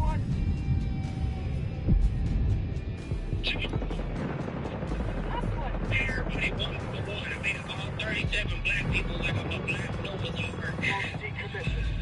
They just told me the day walker. They said I was black. There you go. Get some cover, man. Gotta get patched up. They give me free drinks, but they also had re-entry. They stopped doing it. They had re-entry into the festival, so we just go to the car and like park and drink beer. And the reason why we go to drink beer is because my best friend Jessie, who was a redneck Filipino but raised black, and she was my best friend. Her older sister Jackie had just had a kid, and she would look us in the face and she would be like, "I need to get out of here. My kid's about to pump. I gotta go pump." So we would go back to the car, and she's drinking beers, drinking beers, and she's pumping, but she pumped more than like a regular, like a white woman could never pump as much milk as it takes to make a redneck Filipino that's raised black. Like my nephew Maxwell today, he's 10 years old, he's taller than me. So she's pumping a lot, and I'm looking at her titty milk, and I wanted to taste some, but I didn't know how to ask. Scanning the area. Roger. Getting in position. Roger.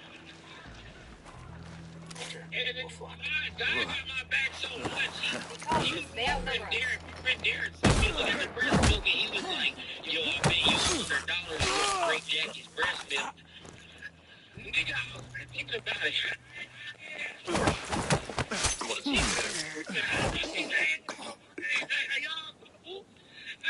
You had breast milk, I gotta be like, "Hey, excuse me, brother." Maneuvering to the target. This breast milk, you ain't bring to your kids, it got alcohol in it. Can I sip something before we pour it on the ground? Hostile inside. For $100, I can at least buy one t-shirt while I'm inside the goddamn place. So I was like, hell yeah, let's That's it. And Got so it. Give it to him. Too much shit, you milk to just sip. Gotcha. And it was too much to sip. You gotta bring the out. It was like 2 gallons of titty milk. Fire on this.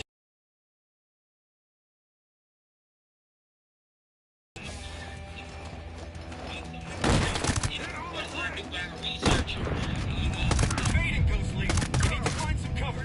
Milk tastes like whatever the mom is eating and drinking. So her titty milk just tasted like Tecate and tequila. With a little bit, it tastes like a redneck Filipino horchata. Take it out.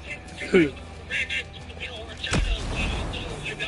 Y'all study titties as much as I do. You would know that a titty milk has all the vitamins. I haven't had a hangover in 12 years, nigga.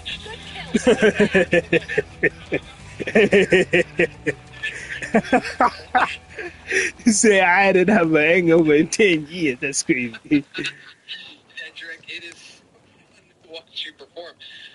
2 weeks ago, you had regular teeth. You're getting better with the grill, but there is a slight speech impediment still there. One of my favorite parts of the set is when you said, "I wanted to taste them, but I'll get you a better view in a second." I don't understand. The grill is affecting those S's. It is.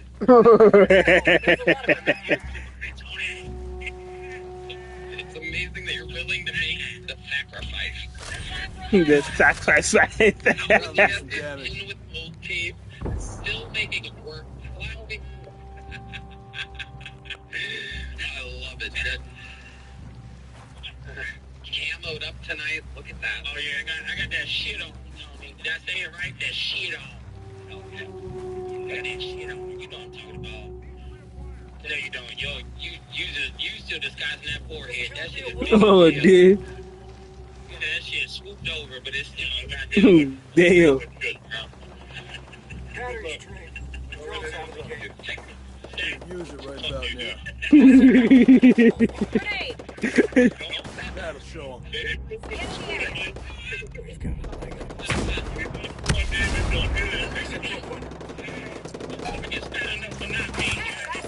We're outnumbered. Put your guard up. David's also wearing a grill right now. It's a green egg. Green egg.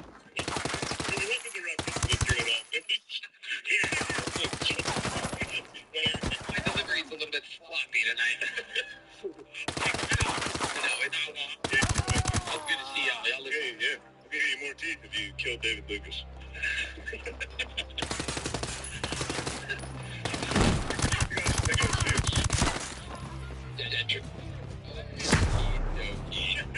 Right. Cedric, how's life been going?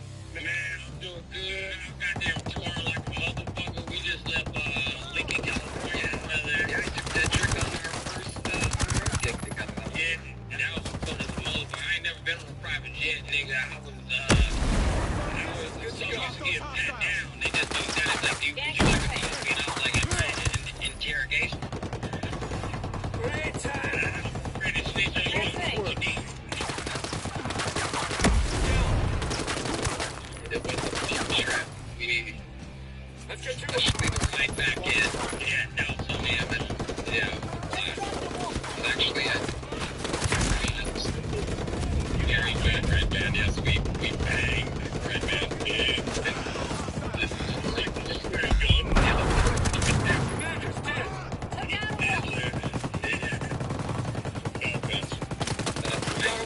That's where his new list actually comes from. Alright.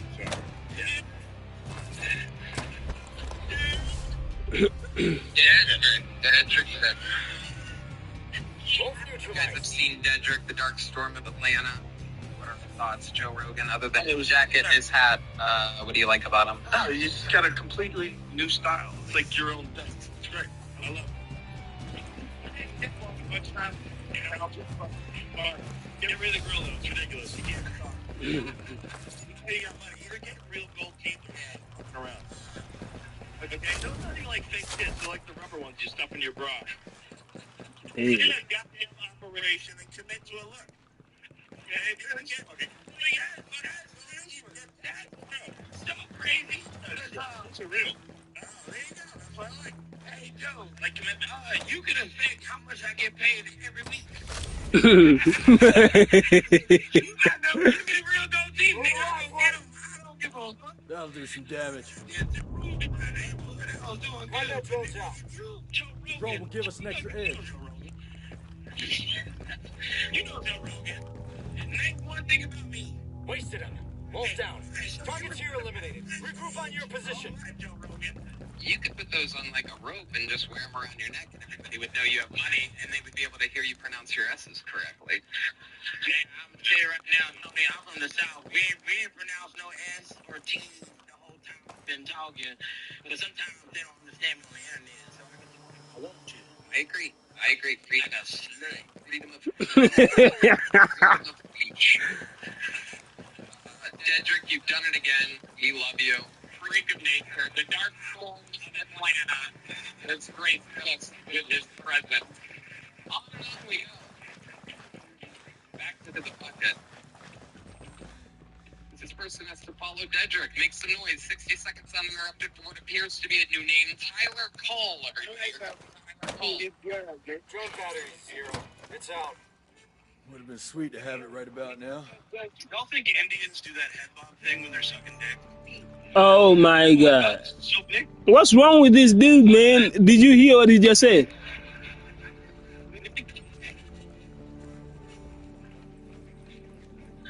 Do y'all think Indians do that head bob thing when they're sucking dick? Oh my God, this is so big.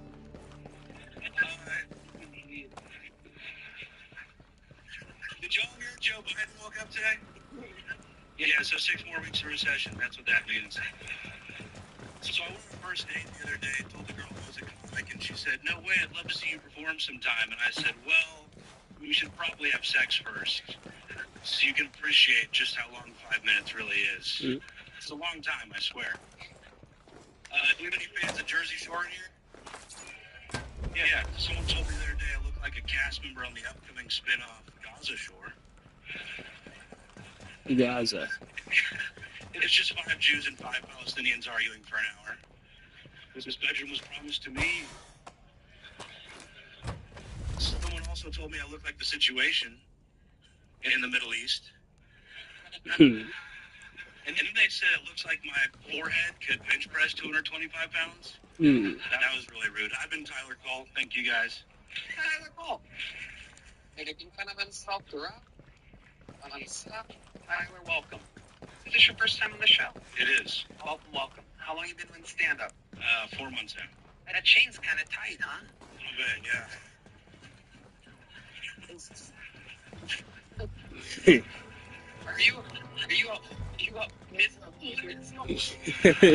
To roast a person just on his chain, though, that's crazy. I got the size wrong.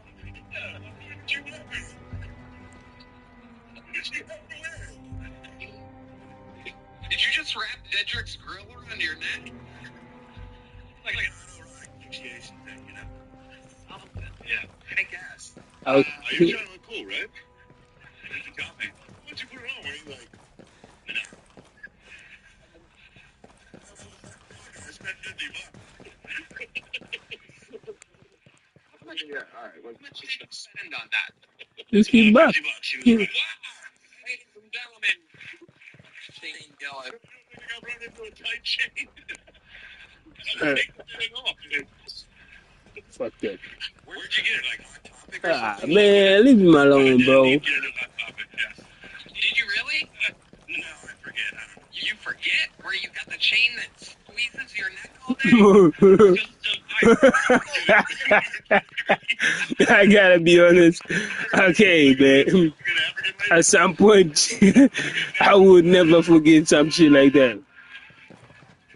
It's choking your neck, bro. Like, damn. What part of New Jersey are you from exactly, Tyler? I'm from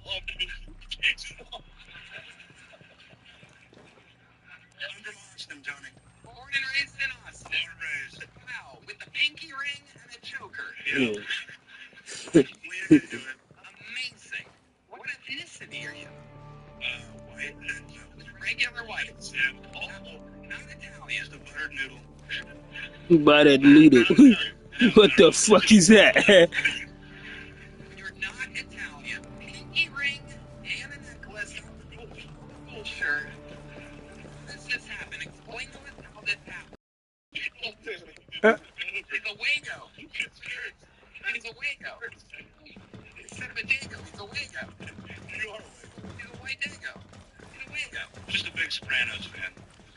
Well, so am I. You see me not getting blood to my brain because of that. Tyler, what do you do for work? I sell houses. Do you really? I do really. Timeshares?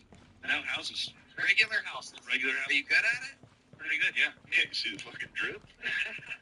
My goodness. Oh my goodness. Hey, don't you see the drip? Why are they? Oh my goodness. Last time you exactly that you sold a house. When you closed on a house, when was it? It was in October, but I have a closing coming up tomorrow. Okay, what are you closing on tomorrow? Just a 2,000 square foot house in South Austin. Okay, what'd you sell it for? How much? 380,000. Wow. Yeah. Fuck yeah. Hell yeah, dude. Might be able to add a few links to that necklace. I'll let your boy. I love it. He's a funny dude. 4 months. What made you want to start 4 months ago? Kill Tony. How old are you? 31. 31. And you've just been watching the show and you're like, I could do that. Yeah. Okay. Been hitting open mics and getting booked by local promoters, and I love it. Yeah. You're taking it seriously and you seem to be doing good at it. What do you do for fun when you're not doing stand-up and selling houses and pretending to be Italian? I like to shoot plays, and when it's warm out, wakeboarding, paddleboarding. Yeah. When you shoot clays, you get the gun out of the bathroom first? Yes. Godfather reference. I love it. You shoot clays. What else did you say? Lake sports. Lake sports. Like what? What exactly? Wakeboarding, wake surfing. Wow. Amazing. Amazing, Tyler. What's your love life like? You have a little chicken parmesan at home? Single currently. Single. When's the last time you had a girlfriend? A few years ago. Okay. It's been fun off fucking Google.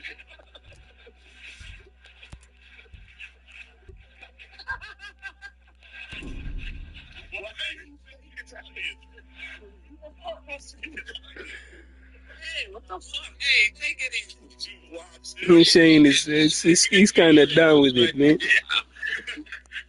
Oh my god. It's too appropriate. What the fuck is I'm like Polish. I can be Polish. What the fuck? The Italian stuff. He's doing lion. I'm a Polak.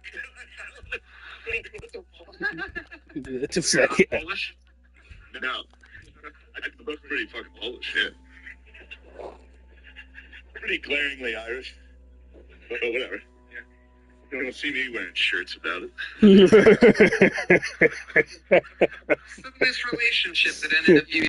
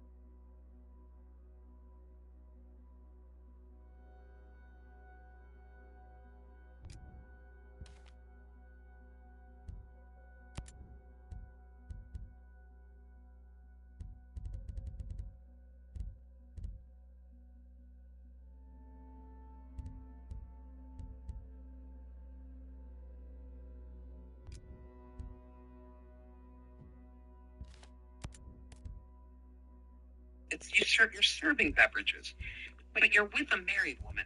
So where are you finishing? You have to. Is it inside or are you pulling out? That's a really good question. Thank you. Yeah. Every answer is bad. Yes. She was on birth control, so Oh, wow. Oh, my. Oh, cream pie. Yeah. Delivery. Yeah. Dang. It's a fake cannoli. It's not actually a cream pie. It's a vegan cannoli.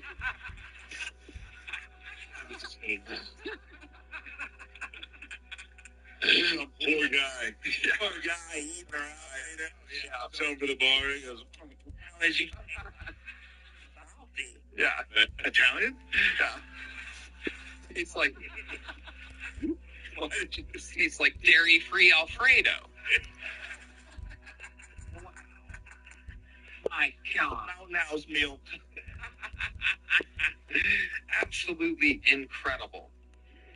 It's an evil world. Evil world. Wife's hide by a whop. Did the husband ever find out? This is the billion-dollar question. I mean, they were separated, so they didn't live together. They weren't romantic. How the fuck do you know? I went to her house a few times. Whoa. Together. Did they have kids? No kids. No kids. Yeah. But they got back together. She told you, and you haven't banged since. They did not get back together. They didn't get back together, but she was They still got married. Okay. Well, that's interesting. Yeah, that's a whole different. Happy ending. Then why would you? Why? They didn't go back together, but they got married. What? I don't really get it. She tells you that she's fun, Tony. Yeah. All the crazy people in this world make everything fucking boring. No, I just don't understand. She yelled at you in the comments. I have no more questions, Your Honor. Did she yell? Does. I need to hear shit like this. Eyes on. Ollie, what was her nickname for you? There was no nickname. Yeah, there was. It was Get the fuck out of here, this guy. What was the name of the bar that you guys were playing? Ruin everyone's life. Yeah, Tyler, the set was for 4 months, pretty good. The interview, unfucking believable. Here's the big joke book. There you go, my friend. Tyler Cole, hell of an interview, very honest. Super. You future Kill Tony bucketfuls, we love an honest interview. Some people get scared. This looks like a new name. This looks like a fun name. Ladies and gentlemen, put your hands together for Diamond Debbie, everybody. Here comes Diamond Debbie. Let's get it go. Guys, you gotta do better than some of his friends.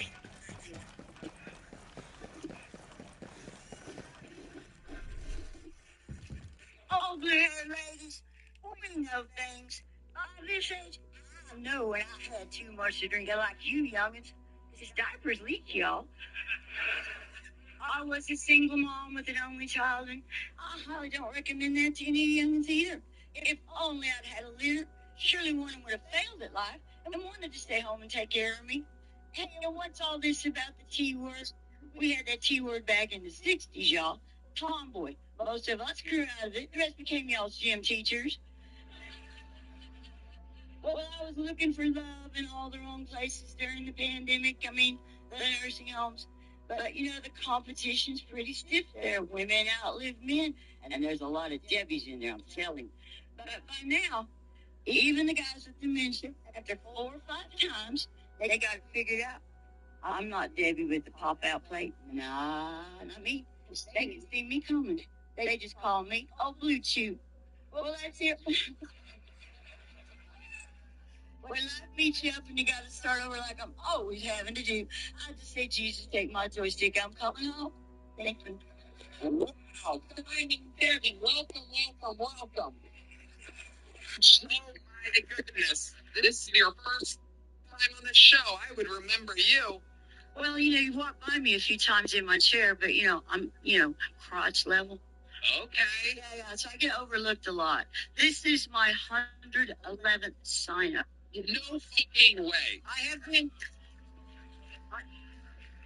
have been first in line at least 90% of those times. And Tony, you've got to do some exercise. Your wrist never goes to the bottom of the bucket. You'd be surprised. Diamond Debbie, how many centuries have you been doing stand-up comedy? Yes, that's it. Yeah, Diamond, how come you didn't let Jack on that fucking door? That was Titanic joke.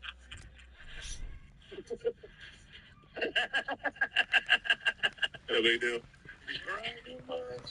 She's either the girl from They Titanic or the crying lady money. that she threw in the bottom of Fuck the ocean. I can't tell exactly. I am the heavyweight. Oh, D Madness is making his move right now, ladies and gentlemen. Dee and I had an agreement, because I grew up playing bass guitar, but I didn't have one at home to practice on. So he plays by ear, and I'm a sight reader, so it wouldn't be fair. Fuck yeah, Diamond Debbie. But seriously, how long have you been on stand-up? 111 sign-ups, but... Okay, I started in 7 years ago, and right the same month that I started it, I got run over. What? My wheelchair is crash test approved by the DOT at Tesla and me. It was going 45 miles an hour. If could have been driving, I would be okay, but the dentist was driving. I never heard of a Tesla hit the trash can. Hold on a second. You were in your wheelchair and you got hit by a Tesla? Going 45 miles an hour across the street of my neighborhood. A Tesla? A fucking Tesla? You getting hit by a Tesla? Come on, man. And I was standing You up. know, I will fight back. Well,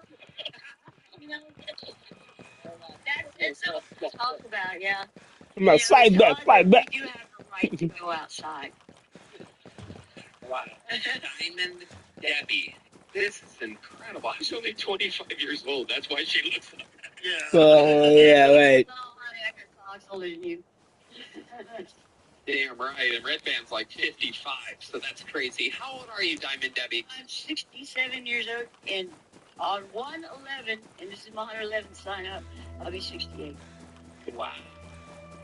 What is that? 111. You're 68. 112, the new Netflix special, Kill Tony, Once Upon a Time in Texas, streaming live on Netflix. We have something to do the day after your birthday. How exciting is that? Sounds good. If you make it there. Well, I think my daughter's phone number is in your phone and stuff. Uh-oh. She hasn't talked to me in 9 years. Okay. Yeah. Yeah. Yeah, fucked up. Who said that joke? Who said little Debbie? You didn't even hear that Tesla coming, huh?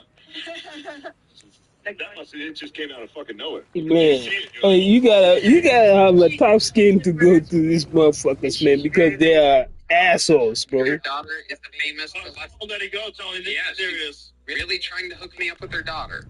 No. Cubic zirconium Debbie. No.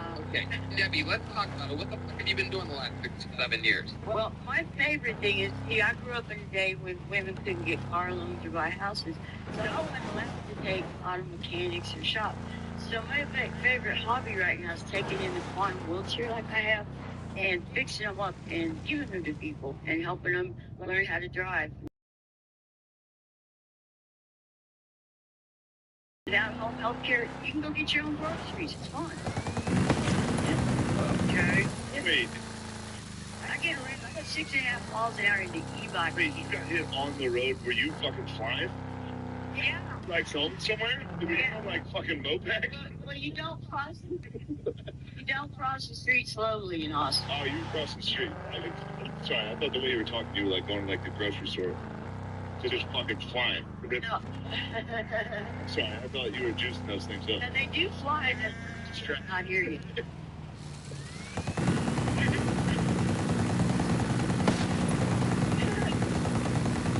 Sorry, you guys don't like it. Diamond Debbie, what made you want to start stand-up comedy? Well, it's funny, I was doing Toastmasters, and I like to give hour-long speeches, and the guy that... Hold on. Stop. What's Toastmasters? It's an organization to help you learn how to give speeches professionally, right? And so I signed up with them because it was online, and the friend told me that you can talk for an hour, and all anybody remembers is a couple of jokes. Well, how to tell jokes? Yeah. So that's what I did. Oh, look at you. You're such a little charming lady. Where are you from? Oklahoma home is my home. Okay. All right. You drove your wheelchair all the way here. Yeah. Bro, you going to hell. Because of this? You think, dude, if I go to the TV lane, go to the gate, so they're just like, you remember this? Like, they feel that I'm gonna be pissed. They need all this shit. It's strong. Where'd you get your name Diamond Debbie? Were you like a stripper at the Black and White Rose or something? Or great question, right man.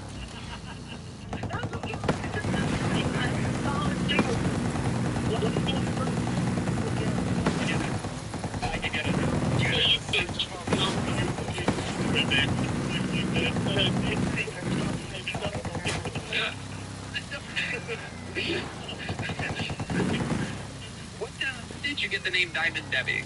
Well, a diamond lasts forever, and you clearly won't.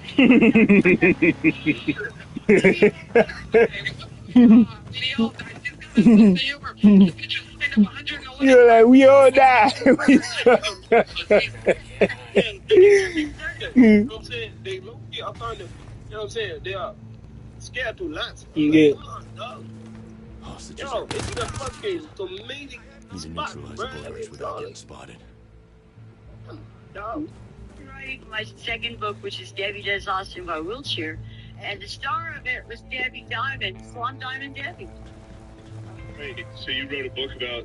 I'm writing a book called Debbie Does Austin by Wheelchair. When's the Tesla chapter? The Triple X chapter? Well, I'm waiting to have a date. I haven't had a date. Yeah, so fucked up, I man. haven't had a date since I had my last pelvic work. Sorry. Hold on. Time out again. You haven't had a date since when? I had my pelvic floor vault. Pelvic floor vault. What the fuck is that? And what does that mean? The ladder comes out and they put it back in. That's it. Okay. You don't laugh like that, Diamond. Don't look at me and laugh like that. It makes me laugh. I can't conduct my interview with you laughing. You're the cutest gremlin I've ever seen in my life. Yeah. So I haven't had dates since. Yeah. I haven't had dates since I moved to Austin 11 years ago. I tried to date this one guy, but he thought he was above me because he's in a rollator. He's in a what? A rollator. That's a walker with wheels on it. Oh, okay. Have you kissed a boy since moving to Austin? No. Well. You know what that means, everybody. We have another famous thing for the show. Don't do it, dude. Is there a guy out there that wants to be the one to give Diamond Debbie her first kiss? This is here. Come on, look at this. Look at this fucking stuff. Watch out for the camera right next to you. No, sit back down, you creep. No, he's coming right here. Look at this fucking guy. Oh, she's pissed. Oh, his girlfriend is not happy about this, which makes it all that much better. Diamond Debbie is about to get her first Austin kiss. Here you go, Diamond Debbie. It's a miracle. I'm here to save you. Follow me quickly.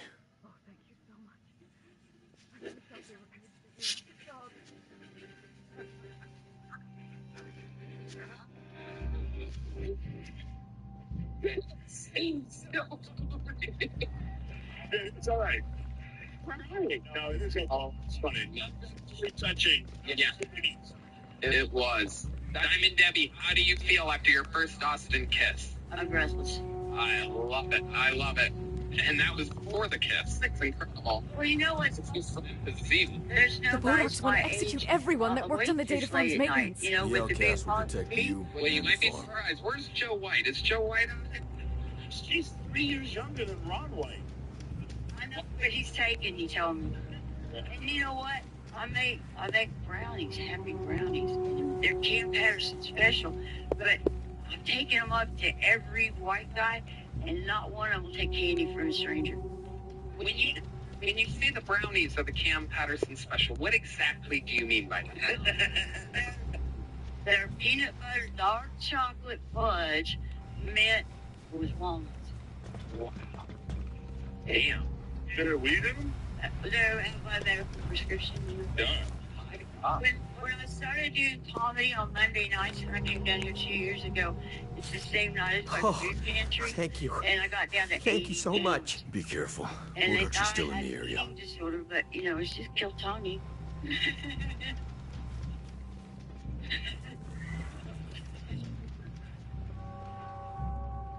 Diamond Debbie. Yeah, I didn't know. It's getting word there's another boy that was kicked. So you want to get us another boy, Debbie? All right, let's sit down and another one. I'm getting word that there's one more.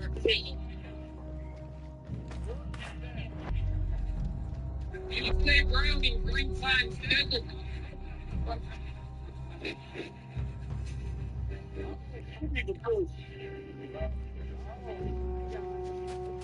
I just got so.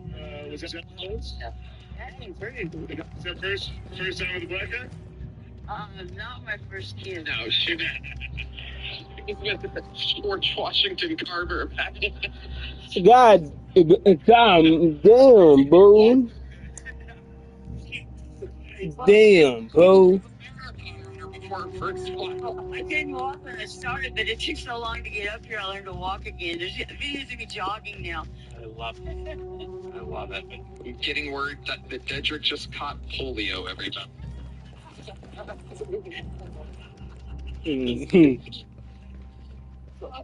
Diamond Debbie, you are an instant legend. I have somehow run out of big joke books. Do we have more in the back? Great. They're gonna hand you one in the back, and Diamond Debbie, you know, let's just have you sign up again sometime. But why don't we just like time it out so that you don't have to wait out there with all these fucking. The worst part was waiting in the alley when it got so cold a couple of weeks ago. Oh, nobody could hear me trying to get in.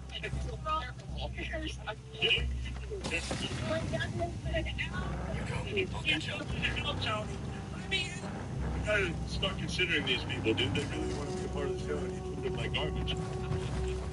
You get some warmers out there or something, some kind of heater. I love it. Well, there's one with the Virgin Mary on it. You probably went to high school Monsters. with her, so They butchered my I'll give you friends. that one. Hey, I promise. Goddamn noise. I promise you'll be safe.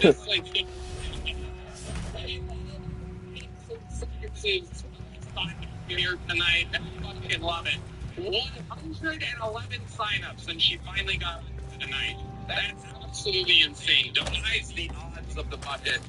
But if it's a show, the bucket's real, or else I would have pulled Diamond Debbie out a lot ago. In person either. It's good to hear. All right. You guys still having fun out there? Oh my God, she forgot her name and everybody. All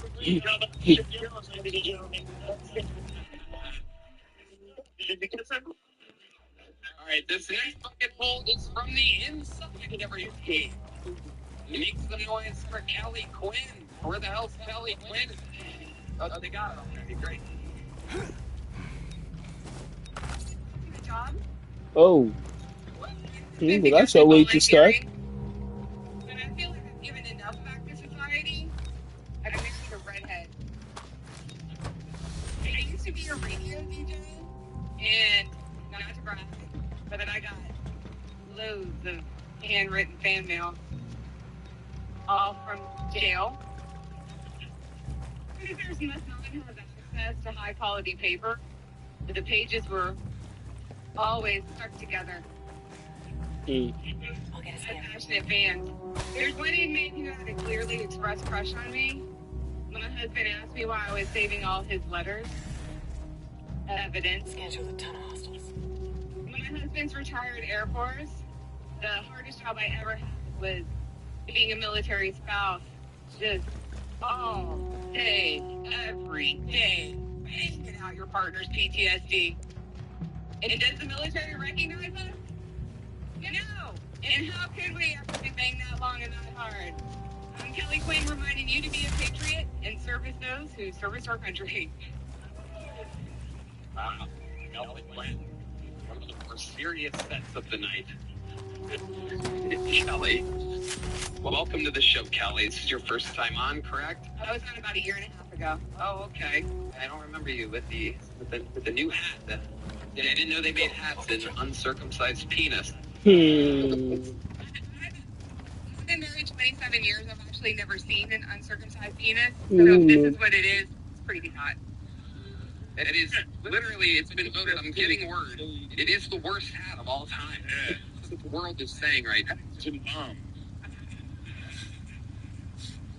Come on, folks. Wake up. That is the bear. Get it? To the Paddington Bear who has that hat. There's Diamond Daddy. Kelly, you were on 1.5 years ago. How long have you been doing stand-up? 3 years. 3 years. All of it here in Austin? Actually, I live in DFW. DFW. Hell yeah. Okay. What do you do for work? So I own a small business. So when I lost my job in radio, I just switched full throttle to that. And so the question remains, what do you do for work? I own a website called ChristmasCockpit.com. I run it off of Shopify. Yeah, and the question we love remains. Shopify. We absolutely love Shopify. In fact, you can go to Shopify and start your own business. Not a lot of people know this, but Mattel and Gymshark and a lot of other It's true. companies Shopify is a good spot. with Shopify, ladies and gentlemen. And on Shopify, you can... Hey, did you hire at the men's march? The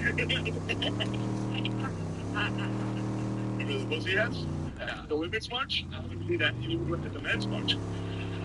Stay with us, people. Come on, damn, dude. This up's spinning on gold. Yeah, I'm doing my best out here. Incredible. You did it, and anyone can do it. Create email and social campaigns that reach customers wherever they scroll. Shopify grows with you. Shopify. That's right. Shopify.com/Tony. He came out of nowhere. Shopify will be by your side. Okay. Kelly Quinn, tell us the craziest thing about your life. Living in 4 countries. What were the 4 countries? Japan, America, England, and Italy. Okay. Which one do you like the most? America. There you go. That is the correct answer. America. How long were you in Italy for? 3 years. 3 years, and yet you don't have a pinky ring, a necklace, or a Gobble Boots t-shirt. Absolutely incredible. Where in Italy did you live? Emilia Romagna. In Ferrara. Oh, okay. Sí, señorita. Very good. You know what that is. You really have a redheaded husband?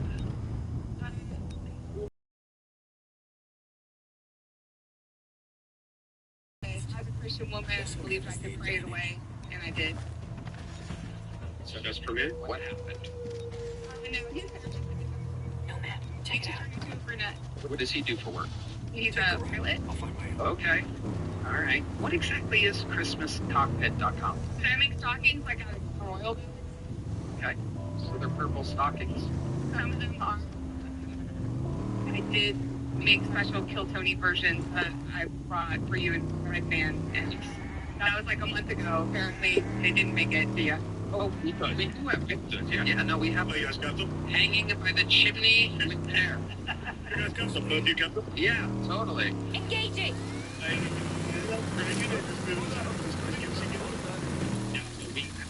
We really do. We do. We took photos the other day and shared them with our families. Yes, absolutely. They are hung by the chimney with care that hopes that St. Nicholas will soon be there. Kelly, have you ever thought about making yourself a better hat? My husband picked this out for me. Okay.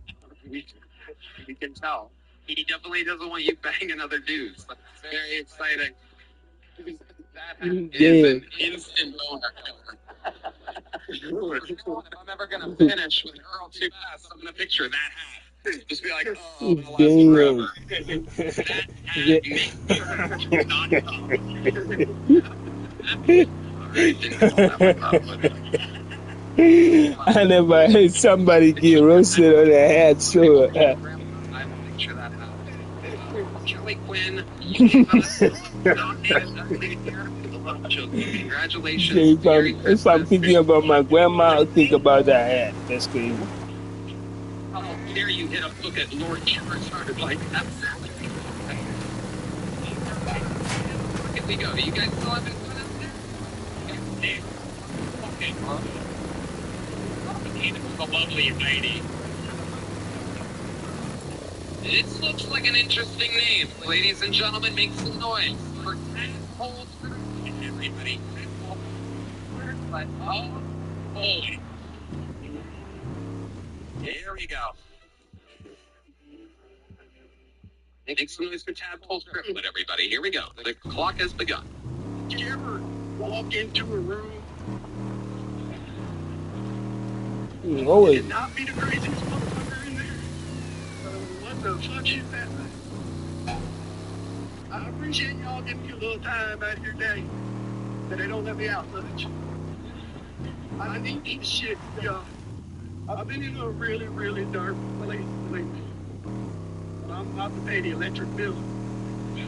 That's what the future is bright.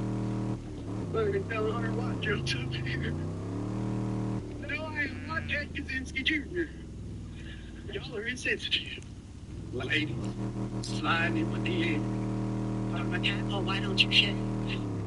Look at Tadpole, so handsome, why don't he shave? Y'all, if I shave, I look like I majored in lacrosse and fraternities. Right? A little rapey. We don't want that. So instead, this is what y'all get. Look like a homeless MMA fighter. Fucking Conor McGregor. And then that is good. You're not looking good. Has arrived. Welcome to the show, Tadpole. Who the fuck is this guy?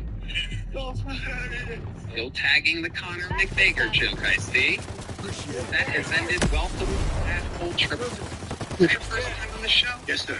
Welcome, welcome. How long have you been doing stand-up? 39 years. Really? Yes, sir. You've been performing on stage for 39 years. Yes. How old are you? 49. I'll be 49 in May. You started stand-up comedy when you were 10 years old. I did my first K5 in a second grade talent show. Are you serious? Swear to God. Wow. Okay. Okay. Wait, you were 10 in second grade? Both Yeah, there you go. Oh, Jesus. Oh, my God. Did you catch that? Tadpole Triplet. Staring at Joe Rogan like he is the Liver King's angry son. I see a resemblance. One could say he's the Liver Prince, if you will. So, Tadpole, let's talk about it. You've been doing stand-up comedy for 39 years. What else have you been doing? You look like perhaps some time in Vietnam or something. I appreciate it. I spent 20 years in Hollywood. Okay. What were you doing in Hollywood? Mostly a writer.